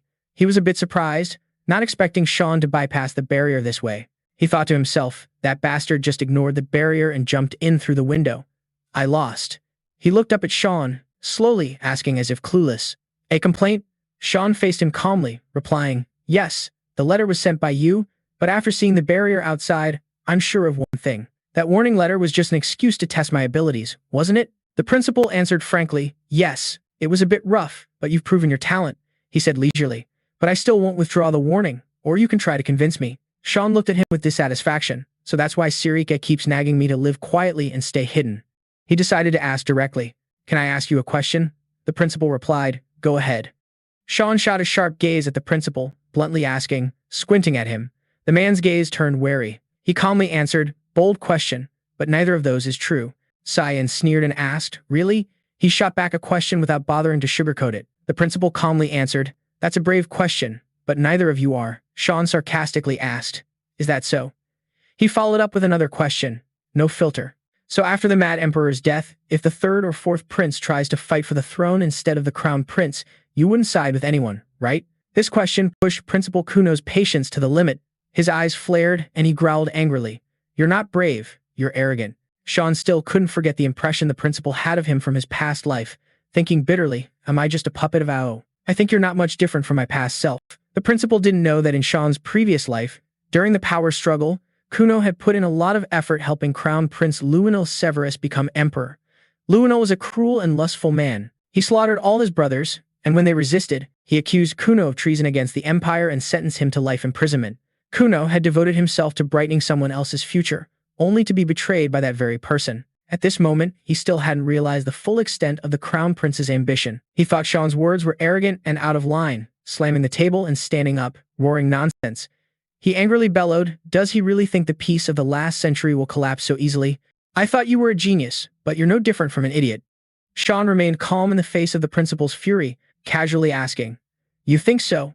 The mother of the crown prince and second prince died of illness, and the third and fourth princes are on equal footing with the crown prince. The Nepalis family, where Queen Cassandra came from, was notorious for being obsessed with power. He calmly told him, that family will do anything to hold on to power. He smiled with ambition, bluntly telling him, on the day peace falls, this academy will crumble too. Only you know this well. It happened in my past life once the principal was sentenced to life imprisonment. Principal Kuno was stunned, staring at Sean. He couldn't believe a new 11-year-old student could say such accurate things to him. He was shocked, thinking, is this the mindset of an 11-year-old? That kid knows everything about the current political climate. Thinking this, his anger cooled down a bit. He turned around and walked away, calmly asking Sai An, why are you telling me this? He straightforwardly replied, to negotiate. He smiled confidently and continued, I'll help you for the peace of your clan and the academy, so please withdraw your warning. He looked at the principal, waiting, but the man kept his head down in silence. Suddenly, the principal burst out laughing, leaving Sai An confused. Instead of answering, he created a giant magic circle on the ceiling and leisurely said to Sai An, do you really have the power to do that? Sai An was startled, looking up at the massive magic circle illuminating the whole room. The principal turned to him, his eyes flashing like lightning. He flicked his finger coldly and said, feel the weight of your arrogance. As soon as he finished, huge golden chains shot out from the magic circle like a storm. The principal's judgment chains wrapped tightly around Sai An's carriage, lifting him into the air, much to his surprise. He gritted his teeth, smirking in frustration at the principal, thinking, you want to go all out, huh, principal? The principal looked at him sternly, warning him that no matter how talented he was, escaping the 9-star prison magic was impossible. He leisurely stroked his beard, dropping a sarcastic comment. Looks like I overestimated your talent. Sai An didn't bother arguing, just smirked slightly, then I'll show you. After that, even the principal was shocked by the magic he used. The combat magic orb wrapped his body in a black bone-like aura, as if he vanished into the shadows. The chains started to get stained with smoke. Black smoke seeped through every gap in the chains, slowly swallowing them whole. The black orb grew bigger, engulfing the chains inside. Even the principal had to step back, shielding his face with his hand, thinking in disbelief. No way, just a level 1 magic orb can swallow my magic. Soon, the golden chains shook violently and began to crack. When the orb reached its maximum size, the first chains snapped in half, crashing to the floor. Principal Kunal didn't take his eyes off the scene, sweat pouring down his forehead. His eyes were filled with horror, wondering just how talented this kid really was. In the blink of an eye, the chains completely shattered, and the magic orb slowly dissipated into the air. Sai An was completely unscathed. He casually dusted off his clothes and asked the principal, is that enough for you to think I'm useful? Even though he kept his arrogant attitude, the principal no longer wanted to punish or test him further. He bowed his head, looking sharply at him, and cautiously asked, I admit it. I'll withdraw the warning. You're sure you don't want anything else? Sai An squinted and smiled, replying calmly, yes, I just want to study peacefully at the academy. The principal was quite surprised by his answer. He asked again, that's all? He firmly replied, yes, that's all. He lowered his eyes, recalling the tragic end of this academy in his past life, thinking, I don't want to see the academy collapse again. That afternoon, the blazing sun covered the entire street. Brian was ordered by Sean to buy a bunch of stuff for the kids while heading back to the academy dorm with a pile of snacks in his hands. He happily muttered, "Probably because there are kids at home, he only buys snacks."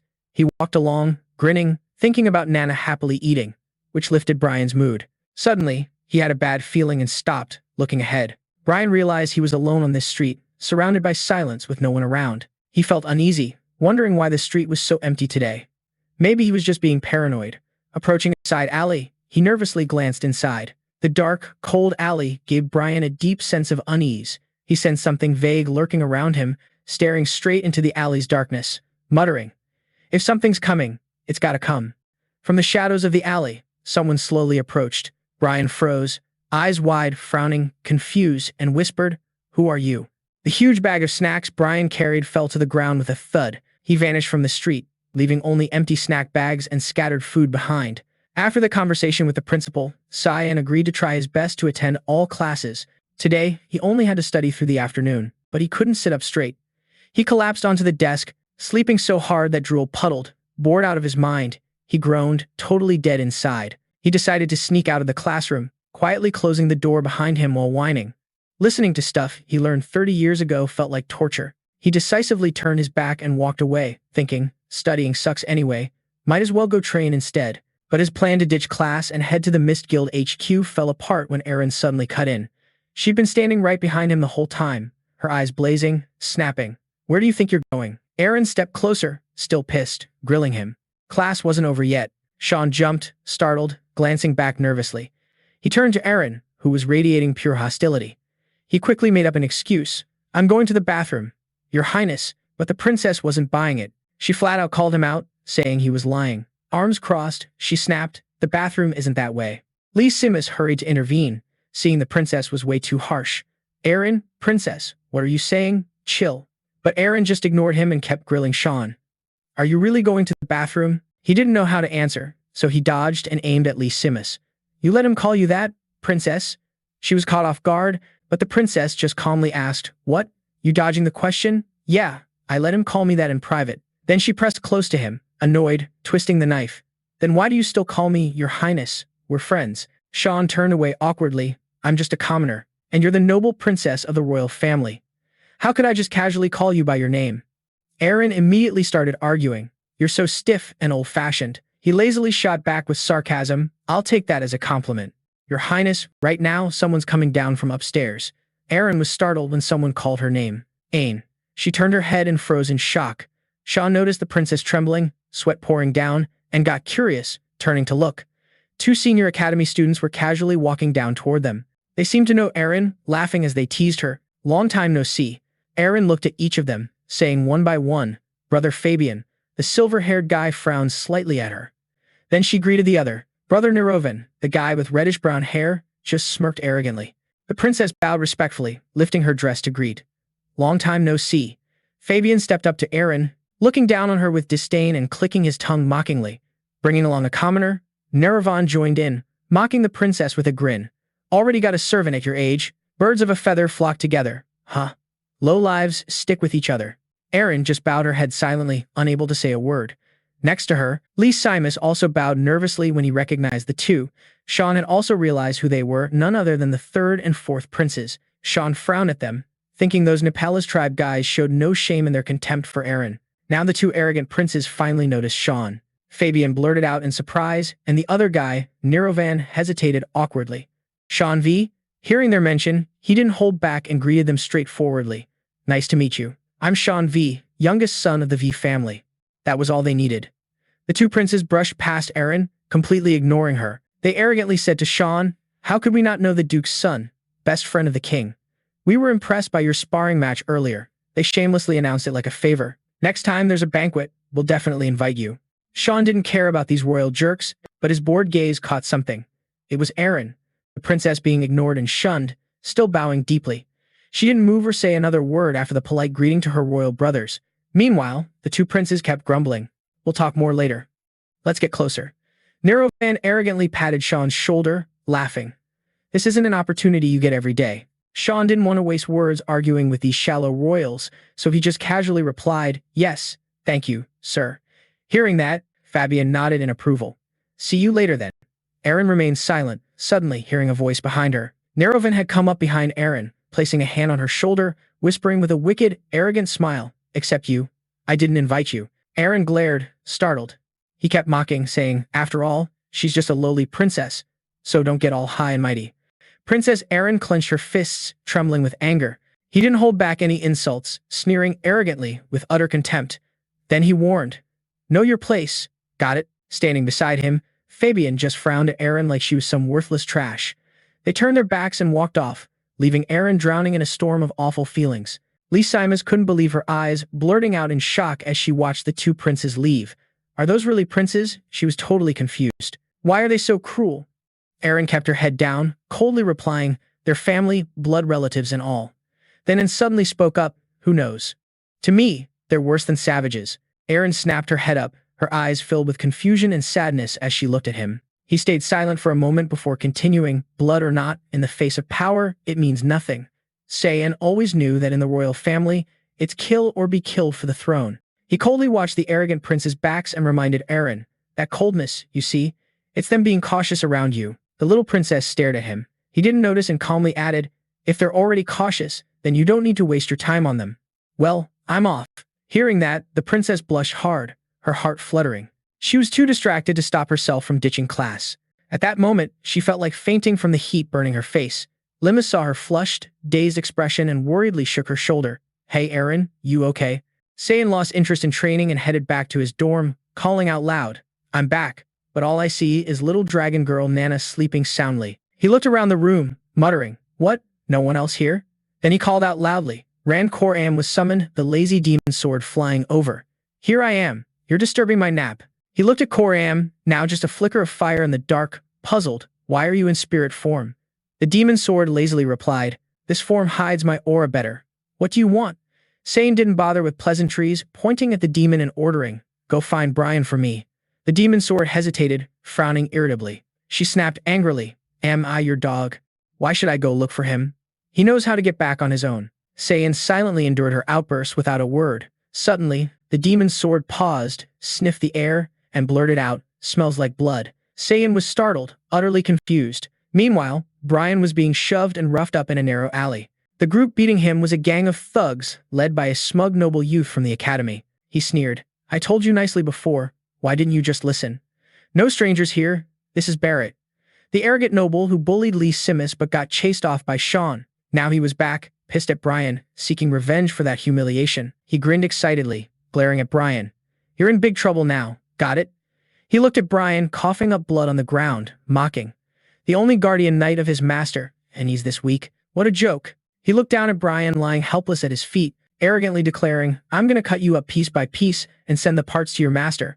Burning with rage, he clenched his teeth.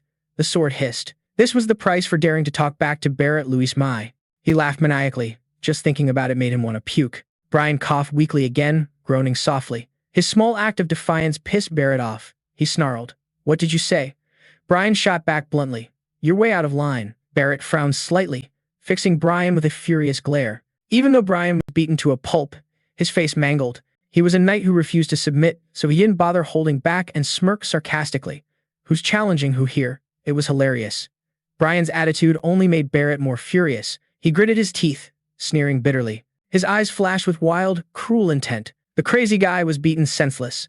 Barrett leisurely ordered his gang with swords to surround Brian. He replied coldly, "I just feel sorry for you guys." Finally, his challenge echoed through the air. "Kill him."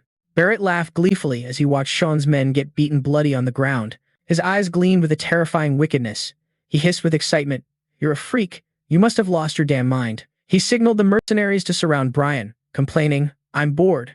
Just kill him." Just as a mercenary was about to draw his sword, Sean appeared from the roof of a nearby house, coldly asking, "What do you think you're doing?" Just hearing Sean's voice, Barrett felt his hair stand on end. He jumped in shock at Sean's sudden appearance, breaking out in a cold sweat. Sean stood there, gripping his hand tightly, shadowy black bones faintly emerging beneath him. He hissed, "Barrett Lisman, so it's you?" Brian recognized him, barely opening his eyes to groan painfully. Young Master Sean looked at his subordinate and muttered, "You look pathetic. Seems like your vocal cords are damaged too." Though initially startled by Sean's arrival, Barrett was confident he could beat him with just his mercenary squad. He looked up, glaring at Sean with narrowed eyes, smirking arrogantly. You dare come here alone? Sean V. Even better, I'll tear you apart, Sean sneered, angrily hissing, I'm looking forward to it. Instantly, he gripped his Ko-Am sword tightly and lunged down with the 8th chaotic strike. He aimed straight for the necks of the mercenaries below. The blade of the Ko-Am sword flashed with blood-red light. The mercenaries didn't even see Sean's attacks coming. They died in the blink of an eye. In an instant, the entire group was wiped out, scattered everywhere. It all happened so fast that only Sean's blazing sword trails were left visible. Barrett panicked and cowered in a corner, covering his face, horrified, mouth agape, staring at the unbelievable scene, helplessly thinking, in just a flash, he was wiped out by his own mercenaries. Was there really no way to beat him? He recalled that day when Sean terrified him by conjuring a massive mana orb, and he shuddered in fear. What kind of monster was this guy?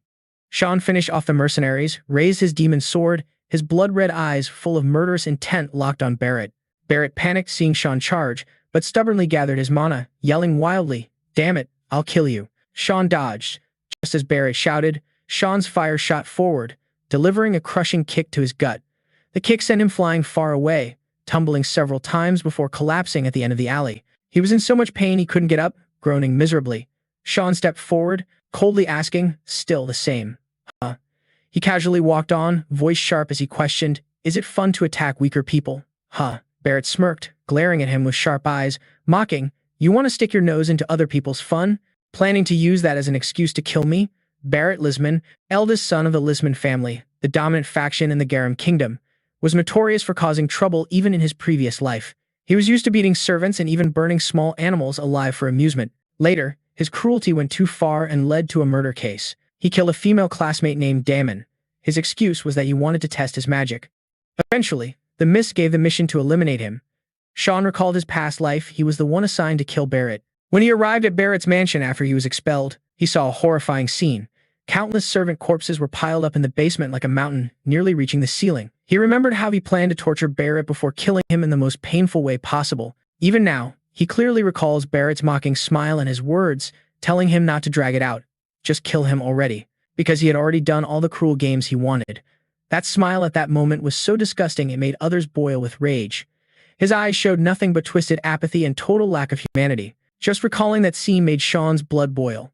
He glanced at Barrett, seething inside. Looking back, maybe killing him that way wasn't even a harsh enough punishment, because in the end, he still got to do whatever he wanted. Sean remembered what he did to Lea Simus. Just thinking about this ignited a fire of rage inside him, and the price that guy had to pay for completely changing someone else's life was still way too little. Sai An suddenly grabbed his mouth, squeezing hard to force him to open it. He swung his hand and created a small mana orb in his palm. The guy was terrified, but his body was too sore to move, and he couldn't break free from Sai An's grip. He screamed, "Stop, right now." But Sai An just coldly asked, "What did you just say you'd do to me again?" As the mana orb was brought closer, Barrett freaked out even more, wildly shouting threats at him. "You think you can get away after doing this to me? I'm Barrett Louis Min, the top power in the Garam kingdom." Sai An grumbled, "You talk way too much." Then he bluntly shoved the mana orb deep down his throat. He forced the orb into his mouth and clamped it shut to make him swallow. He hissed coldly, "You can hate me. You can despise me." Barrett thrashed madly, trying to break free and resist swallowing the orb, but Sai An pressed harder. "Keep talking," he said. "I don't care what you say behind my back, but you shouldn't have touched my men. This isn't your business." Sai An smirked, his eyes flashing with a cruel gleam. He hissed with pleasure, "You filthy bastard." The guy was forced to swallow the mana orb, writhing madly in gut-wrenching pain from the orb's effect. He screamed in agony. The orb's light seemed to swallow and burn him alive. Up above, someone cloaked in tattered robes silently watched. Kellen, Ao's subordinate, nervously observed from afar, gritting his teeth, thinking, "Damn, the young master Sai An's hiding this kind of power. I gotta report back to Lord Ao." He frowned worriedly. Maybe young master Sai An will be a big obstacle to his plans. Suddenly, a hand reached out from behind him. Sirika, wearing the Mist Assassin's cloak, grabbed his mouth and pressed a knife to his neck, whispering, "So it's you." The obsessed fan had been tailing my student for days. After dealing with Barrett, Sai An turned and walked toward Brian. He was barely able to get up, sitting propped in a corner. Covered in wounds, he looked sadly at Sai An with a swollen face, avoiding eye contact, whispering, "I'm sorry, young master. I didn't expect them to bring so many people to attack me like that." Sai An stared at him, frowning slightly, thinking, his face is all messed up. He bluntly asked, "Are you really one of my men? You don't know how to fight, so why did you try to resist them?" Brian lowered his head and mumbled. The young master looked at his swollen, distorted face, coldly asked, "Is this the loyalty you once bragged about?" He crouched in front of Brian, propping his chin on his hand, teasing, "Why didn't you run away? I can kinda understand what you were trying to do, but are you stupid?" He looked seriously into Brian's eyes, reminding him, "No loyalty is worth dying for. Don't do stupid stuff anymore, because it pisses me off." He stood up and sighed. "Seriously, just remember you're gonna get yelled at when you get home." Brian bowed his head and whispered, "I'm sorry, sir." Sai An had taken care of all the personal issues, then loudly called out, "You can come out now, Sirika." She laughed and exclaimed, "Oh damn, I got caught?" Sai An glanced at her and all the missed assassin members hiding around, calmly replying, "How could I not know when you brought all your crew here?" The other members quietly slipped away when Sirika appeared. She jumped down to the ground, grabbing Kellen in her arms. She said excitedly, "I've got a gift for you." Sirika suddenly blurted, "You knew?" He casually nodded, "A little." Sirika sighed. "First, I have to admit your skills." Sirika suddenly blurted, "You knew?" He casually nodded, "A little." Sirika sighed. "First, I have to admit your skills." She thought about the time she had secretly observed him, admiring him. His power even surpassed the missed assassins. His smooth talk could negotiate with the headmaster, and his stubborn spirit let him wield the demon sword perfectly. His performance as the heir was damn impressive. Next, she frowned slightly, looked at him seriously, lowered her voice to warn him, "But if this keeps happening, it's going to be a huge mess. More people will start thinking you're weird, just like today." Sai An calmly looked at her and replied, "I'll take your advice." He narrowed his eyes and continued coldly, "But I'm not planning to be treated like an idiot. If anyone dares to mess with the people around me like just now, I'll find them and crush them all." Sirik bowed her head and chuckled. "Got it." She thought to herself, so he means he'll protect his close ones by himself. She decided she didn't need to interfere anymore, casually turned her back and waved goodbye. "Fine then, the heir can do whatever he wants. I'm out." Sai An was confused by her super chill reaction. Huai Ni thought to herself. Her reaction was really unexpected. Before leaving, she suddenly turned back, pointed at Kellen rolling on the ground, and added, "Oh, don't forget to deal with that guy. I'll clean up Barrett and his goons." Sai An glanced at the subordinate and replied, "I know." Only then did the subordinate start struggling, hissing, "What are you going to do to me? Are you planning to kill me?" Sai An looked at him, smirked wickedly, and squinted his eyes, asking, "Kill you? I think that would be way too easy for you." Kellen was sweating bullets but still shouted, "If you want to interrogate me, forget it. I won't spill a thing." Sai An sneered, pointed at him mockingly. "You're Kellen, Acho's closest subordinate, right?" "I know everything." The subordinate stammered nervously. "How do you know?" Sai An thought. "How could I forget? You've been standing by Acho's side all this time." He also clearly remembered the look in Kellen's eyes back then. He always looked at him with a mix of hatred and jealousy, thinking to himself, this guy was jealous of me and arrogant in his past life. He chuckled awkwardly, thinking from another angle, this dude might actually be pretty dangerous. Sai An spread his hands, dark energy gradually gathering on his palms. He looked at Kellen on the ground, thinking, if I kill him now, it wouldn't matter. But he's a subordinate of that bastard, Acho. He smirked happily, excitedly, beckoning the black smoke swirling around him, thinking, at least this guy will be useful for my plan. Kellen panicked at Sai An's terrifying, calculating expression and the faint purple-black aura slowly wrapping around him. He screamed in fear. What is that? Stay away from me. Sai An sneered, his eyes blazing, his body glowing, unleashing the creation strike, the dark persona, onto his brother's subordinate. The black bones surged like a river, rushing into Kellen, pouring into his mouth and eye sockets. The black smoke quickly engulfed his entire body, spewing from his eyes and mouth as he writhed uncontrollably, screaming in terror. That morning, at the academy, the sound of wooden swords clashing echoed. Lemis gripped her wooden sword tightly, charging forward determinedly. She swung a straight strike at Princess Erin, but the princess managed to spin her sword to block it. Still, the force from Lemis's attack made the princess struggle and cry out. Erin flicked her sword away, pushing Lemis back, shouting like it was nothing. But Lemis was one step faster than Erin, instantly circling behind the princess. The princess hadn't even had time to realize where her opponent disappeared to. Lemis pointed her sword at the princess's back, gleefully shouting, I win, your highness. Erin was startled, realizing she'd been careless, panicked, and exclaimed. She sulked and turned to look at Lemis, grumbling unhappily. You can't possibly beat me, Lemis. Didn't I tell you to just call me Erin when it's just the two of us? Lemis scratched her head awkwardly and replied embarrassedly. Ah, sorry, your highness. Erin glared at Lemis, pouting and nagging word by word. Miss Erin's attitude made Lemis even more flustered, quickly correcting herself. Yes, Miss Erin. Meanwhile, at the training ground right next to them, a sharp yell rang out. Young Master Aaron glanced over, awkwardly commenting, "Looks like they're training super hard over there too." At the adjacent ground, Brian was forced into intense physical training, but he was getting beaten to a pulp, just took a brutal punch to the gut. Sai An kept attacking relentlessly, not giving Brian a moment to recover before landing a kick to his elbow. Sai An charged in like a storm. Meanwhile, Brian could only helplessly scream in pain, couldn't block or counter a single hit. After a beating that felt like a rainstorm, Brian hunched over, clutching himself, gritting his teeth to hold back the pain. However, he also noticed Brian had great endurance. He glanced at Brian, furrowed his brow, thinking to himself, "This guy claims he's just a grunt, but damn, he takes hits like a champ," and his stamina was seriously impressive.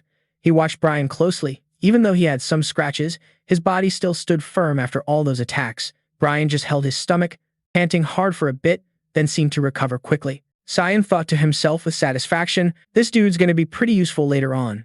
Then he rolled his eyes and asked, "You struggling that much?" Brian hurriedly answered, even though he just opened his mouth and coughed up blood. "No, sir, I'll endure till the end." Sai An flinched, frowned, muttered at him, then spat blood. Sai pondered silently. Even though this method was kind of brutal, there was no other choice, since he couldn't guarantee something like what happened with Barrett wouldn't happen again.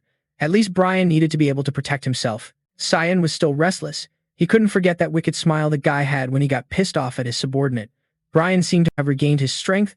He stepped closer to Sai An and hesitantly asked, "But sir, can we keep that guy named Kellen?" Sai An realized Brian was still hung up on that incident, so he seriously reassured him, "Don't worry about him. He's on our side now." That incident was when Sai An had cast a spell on him.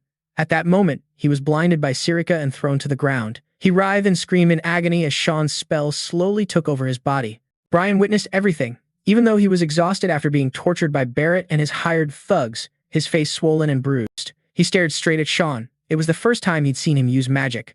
Soon enough, Kellen, lying on the ground, stopped struggling, lying motionless. Casting that spell took a lot out of Sai An too.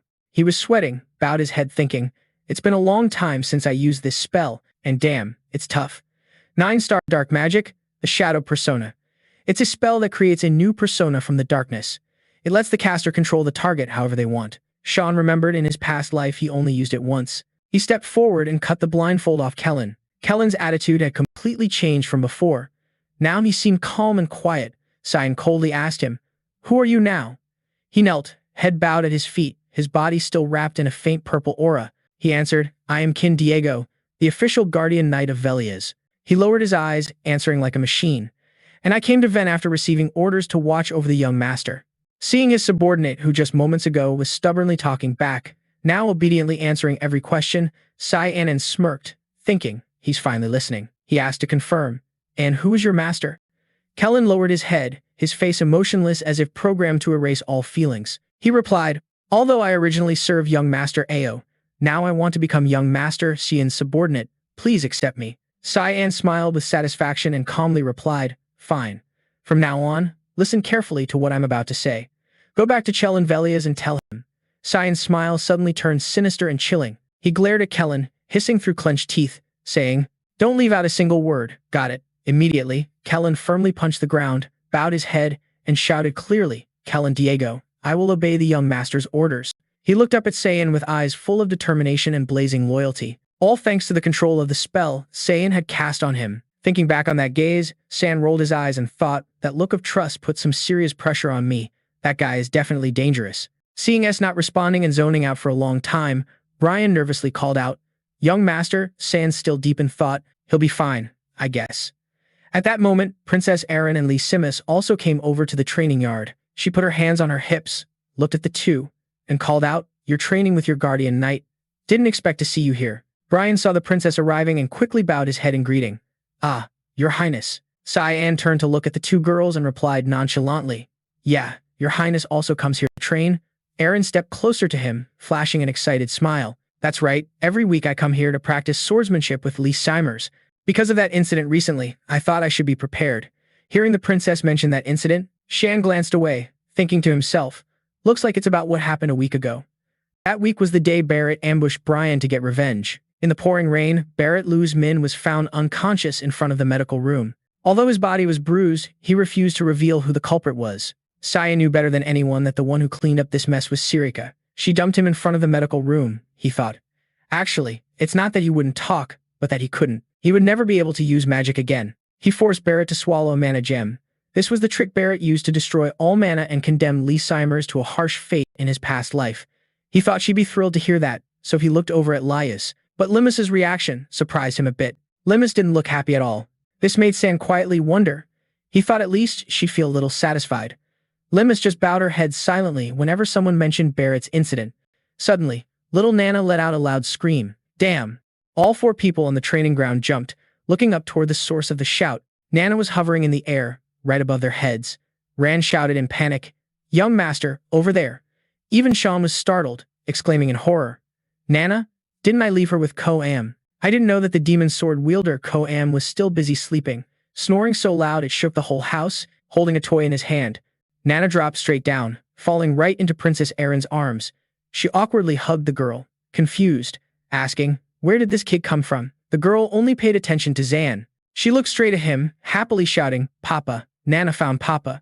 The princess froze, looking up following the girl's gaze, mumbling suspiciously, "Papa."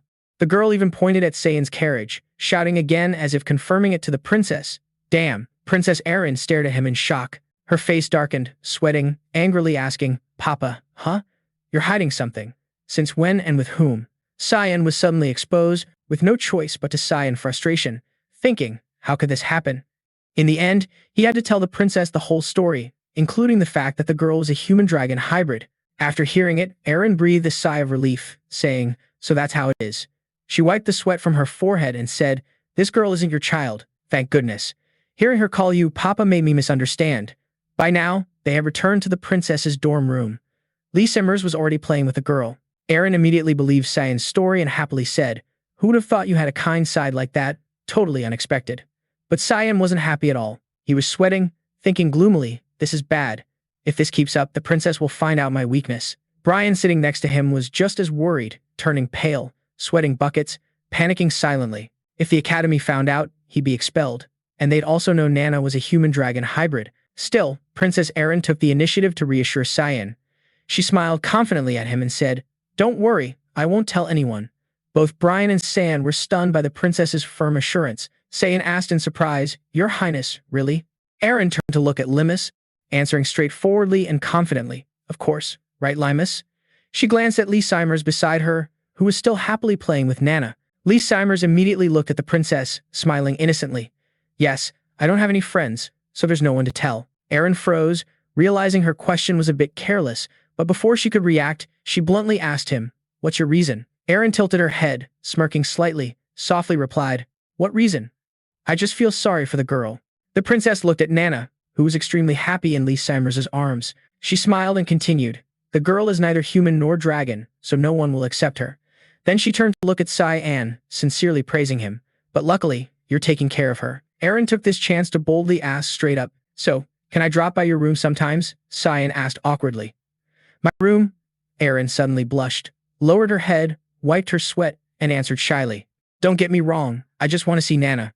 Sai An realized the princess had no bad intentions, so he straightforwardly agreed. "Yeah, it's no big deal." Just your confirmation made Erin's cheeks turn pink. He glared at the princess and bluntly proposed, "Then from now on, this will be our secret, okay?" Princess Erin quickly nodded repeatedly, "Yeah, I'll remember that." She caught the hidden meaning in Sai An's words, shyly thinking to herself, "Our secret, huh?" Brian then picked up little Nana. Sai An stood up, ready to leave with them, telling the princess, "Well, we're off then." Lias ran over, bowed politely. "Be careful on your way, Sai An." After Sai An left, Lias noticed Erin had been silently lost in thought all this time. He turned to the princess and asked awkwardly, "Miss Erin?" But Erin was still lost in her own daydreams. Her smile seemed frozen on her lips. Her cheeks were still flushed, her heart pounding. She happily thought, "So that means I've gotten a little closer to Sai An, huh?" Leus panicked at the princess's weird behavior, yelling, "Miss Erin, are you sick or what?" When Sai An returned to his dorm room and woke up the Demon Sword Karam, she was finally informed of the mess she caused. But all she did was smirk, raise an eyebrow, and say, "What? Such fun stuff happened while I was asleep. At this rate, why don't you just get caught living with a demon sword already?" Sai An angrily pointed at Karam and snapped, "Shut up. Sit there and think about your mistakes. You're the one who fell asleep while babysitting." Demon Sword Karam didn't feel guilty at all. She casually crossed her legs, rolled her eyes, and muttered, "The kid's just like her papa. always doing unpredictable stuff. Brian held the little girl, but she kept leaning towards Sai An, so he suggested, "How about we take her for a walk? She's been cooped up inside all this time, so she's probably feeling restless." Sai An crossed his arms, thought for a moment, then said, "Oh, that's not a bad idea." Brian was thrilled and exclaimed, "Thank you, sir. Then we'll head out now." That same night, far away in the mountains, two dragons in human form were flying side by side. Suddenly, one dragon froze, sensing something vague. He stopped midair, causing the female dragon to also stop abruptly. She turned and asked, "What's wrong?" The dragon named Lucky looked annoyed. Muttering, "Catalina, I just smelled something really foul. Where exactly are we?" Catalina replied, "We're a bit far, but it seems we're on the outskirts of Ruin." Lucky kept frowning, wrinkling his nose, grumbling. "That smell coming from Duin Academy? Looks like I have to pause this trip back." His eyes glowed a deadly red. He glanced down, pointed toward the source of his discomfort, grimacing and hissing. "I sense an energy I can't tolerate. An energy that, as a dragon, I can't allow to exist." That night, Sai An and Brian took little Nana to an open field on the outskirts of Ruin. Nana was thrilled to be free to fly around. She flapped her tiny wings, soaring happily ahead, making Brian rush to keep up.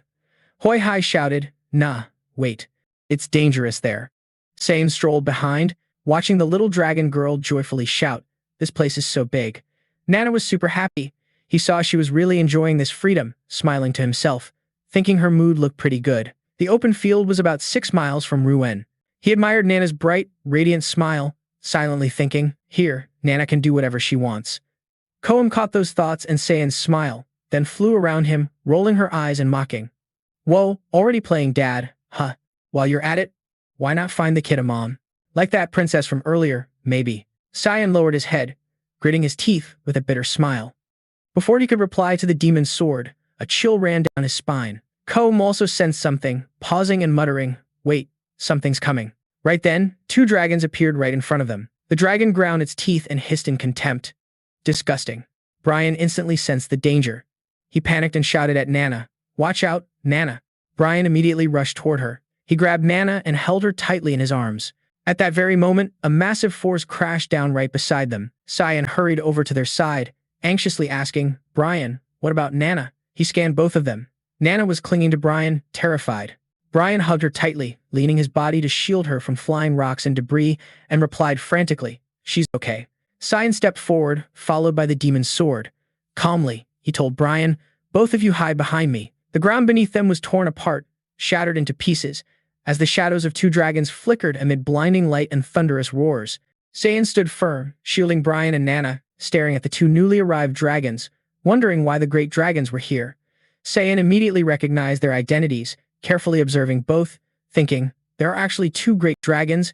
They looked toward Brian and the kid in his arms. It was the source of that sharp, pungent smell. Brian instantly tightened his grip, hiding the child in his arms, gritting his teeth and watching them warily. The male great silver dragon Liu Qian squinted with disgust and contempt, hissing, "What a horribly foul stench." His companion, the great red dragon Carolina, glared at them with disdain, sneering with a tone of disgust.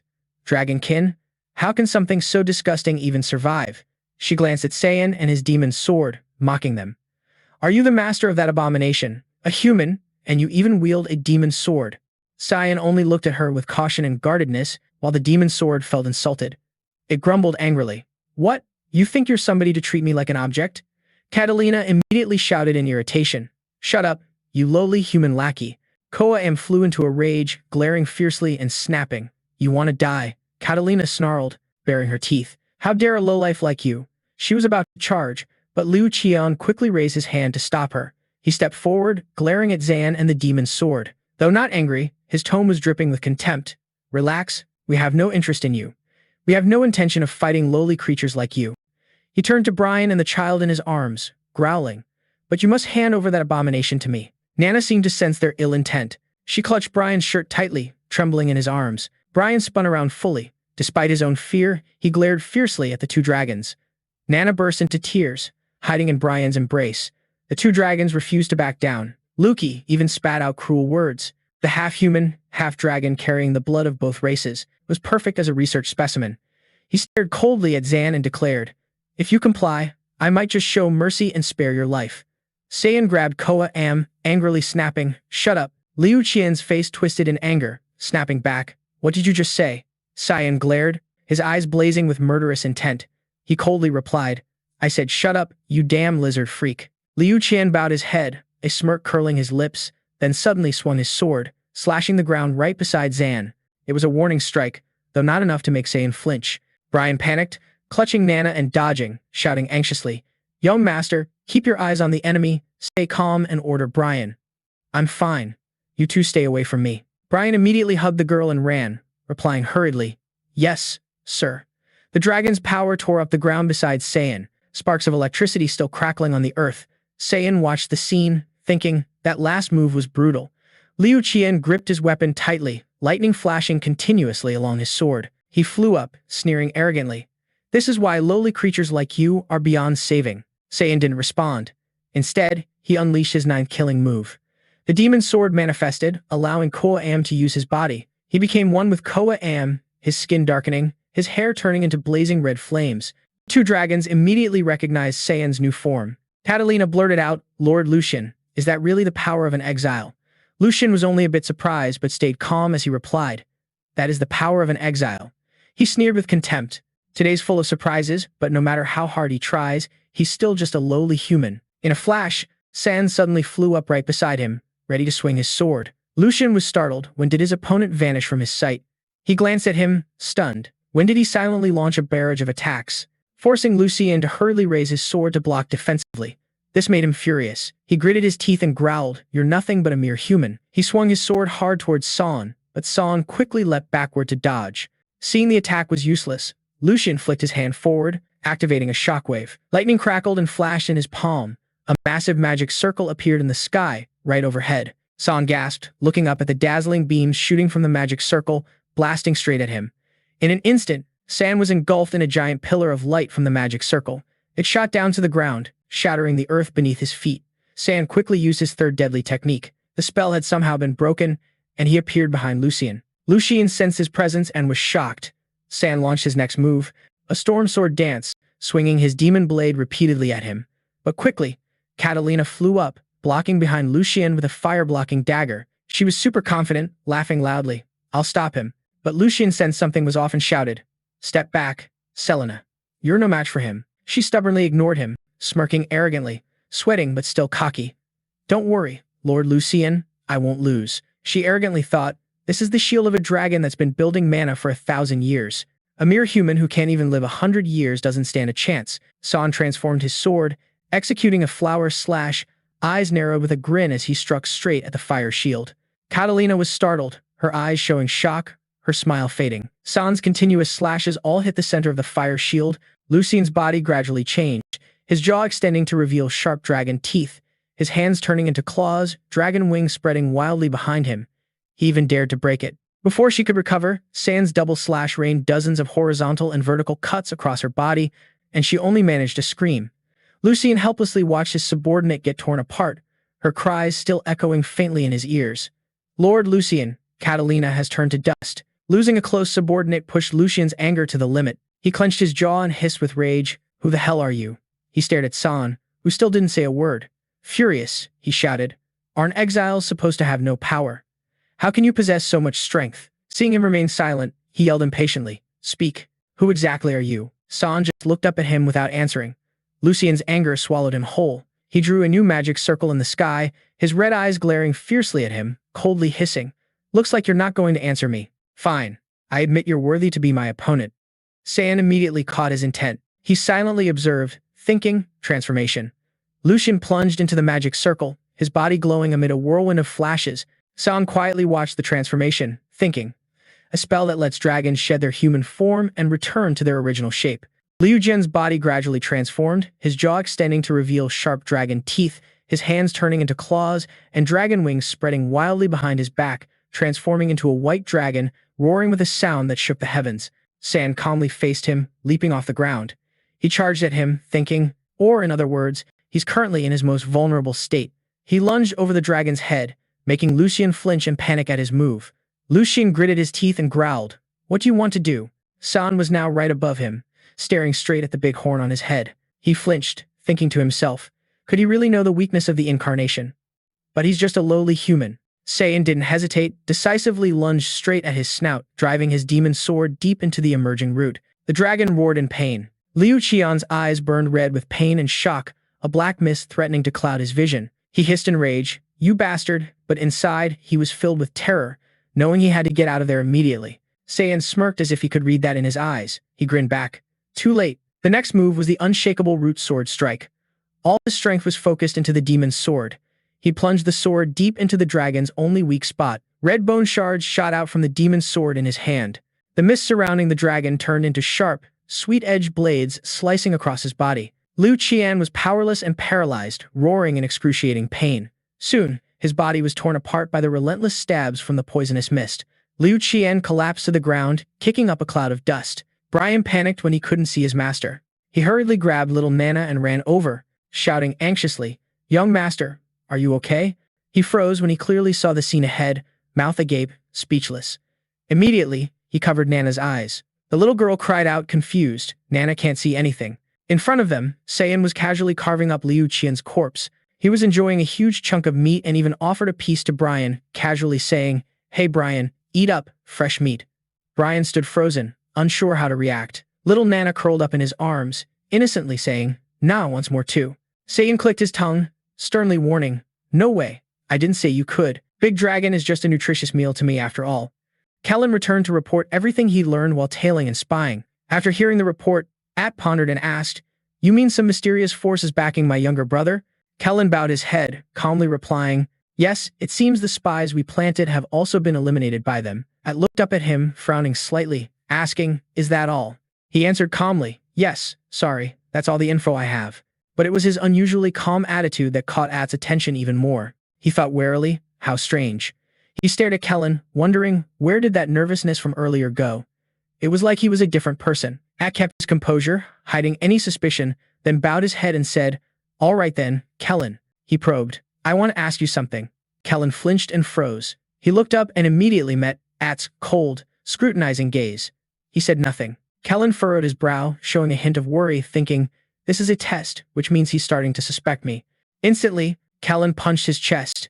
He bowed deeply before him and solemnly recited his usual motto, "May the deity Mendel bless you." At leisurely smirk, calmly replying, "Thanks for your answer." Seeing Kellen's nervous, sweaty anxiety, At said casually, "Don't get me wrong, it's just a routine ritual. You can go now." Kellen turned and left, still on high alert, lost in confused thoughts. "Looks like I need to be more careful. Once suspicion arises, there's no turning back." He opened the door while deep in thought, determined not to let anything block young Master Sai An's path. Suddenly, just as he opened the door, Kellen was startled to see someone standing right behind it. He was shocked, thinking, this girl is Emily, raising her hand but hadn't knocked yet. She smiled shyly when she saw Kellen, nervously saying, "Ah, hello." She thought awkwardly, "I'm young Master Sai An's maid." Kellen frowned slightly, suspiciously asking, "What are you doing here?" Just then, At stepped forward, lightly patting his shoulder and said, "I called her here." He looked at maid Emily, smiling. "Your name's Emily, right?" She panicked and stammered, "Yes, young master." At grinned a fake smile. He acted friendly and asked, "Can you help me with something?" Seeing that smile, Emily blushed with embarrassment. She shyly asked back, "Help you?" Meanwhile, in the dragon's lair, the high-level dragons were gathering for an emergency meeting. The lead dragon gasped in shock. Lord Luke and Lady Colina are missing. The other dragons, hiding behind small magic stones, anxiously reported. After showing their divine aura on the outskirts of Lewin, their presence completely vanished. Hearing this, the supreme dragon roared. The energy of 2 level 8 dragons or higher just disappeared. The other dragons glanced at the 2 magic stones of Luke and Catalina. Both stones were shattered, indicating the 2 dragons embodied within were dead. They said, "As you can see, these stones have gone completely dark. We searched all over the outskirts but found no signs of battle." One dragon wondered, could the killer have used magic to erase all traces? Another hesitated, and the senior dragon interrupted the silence. "That person is very likely a dark mage. Only Kuno Kwai Go in this world has enough power to kill those 2 dragons." The dragons pondered a bit, but he's not a dark mage, which means there's a third force we don't know about yet. One dragon suddenly spoke. "San from the Royal Academy is the only dark mage we know." Another suddenly recalled the moment just before San faced a black dragon on the battlefield and almost killed it. It chimed in. Rumors say he survived the encounter with the evil dragon on the battlefield. Then it thought of the 2 guys Sean killed and said he might also be connected to the deaths of Renan Crimson and Jickerman Ambus. They were both the ones who supplied experimental subjects to us. The lead dragon silently listened. It suspiciously said, "It might be a coincidence, but there seems to be some connection here. We need to watch him closely." Then the leader thought of a girl about Sean's age and immediately suggested to Luna Prang River, "Let my granddaughter get close to the Anver vehicle." The next day, sunlight pierced into the Royal Academy dorm courtyard. Princess Erin happily ran to the Anver dorm room, carrying a delicious cake, proudly showing off. The special cake was custom ordered from the royal palace. She made this cake for little Nana and affectionately asked, "Is it good, Nana?" Seeing the fragrant cake, the little girl drooled hungrily, eyes sparkling bright. Nana eagerly praised, "So good." Princess didn't just bring one cake but pulled a whole cart stacked with boxes of sweets. She handed the cake to the girl, gently saying to Nana, "Eat up, there's plenty more." Nana stared wide-eyed at the cart full of delicious food, amazed and speechless. Sean sat quietly in a corner, watching the scene. He thought to himself with satisfaction, the two sisters are having fun. For now, just live peacefully like this. He looked at little Nana devouring the cake and worried a bit, thinking, the dragons can sense Nana's presence, they could attack any time. Then he glanced at Lea Simus. She came here with the princess, and seeing her smile so carefree and happy, a determination rose inside Sean. "I won't let anyone mess with what I have, because this life, I'm living for myself." The cruel face and wicked smile of Ao flashed in his mind. He now had a goal for this life and thought, "I will destroy him." "Your plan." Aaron suddenly turned to look at Sean, surprised by his expression. He was grinning with delight, lost in thought, as if imagining something fun. She curiously asked, "Sean, what's so funny? You look happy." Sean smiled and casually replied, "Oh yeah, I just thought of something funny." Meanwhile, at Mansion V, Al was welcoming an important guest in the garden of the family estate. He enthusiastically said, "Long time no see since graduation." His guest was the crown prince of the Luzul Severus kingdom. He smirked and complimented, "Social niceties. You look well." Al smiled broadly, flattering politely, "All thanks to your blessings." But the crown prince seemed worried about something else. He glanced down and muttered, "Besides that," he asked, "how long do you plan to stay in this remote place?" He sounded impatient. "I heard Alice has been traveling all over the continent." Al didn't seem bothered. He calmly replied, "If I wasn't here, I'd be worried too, not knowing what she's doing or where she is." Lu suddenly interrupted. "Worried?" He propped his chin, glanced at Ao, smirked meaningfully, and asked, "Or are you afraid one day she'll become a threat to you?" Ao blinked at the crown prince, feigning innocence as he asked back, "What did you just say?" He asked again, "What's there to hide between us anyway?" One of the henchmen came over to pour wine for the crown prince. Ignoring the question, he slowly asked back, "Your younger brother's name is Sai An, right?" He looked at the glass in his hand, slowly filling up, calmly announcing. The king seemed really interested in him, even planning to arrange a marriage between him and Aaron. Lewin suddenly felt uneasy inside, grimacing, bitterly wondering why the king favored such a useless guy. "Ah," Chong smirked, glancing at the crown prince with a calculating look, confidently stating, "Don't rush it. Once he gets attention and backing, he'll become useful." Lewil seemed pleased with the answer, smirking in approval. "Talking to you is actually chill." The crown prince's henchman suddenly pointed a wine bottle at asking, "Want some?" He looked up at the henchman, surprised. What a weird bodyguard. Lu Eno then turned to the henchman beside him, also his bodyguard, proudly introducing, "Yeah, this is the gem I found while inspecting the nearby slums recently." This seemed to spark Ah's curiosity and interest. He glanced at the henchman, excitedly asking, "You found a gem?" Lu Enel proudly replied, "One of the finest among gems." The henchman smiled at the praise. "Let me introduce myself. Pleasure to meet you. I'm Boris Laham." Boris's smile carried a dark, sinister vibe. And so, 2 years passed at Ruin Academy. That day, at the academy, students whispered and turned their heads to watch someone striding across the courtyard. Over time, Shan had somewhat hidden himself and gradually adapted to life at the academy when his sister Alice returned. Her arrival made all the male students turn their heads. Tram Cho admired her.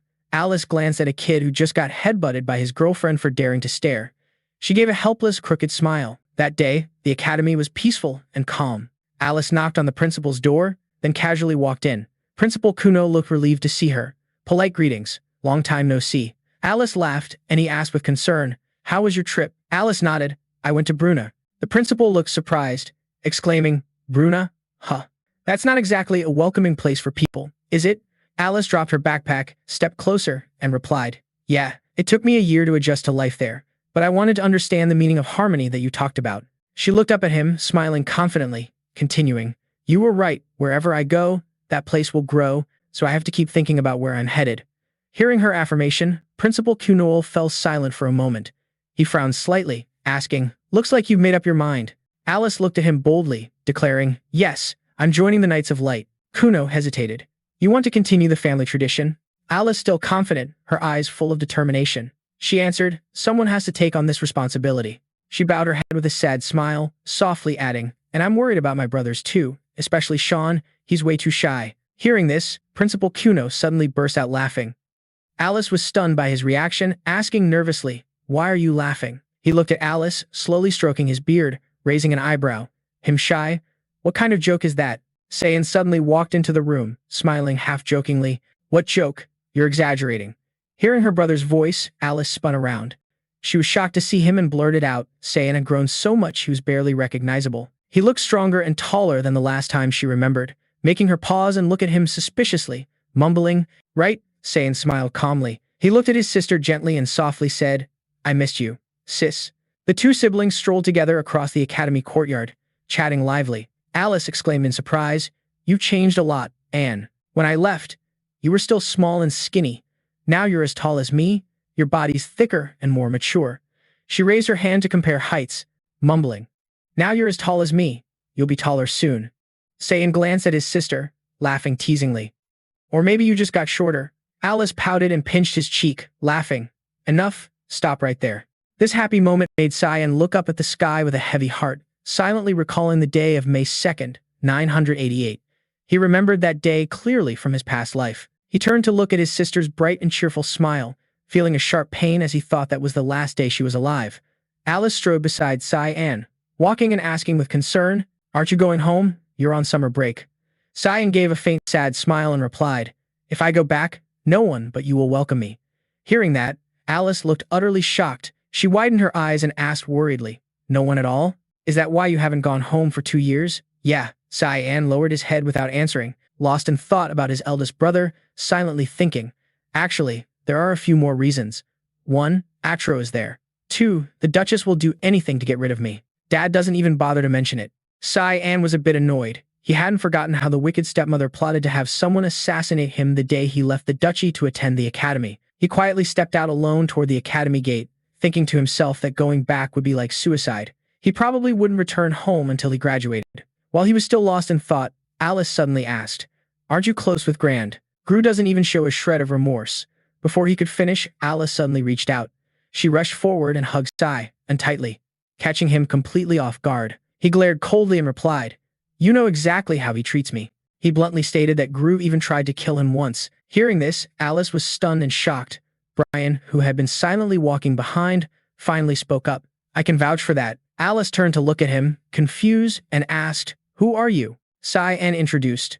"That's my bodyguard knight, Brian Kendrick." Alice covered her mouth, stunned as she looked at Brian, exclaiming, "Oh, a bodyguard knight.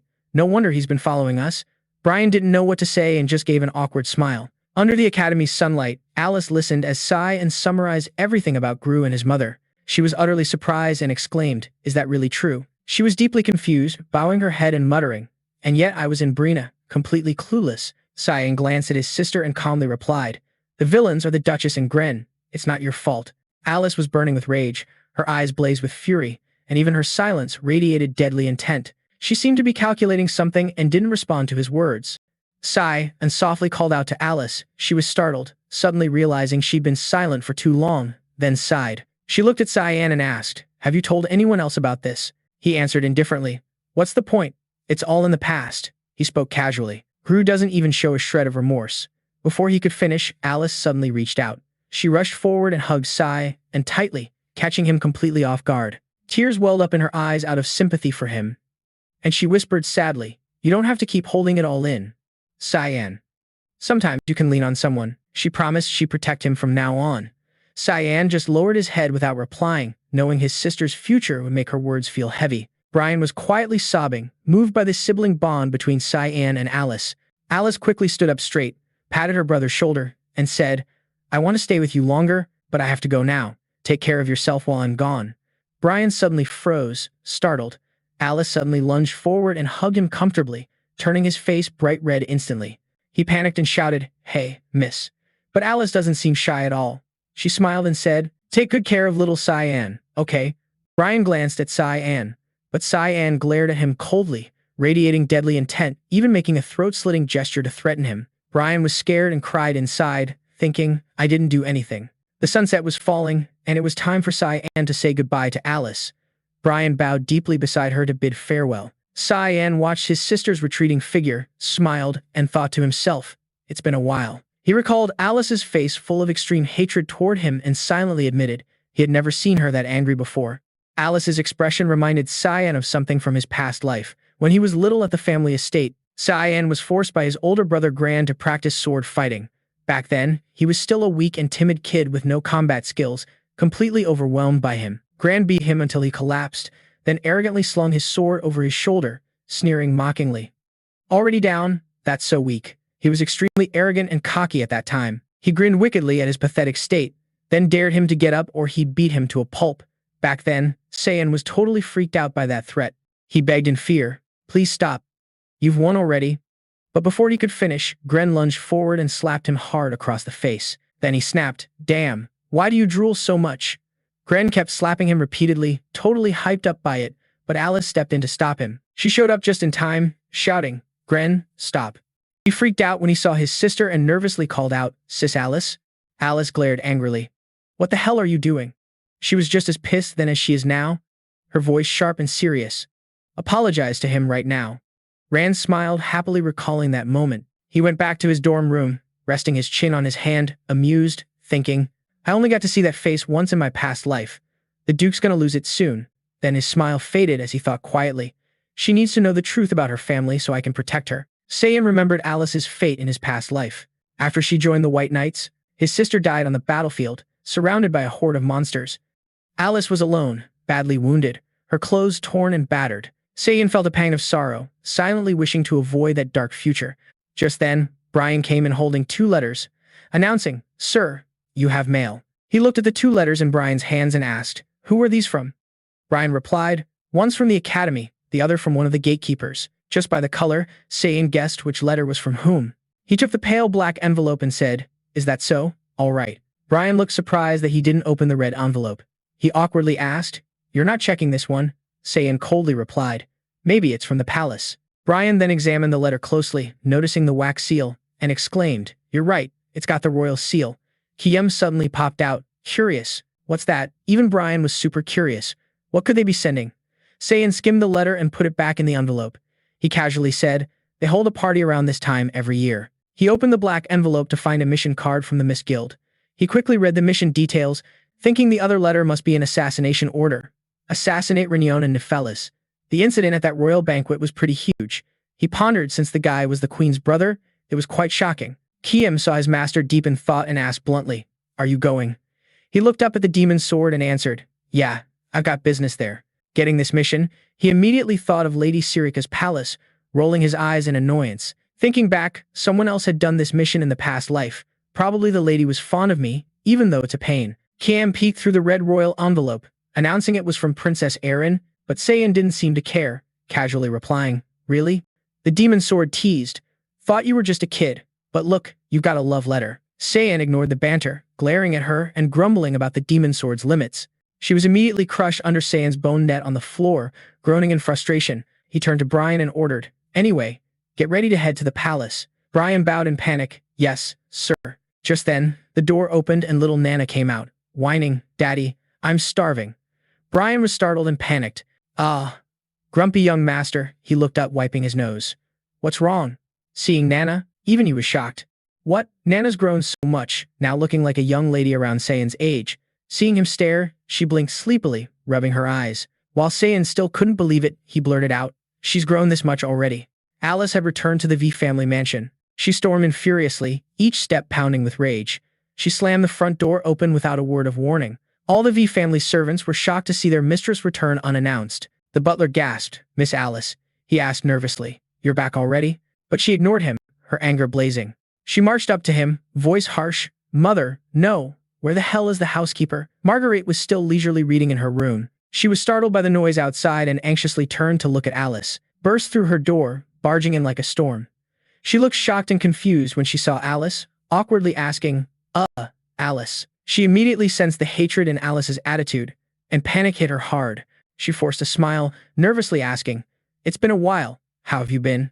Alice's daughter didn't answer. She swung her hand up and coldly slapped Margaret hard, pouring all her rage into that slap. Margaret collapsed to the floor, clutching her eye, staring at Alice. "Are you crazy?" Margaret snapped back instantly. "No. You're the crazy one, Lady Margaret." Alice's face grew angrier by the second, gritting her teeth as she yelled, "You tried to kill Sai An, didn't you?" Margaret panicked, thinking, how does she know? But she still shouted back, "I tried to kill GSAN. Got any proof?" Suddenly, Alice's eyes widened as she stared her down. "You just admitted it. Since you're demanding proof, that means it's true." Margaret slowly stood up, bending forward in anger. "How dare you lay hands on me without any evidence?"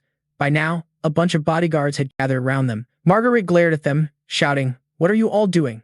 Drag her out." After being scolded, the bodyguards rushed to grab Alice. "Miss, we're sorry." Alice's eyes instantly shot a sharp glare at them. Just as the guards lunged, Alice jumped back onto one of them, catching them off guard. She immediately punched the guard in the back, making him yelp in pain. Then she summoned an energy orb, a glowing blue crystal sphere held in front of her, charging up. That was elemental spirit magic. She released the orb, nearly wiping out the bodyguards. Margaret watched, stunned, thinking, "Is that spirit magic? How could she take down the guards so easily?" Alice stepped toward her, making Margaret back away in fear. "Don't come any closer." "What are you doing?" Alice shot back. The guards already spilled everything about Sai An. Then Akis raised an eyebrow. "They said you were behind the assassination attempt 2 years ago. You think staying quiet will save you?" Margaret's face twisted as she pointed and yelled, "You believe those lowlifes over me. Are you out of your mind?" Alice pressed her face close to Margaret's and glared. "Shut your mouth." Margaret snapped, "I'm telling this to Dad. You better brace yourself." Alice's eyes grew even more terrifying. "You're done for." Then she turned and walked out. Margaret muttered under her breath, "Stupid girl. After everything, she still doesn't get it." Her face darkened. The Duke of Viliat only cares about that kid. Elsewhere, Willius V glanced back. "I know she tried to kill Sean V. So what?" Alice's eyes widened in shock at her father's words and asked, "What do you mean? Your kid almost got killed, and that's all you say?" Then he turned halfway to look at Alice. "I'm not defending anyone. I just think as long as Sean's okay, nothing else matters." Alice couldn't stay still anymore. He had to fight 6 official knights by himself. Without his bodyguard, Brian Kendrick, he'd be dead. Willius V's eyes sharpened as he gritted his teeth in anger. "You think the idiot saved Sean? That dumbass is just a runner for the knights." Hearing this, Alice was confused and sweating as she pressed on. "You mean Sean took them all down alone?" Willius V stepped closer to Alice. "You really don't know anything about him, huh?" Then he handed Alice a crimson-red envelope. She looked at it, curious. "What's this?" The letter was placed in front of her, and he explained, "An invitation from the royal family. I can't go, so I want you to go instead." He looked at her and said, "Relax when you get there. You don't need to worry about transportation." She held the invitation in her hand. Then William W. said, "That kid's stronger than I thought. I'll head back to the camp." His words left Alice feeling uneasy. Then he walked out, leaving her alone in the room with a mind full of restless thoughts. After a while, Alice stepped out. As she walked down the hallway, she thought, no need to worry about the kid. But he's only 13. Suddenly, a woman with long hair appeared, calling her name, Miss Alice. The moment Alice saw her, she lit up with joy. It was Cecilia, happily welcoming her back. "Miss Alice?" Before she could finish, Cecilia rushed in and hugged Alice, saying hurriedly, "Where have you been all this time? You haven't sent a single letter." Alice just smiled. "Sorry about that." Then she introduced this person as Cecilia Diane, a high-ranking knight of the Light Knights. She's a maid, a teacher, and a friend of hers. After that, Alice helped her up. "All right, just going out for a bit?" Cecilia asked curiously. "Going out for a bit?" Alice raised the invitation letter she just got from her father, beaming. "Yeah, to the palace." Now they were riding in a fancy carriage on the road to the palace. Seems like this was Nana's first time at the palace, and when she arrived, she was totally overwhelmed by the scenery, gasping in awe. Turns out she was super hyped by the sights along the way. Sean noticed and kept a straight face. Nana ditched him. Her expression darkened and she stayed silent. Suddenly, she got excited again, jumping around right in front of Sean, making him smile but also think to himself. He wondered how the girl managed to hide her body parts somehow, now feeling safer going out. Then he asked her, "Nana, you haven't forgotten what I taught you, right?" Nana flipped her attitude 180 degrees into a demure tone. "Of course not. Master Sean, I'm your maid." Then she pointed at herself and shouted, "This is why Sean kicked me out. And thinking about it just makes me worry. Ha! I'm scared. Like this girl's gonna cause trouble. She's way too excited." Suddenly, a noise caught Sean's attention. and he turned around, asking the soldier ahead, "What's going on?" The guard hesitated and replied, there's a big gang of bandits up ahead, real fierce and wild." The guard turned back and reported to Sean, "A bandit group, sir." The bandit leader had a long scar running from his eye down to his neck, grinning menacingly, threatening to puke everything out. Sean closed the carriage window with his hand and calmly said, "It's nothing serious, just get rid of them." Nana saw this and quickly asked, "Pai, what's happening?" But he just answered calmly, "Nothing at all." The soldier placed his shiny sword on one bandit, just calling them pests. Then the soldier slashed through and wiped them all out. One bandit screamed loudly, "Sir!" Suddenly, a squad jumped down from above, trying to chop him and shouted, "Die! This is revenge for Bando." The guard calmly muttered a spell under his breath. Then he used a combo slash move to wipe them out again. He reached for his sword to draw it. Just as he was about to pull it out, he stopped, thinking that Brian used to be weak but isn't anymore.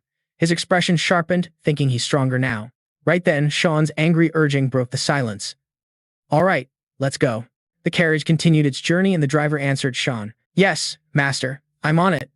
Elsewhere, a hand placed a book down on a table. It was the list of people attending the banquet. Sirik Nikchi picked up the data sheet a maid handed over. "Thanks." The maid softly said, "There are more people than usual this time. Maybe some plans should be cancelled." Sirik Nikchi looked down gently. "No, this plan must go ahead." The girl asked again, "The assassination of Renion Nephilis. Why rush this plan?" Sirik Nikchi put on her glasses, resting her head on her hand. "He's sick. A rapist who uses his power to hunt married women. He needs to die as soon as possible." She glared at Darian Nephilis's file in anger. "That bastard," she continued. "He's my fiancé." The girl next to her heard this and asked, "What?" Then she picked up Nana's file, curious. She widened her eyes in surprise. "This kid is involved too? What?" Sirik Nikchi suddenly remembered Nana Y's status, a rare genius with a 20% elemental index. Although she couldn't attend many classes due to her weak body, she's the granddaughter of the head of the Mage Association Garam, Regans, Rain, Rip, Luna, Rain River. Her gaze suddenly had a thought. This kid has never appeared in public, so why is she attending this party? The girl said, "I heard the association president told her to attend." Sirik asked, "What?" Then Sirika looked down, thinking, "What's his game? I've got a bad feeling about this. This party's definitely gonna blow up." After a while, they arrived at the palace village. The Sai An squad had arrived, and Nana was super hyped. Brian was checking out the streets. These roads are way wider than usual. Suddenly, Nana bumped into someone on the street. The man instantly got pissed. "Hey, who the hell are you? Watch where you're going." Nana quickly apologized. "Ah, sorry." Her face instantly switched to a pitiful look, looking totally helpless. She said, "What can I do to make it up to you?" The guy blushed and laughed happily. "It's okay, miss." Then she pointed to Sai An and said, "Papa, people here are so nice." Sai An's mind went blank, thinking, why the hell isn't she keeping her distance from those guys? Sai An looked back, his face darkening as he thought, I forgot she doesn't know much about the outside world yet. She needs to be way more cautious around people. Damn it. Brian suddenly froze and stammered, "Young master, Sai," and immediately noticed Nana's gaze. After looking, Sai An's eyes widened and he cursed under his breath. Damn it. Nana's expression suddenly changed and she groaned, "I'm starving." Sai An thought as her pupils returned to normal. The atmosphere around Nana turned dark and Sai An thought, she's radiating an aura. People will notice. She turned back with a scary glare. Damn it. Then Sai An quickly pointed ahead and ordered Brian standing nearby, "Brian, take her to the restaurant now." Brian immediately sped up and shouted, "Yes, young master." Brian rushed over, picked her up, and brought her into the restaurant. Sai An worriedly thought, just that, and things are already this bad. This isn't good at all. At the meat restaurant in front of them, Nana was devouring tons of meat, plates piling up, and her belly was stuffed to the max. Finally, she was back to life. Sai An sat opposite, looking scared as he thought, good thing I brought enough money. Raising kids is seriously tough. Suddenly, some kind of magical energy appeared nearby, making him curious and wonder, what the hell is this strange magic? Suddenly, a woman with short white hair appeared, saying cheerfully, "Nice to meet you." This was Lunap River, gently asking him, "You're Sai An, right?" Her face was soft and kind. 32. Lunap asked Sai An, "Are you Sai An?" Sai An thought, how does she know my name? He asked her, "Yeah, but who are you?" She sat down next to him and asked, "Mind if I sit here?" Sai An frowned and asked, "I still haven't got an answer to my question." She smiled lightly and said, "I'm Lunap. I study at the same academy as Senior Sai An." He thought to himself, Lunap, that name sounds familiar, but wait, when did I ever get called senior? He quietly thought, maybe it's because I don't pay attention to juniors, so I don't know who she is. Lunap smiled and said, "It's okay. Compared to your reputation, I'm just a nobody. Sai An looked suspicious and thought, a nobody. Nana and Brian looked at him skeptically. Brian asked, is that person Papa's friend? Doesn't really look like it. Lunap spoke up. The knight and the lady seem pretty close, huh? Even having a meal together. She covered her mouth and laughed at Sai An. Looks like the young master is quite the ladies' man, huh? Sai An wiped sweat and replied, so what if I am? You're exaggerating. He wondered why she suddenly approached him like this. Looking at her bright face, he thought, what's her real purpose in coming near me? Suddenly she asked, Senior, are you here at the palace for the party? He answered, yeah. How do you know? She said, someone famous like you who never leaves the academy? What other reason would there be to come here? She continued, awesome. We'll see each other at the party then, right? Actually, I was invited too. He glanced at her and thought, if she was invited, then she must be nobility too. Lunap stood up and told them, that's all for greetings today. I'll take my leave. She turned to the carriage and said, remember my name. Lunap walked away gracefully, then looked back at Sai An with a light smile. My name is Lunap. Lunap River. Sai An's eyes suddenly lit up. He suddenly remembered. Now I remember. Lunap River. In his mind appeared an image of an old man with a beard and a monocle. He thought, the granddaughter of that crazy old man Renvan River from the Garam Council Hall. Could it be that old dude sent her here?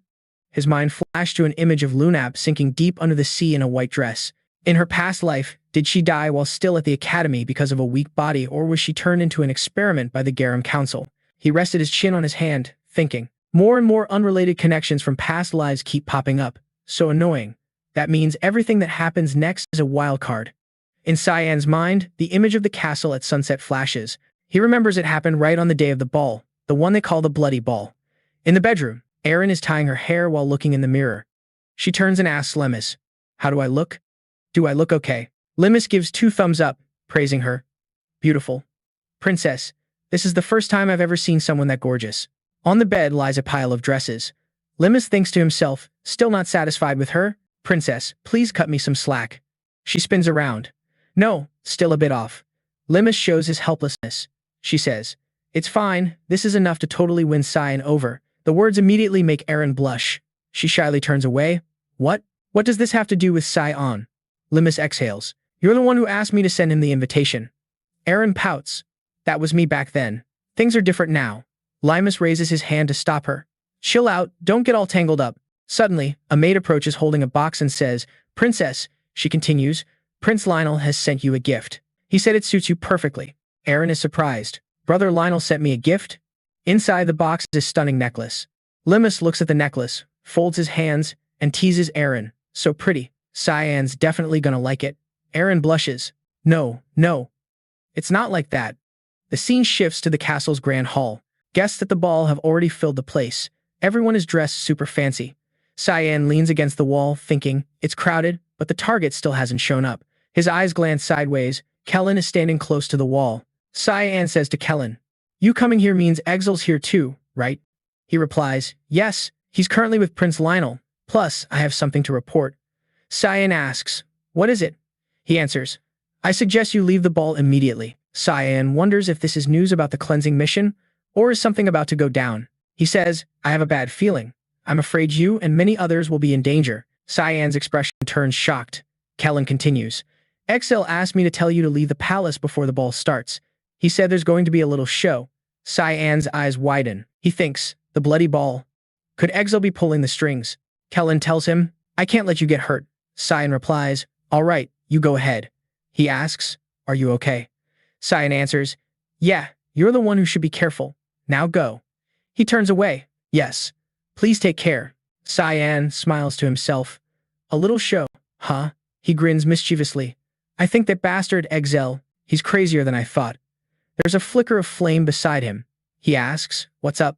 Worried about innocent people? He chuckles softly and says to the flame, no, I just find the way he works pretty interesting. He glances away and adds, besides, today I have to postpone the cleansing mission. Sai An uses telepathy, telling Siri, your dress looks great. The guild leader replies to him, Sai An, what's going on? He says, the cleansing mission today will probably have to be postponed. She asks, I just got the news. This ball is about to turn into a bloodbath. As soon as Sai An finishes, Siri is stunned and asks again. What? He continues. Time is tight, I'll explain later. First, we need to check if there are any monsters nearby, then we can plan our next moves. Siri grits her teeth. Yeah, Are you sure? Is this info reliable? Sai An's eyes turn red. The mastermind is someone very familiar to me. I suspected it before, but now I'm sure. He adds, don't worry about the target, okay? No, your pervy fiancé is gonna die in there too. That's good news, right? She blushes angrily and replies, how do you know he's my fiancé? Sai An turns and walks away, leaving Siri sulking. All right, I'm going to do my thing now. She says, you better explain everything clearly to me. Suddenly, from afar, Alice calls out to the guild leader Siri. Siri hears it and turns to look at the voice. Alice, stunning and radiant in her dress. She smiles and says it's been a while since she last saw the guild leader. Siri asks, what are you doing here? She replies, I just stepped out for some fresh air. Another family matter. Siri worries silently. Damn, Alice got dragged into this mess too. From afar, a voice calls out, oh, Erica Nickett. A man slowly walks over to the two. Oh wow, Alice came here too? It's like I'm staring at two gorgeous flowers. Alice is all smiles, while Siri is grinding her teeth, thinking, damn it, this is getting messier and messier, total chaos. She keeps thinking, the target has appeared. The guy bows to greet the two of them. Darren Nephelis, a pleasure to meet you ladies. He flashes a slimy grin. Annan steps forward one step at a time. He tells Brian, time to work. The guy answers, yes, master. He places his hand over his heart. Sir Brian Kendrick, ready to obey San's orders. Never mind, sounds weird. He thinks this Brian dude's been way too cocky lately. He figures maybe after drinking vampire blood, the guy finally realized what it means to be a bodyguard knight. San tells Brian, go check the palace's underground gate area for me. Brian immediately tries to back out. That place is pitch black, super scary. Sai An thinks to himself, scratch that plan, then points and orders, go anyway, I have my reasons.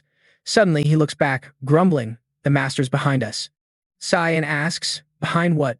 He continues, there's a suspicious person tailing us. Sai An instantly senses something. That aura. Brian rushes forward with passion and says, let me handle him. San called you.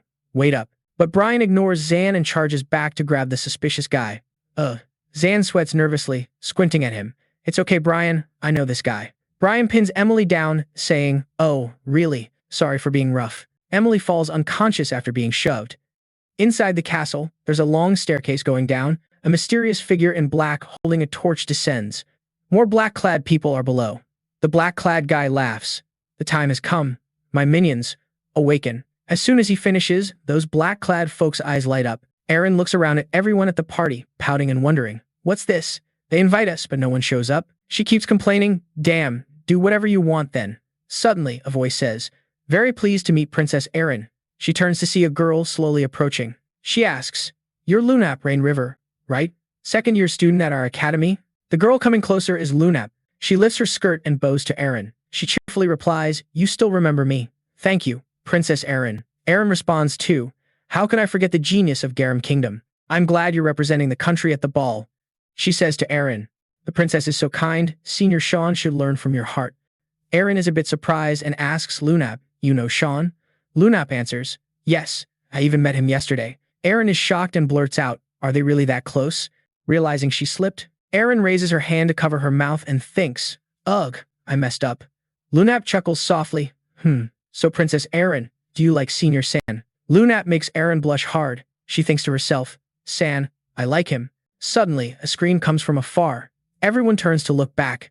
Erin and Lunap do the same. A girl raises her hand and screams loudly. Behind her is a masked guy wearing a mysterious cloak. She says, someone, call the guards quick. That guy swings his sword and slashes her throat. Erin is stunned and says, no way. How did a monster get into the palace? The monster swings his sword at everyone. People scream and run. Damn monster, guard leader. The monster with blood streaks on his mask says, found it. His gaze locks on Erin. He says, princess. Elsewhere, Nana lifts her skirt, bows, and introduces herself. Hello, I'm Nana, servant to Master Sean. Emily is shocked. She collapses and looks at Nana, thinking she's too young and prettier than herself. She cries 2 tears and says, is it because of this kid that Master abandoned me? Sai An quickly says, no, that's not it. He says, but surely your brother brought her here, right? Emily answers him, yes. She puts her hand on her face proudly, bragging a bit. I'm quite popular. You know. He even asked me to be a spy. Sai An's eyes light up. He asks, spy? Emily recalls when Ab told her, this time if you're asked to be my maid, what would you do? She asks blankly. Continues, Since Sai An came to the academy, I felt kind of down. Emily poses and says, of course I refused, because I have to stay by Master's side. He asks again, are you sure? Emily replies, yes, but it seems he hasn't given up yet. 2. This is so exhausting. She adds, the proof is he brought me all the way here. Sai An suddenly went silent. Then he said, Brian, it's dangerous outside. Make sure you protect Emily and Nana carefully. Brian replied, yes, where are you planning to go? He said, I have to go. He thought to himself in his past life, Emily never showed up here. He continued thinking, since Kellen started tailing me to spy, I knew he was plotting something. Sai An's eyes widened, veins popping on his face, angrily thinking, don't even think about touching my loved ones. Over immediately left and slammed the door shut. Emily watched him go and called out, Master. She held up the red tie and said, this tie was given to me by Master Atro. He said it was a gift and told me to give it to you. Lily Lai cried her eyes out. Sniff, sniff. I didn't know anything. I'm such an idiot. I came all this way and forgot about this. Nana looked and brightened up a bit. She stared at the tie, her eyes lighting up, and asked, what's that smell? In the castle, a man grabbed his sword. Chell spoke up. It's starting. Prince Lu Niao. He turned his back. Finally, this day has come. You've been through a lot. Ah, Chell said. Our gift must have arrived by now, right? That guy Boris, he's really capable. Luino grinned wickedly and said, he's going to help us a lot in the future for a new empire. Assel replied, yeah, it's time they see who the empire really needs. Luo.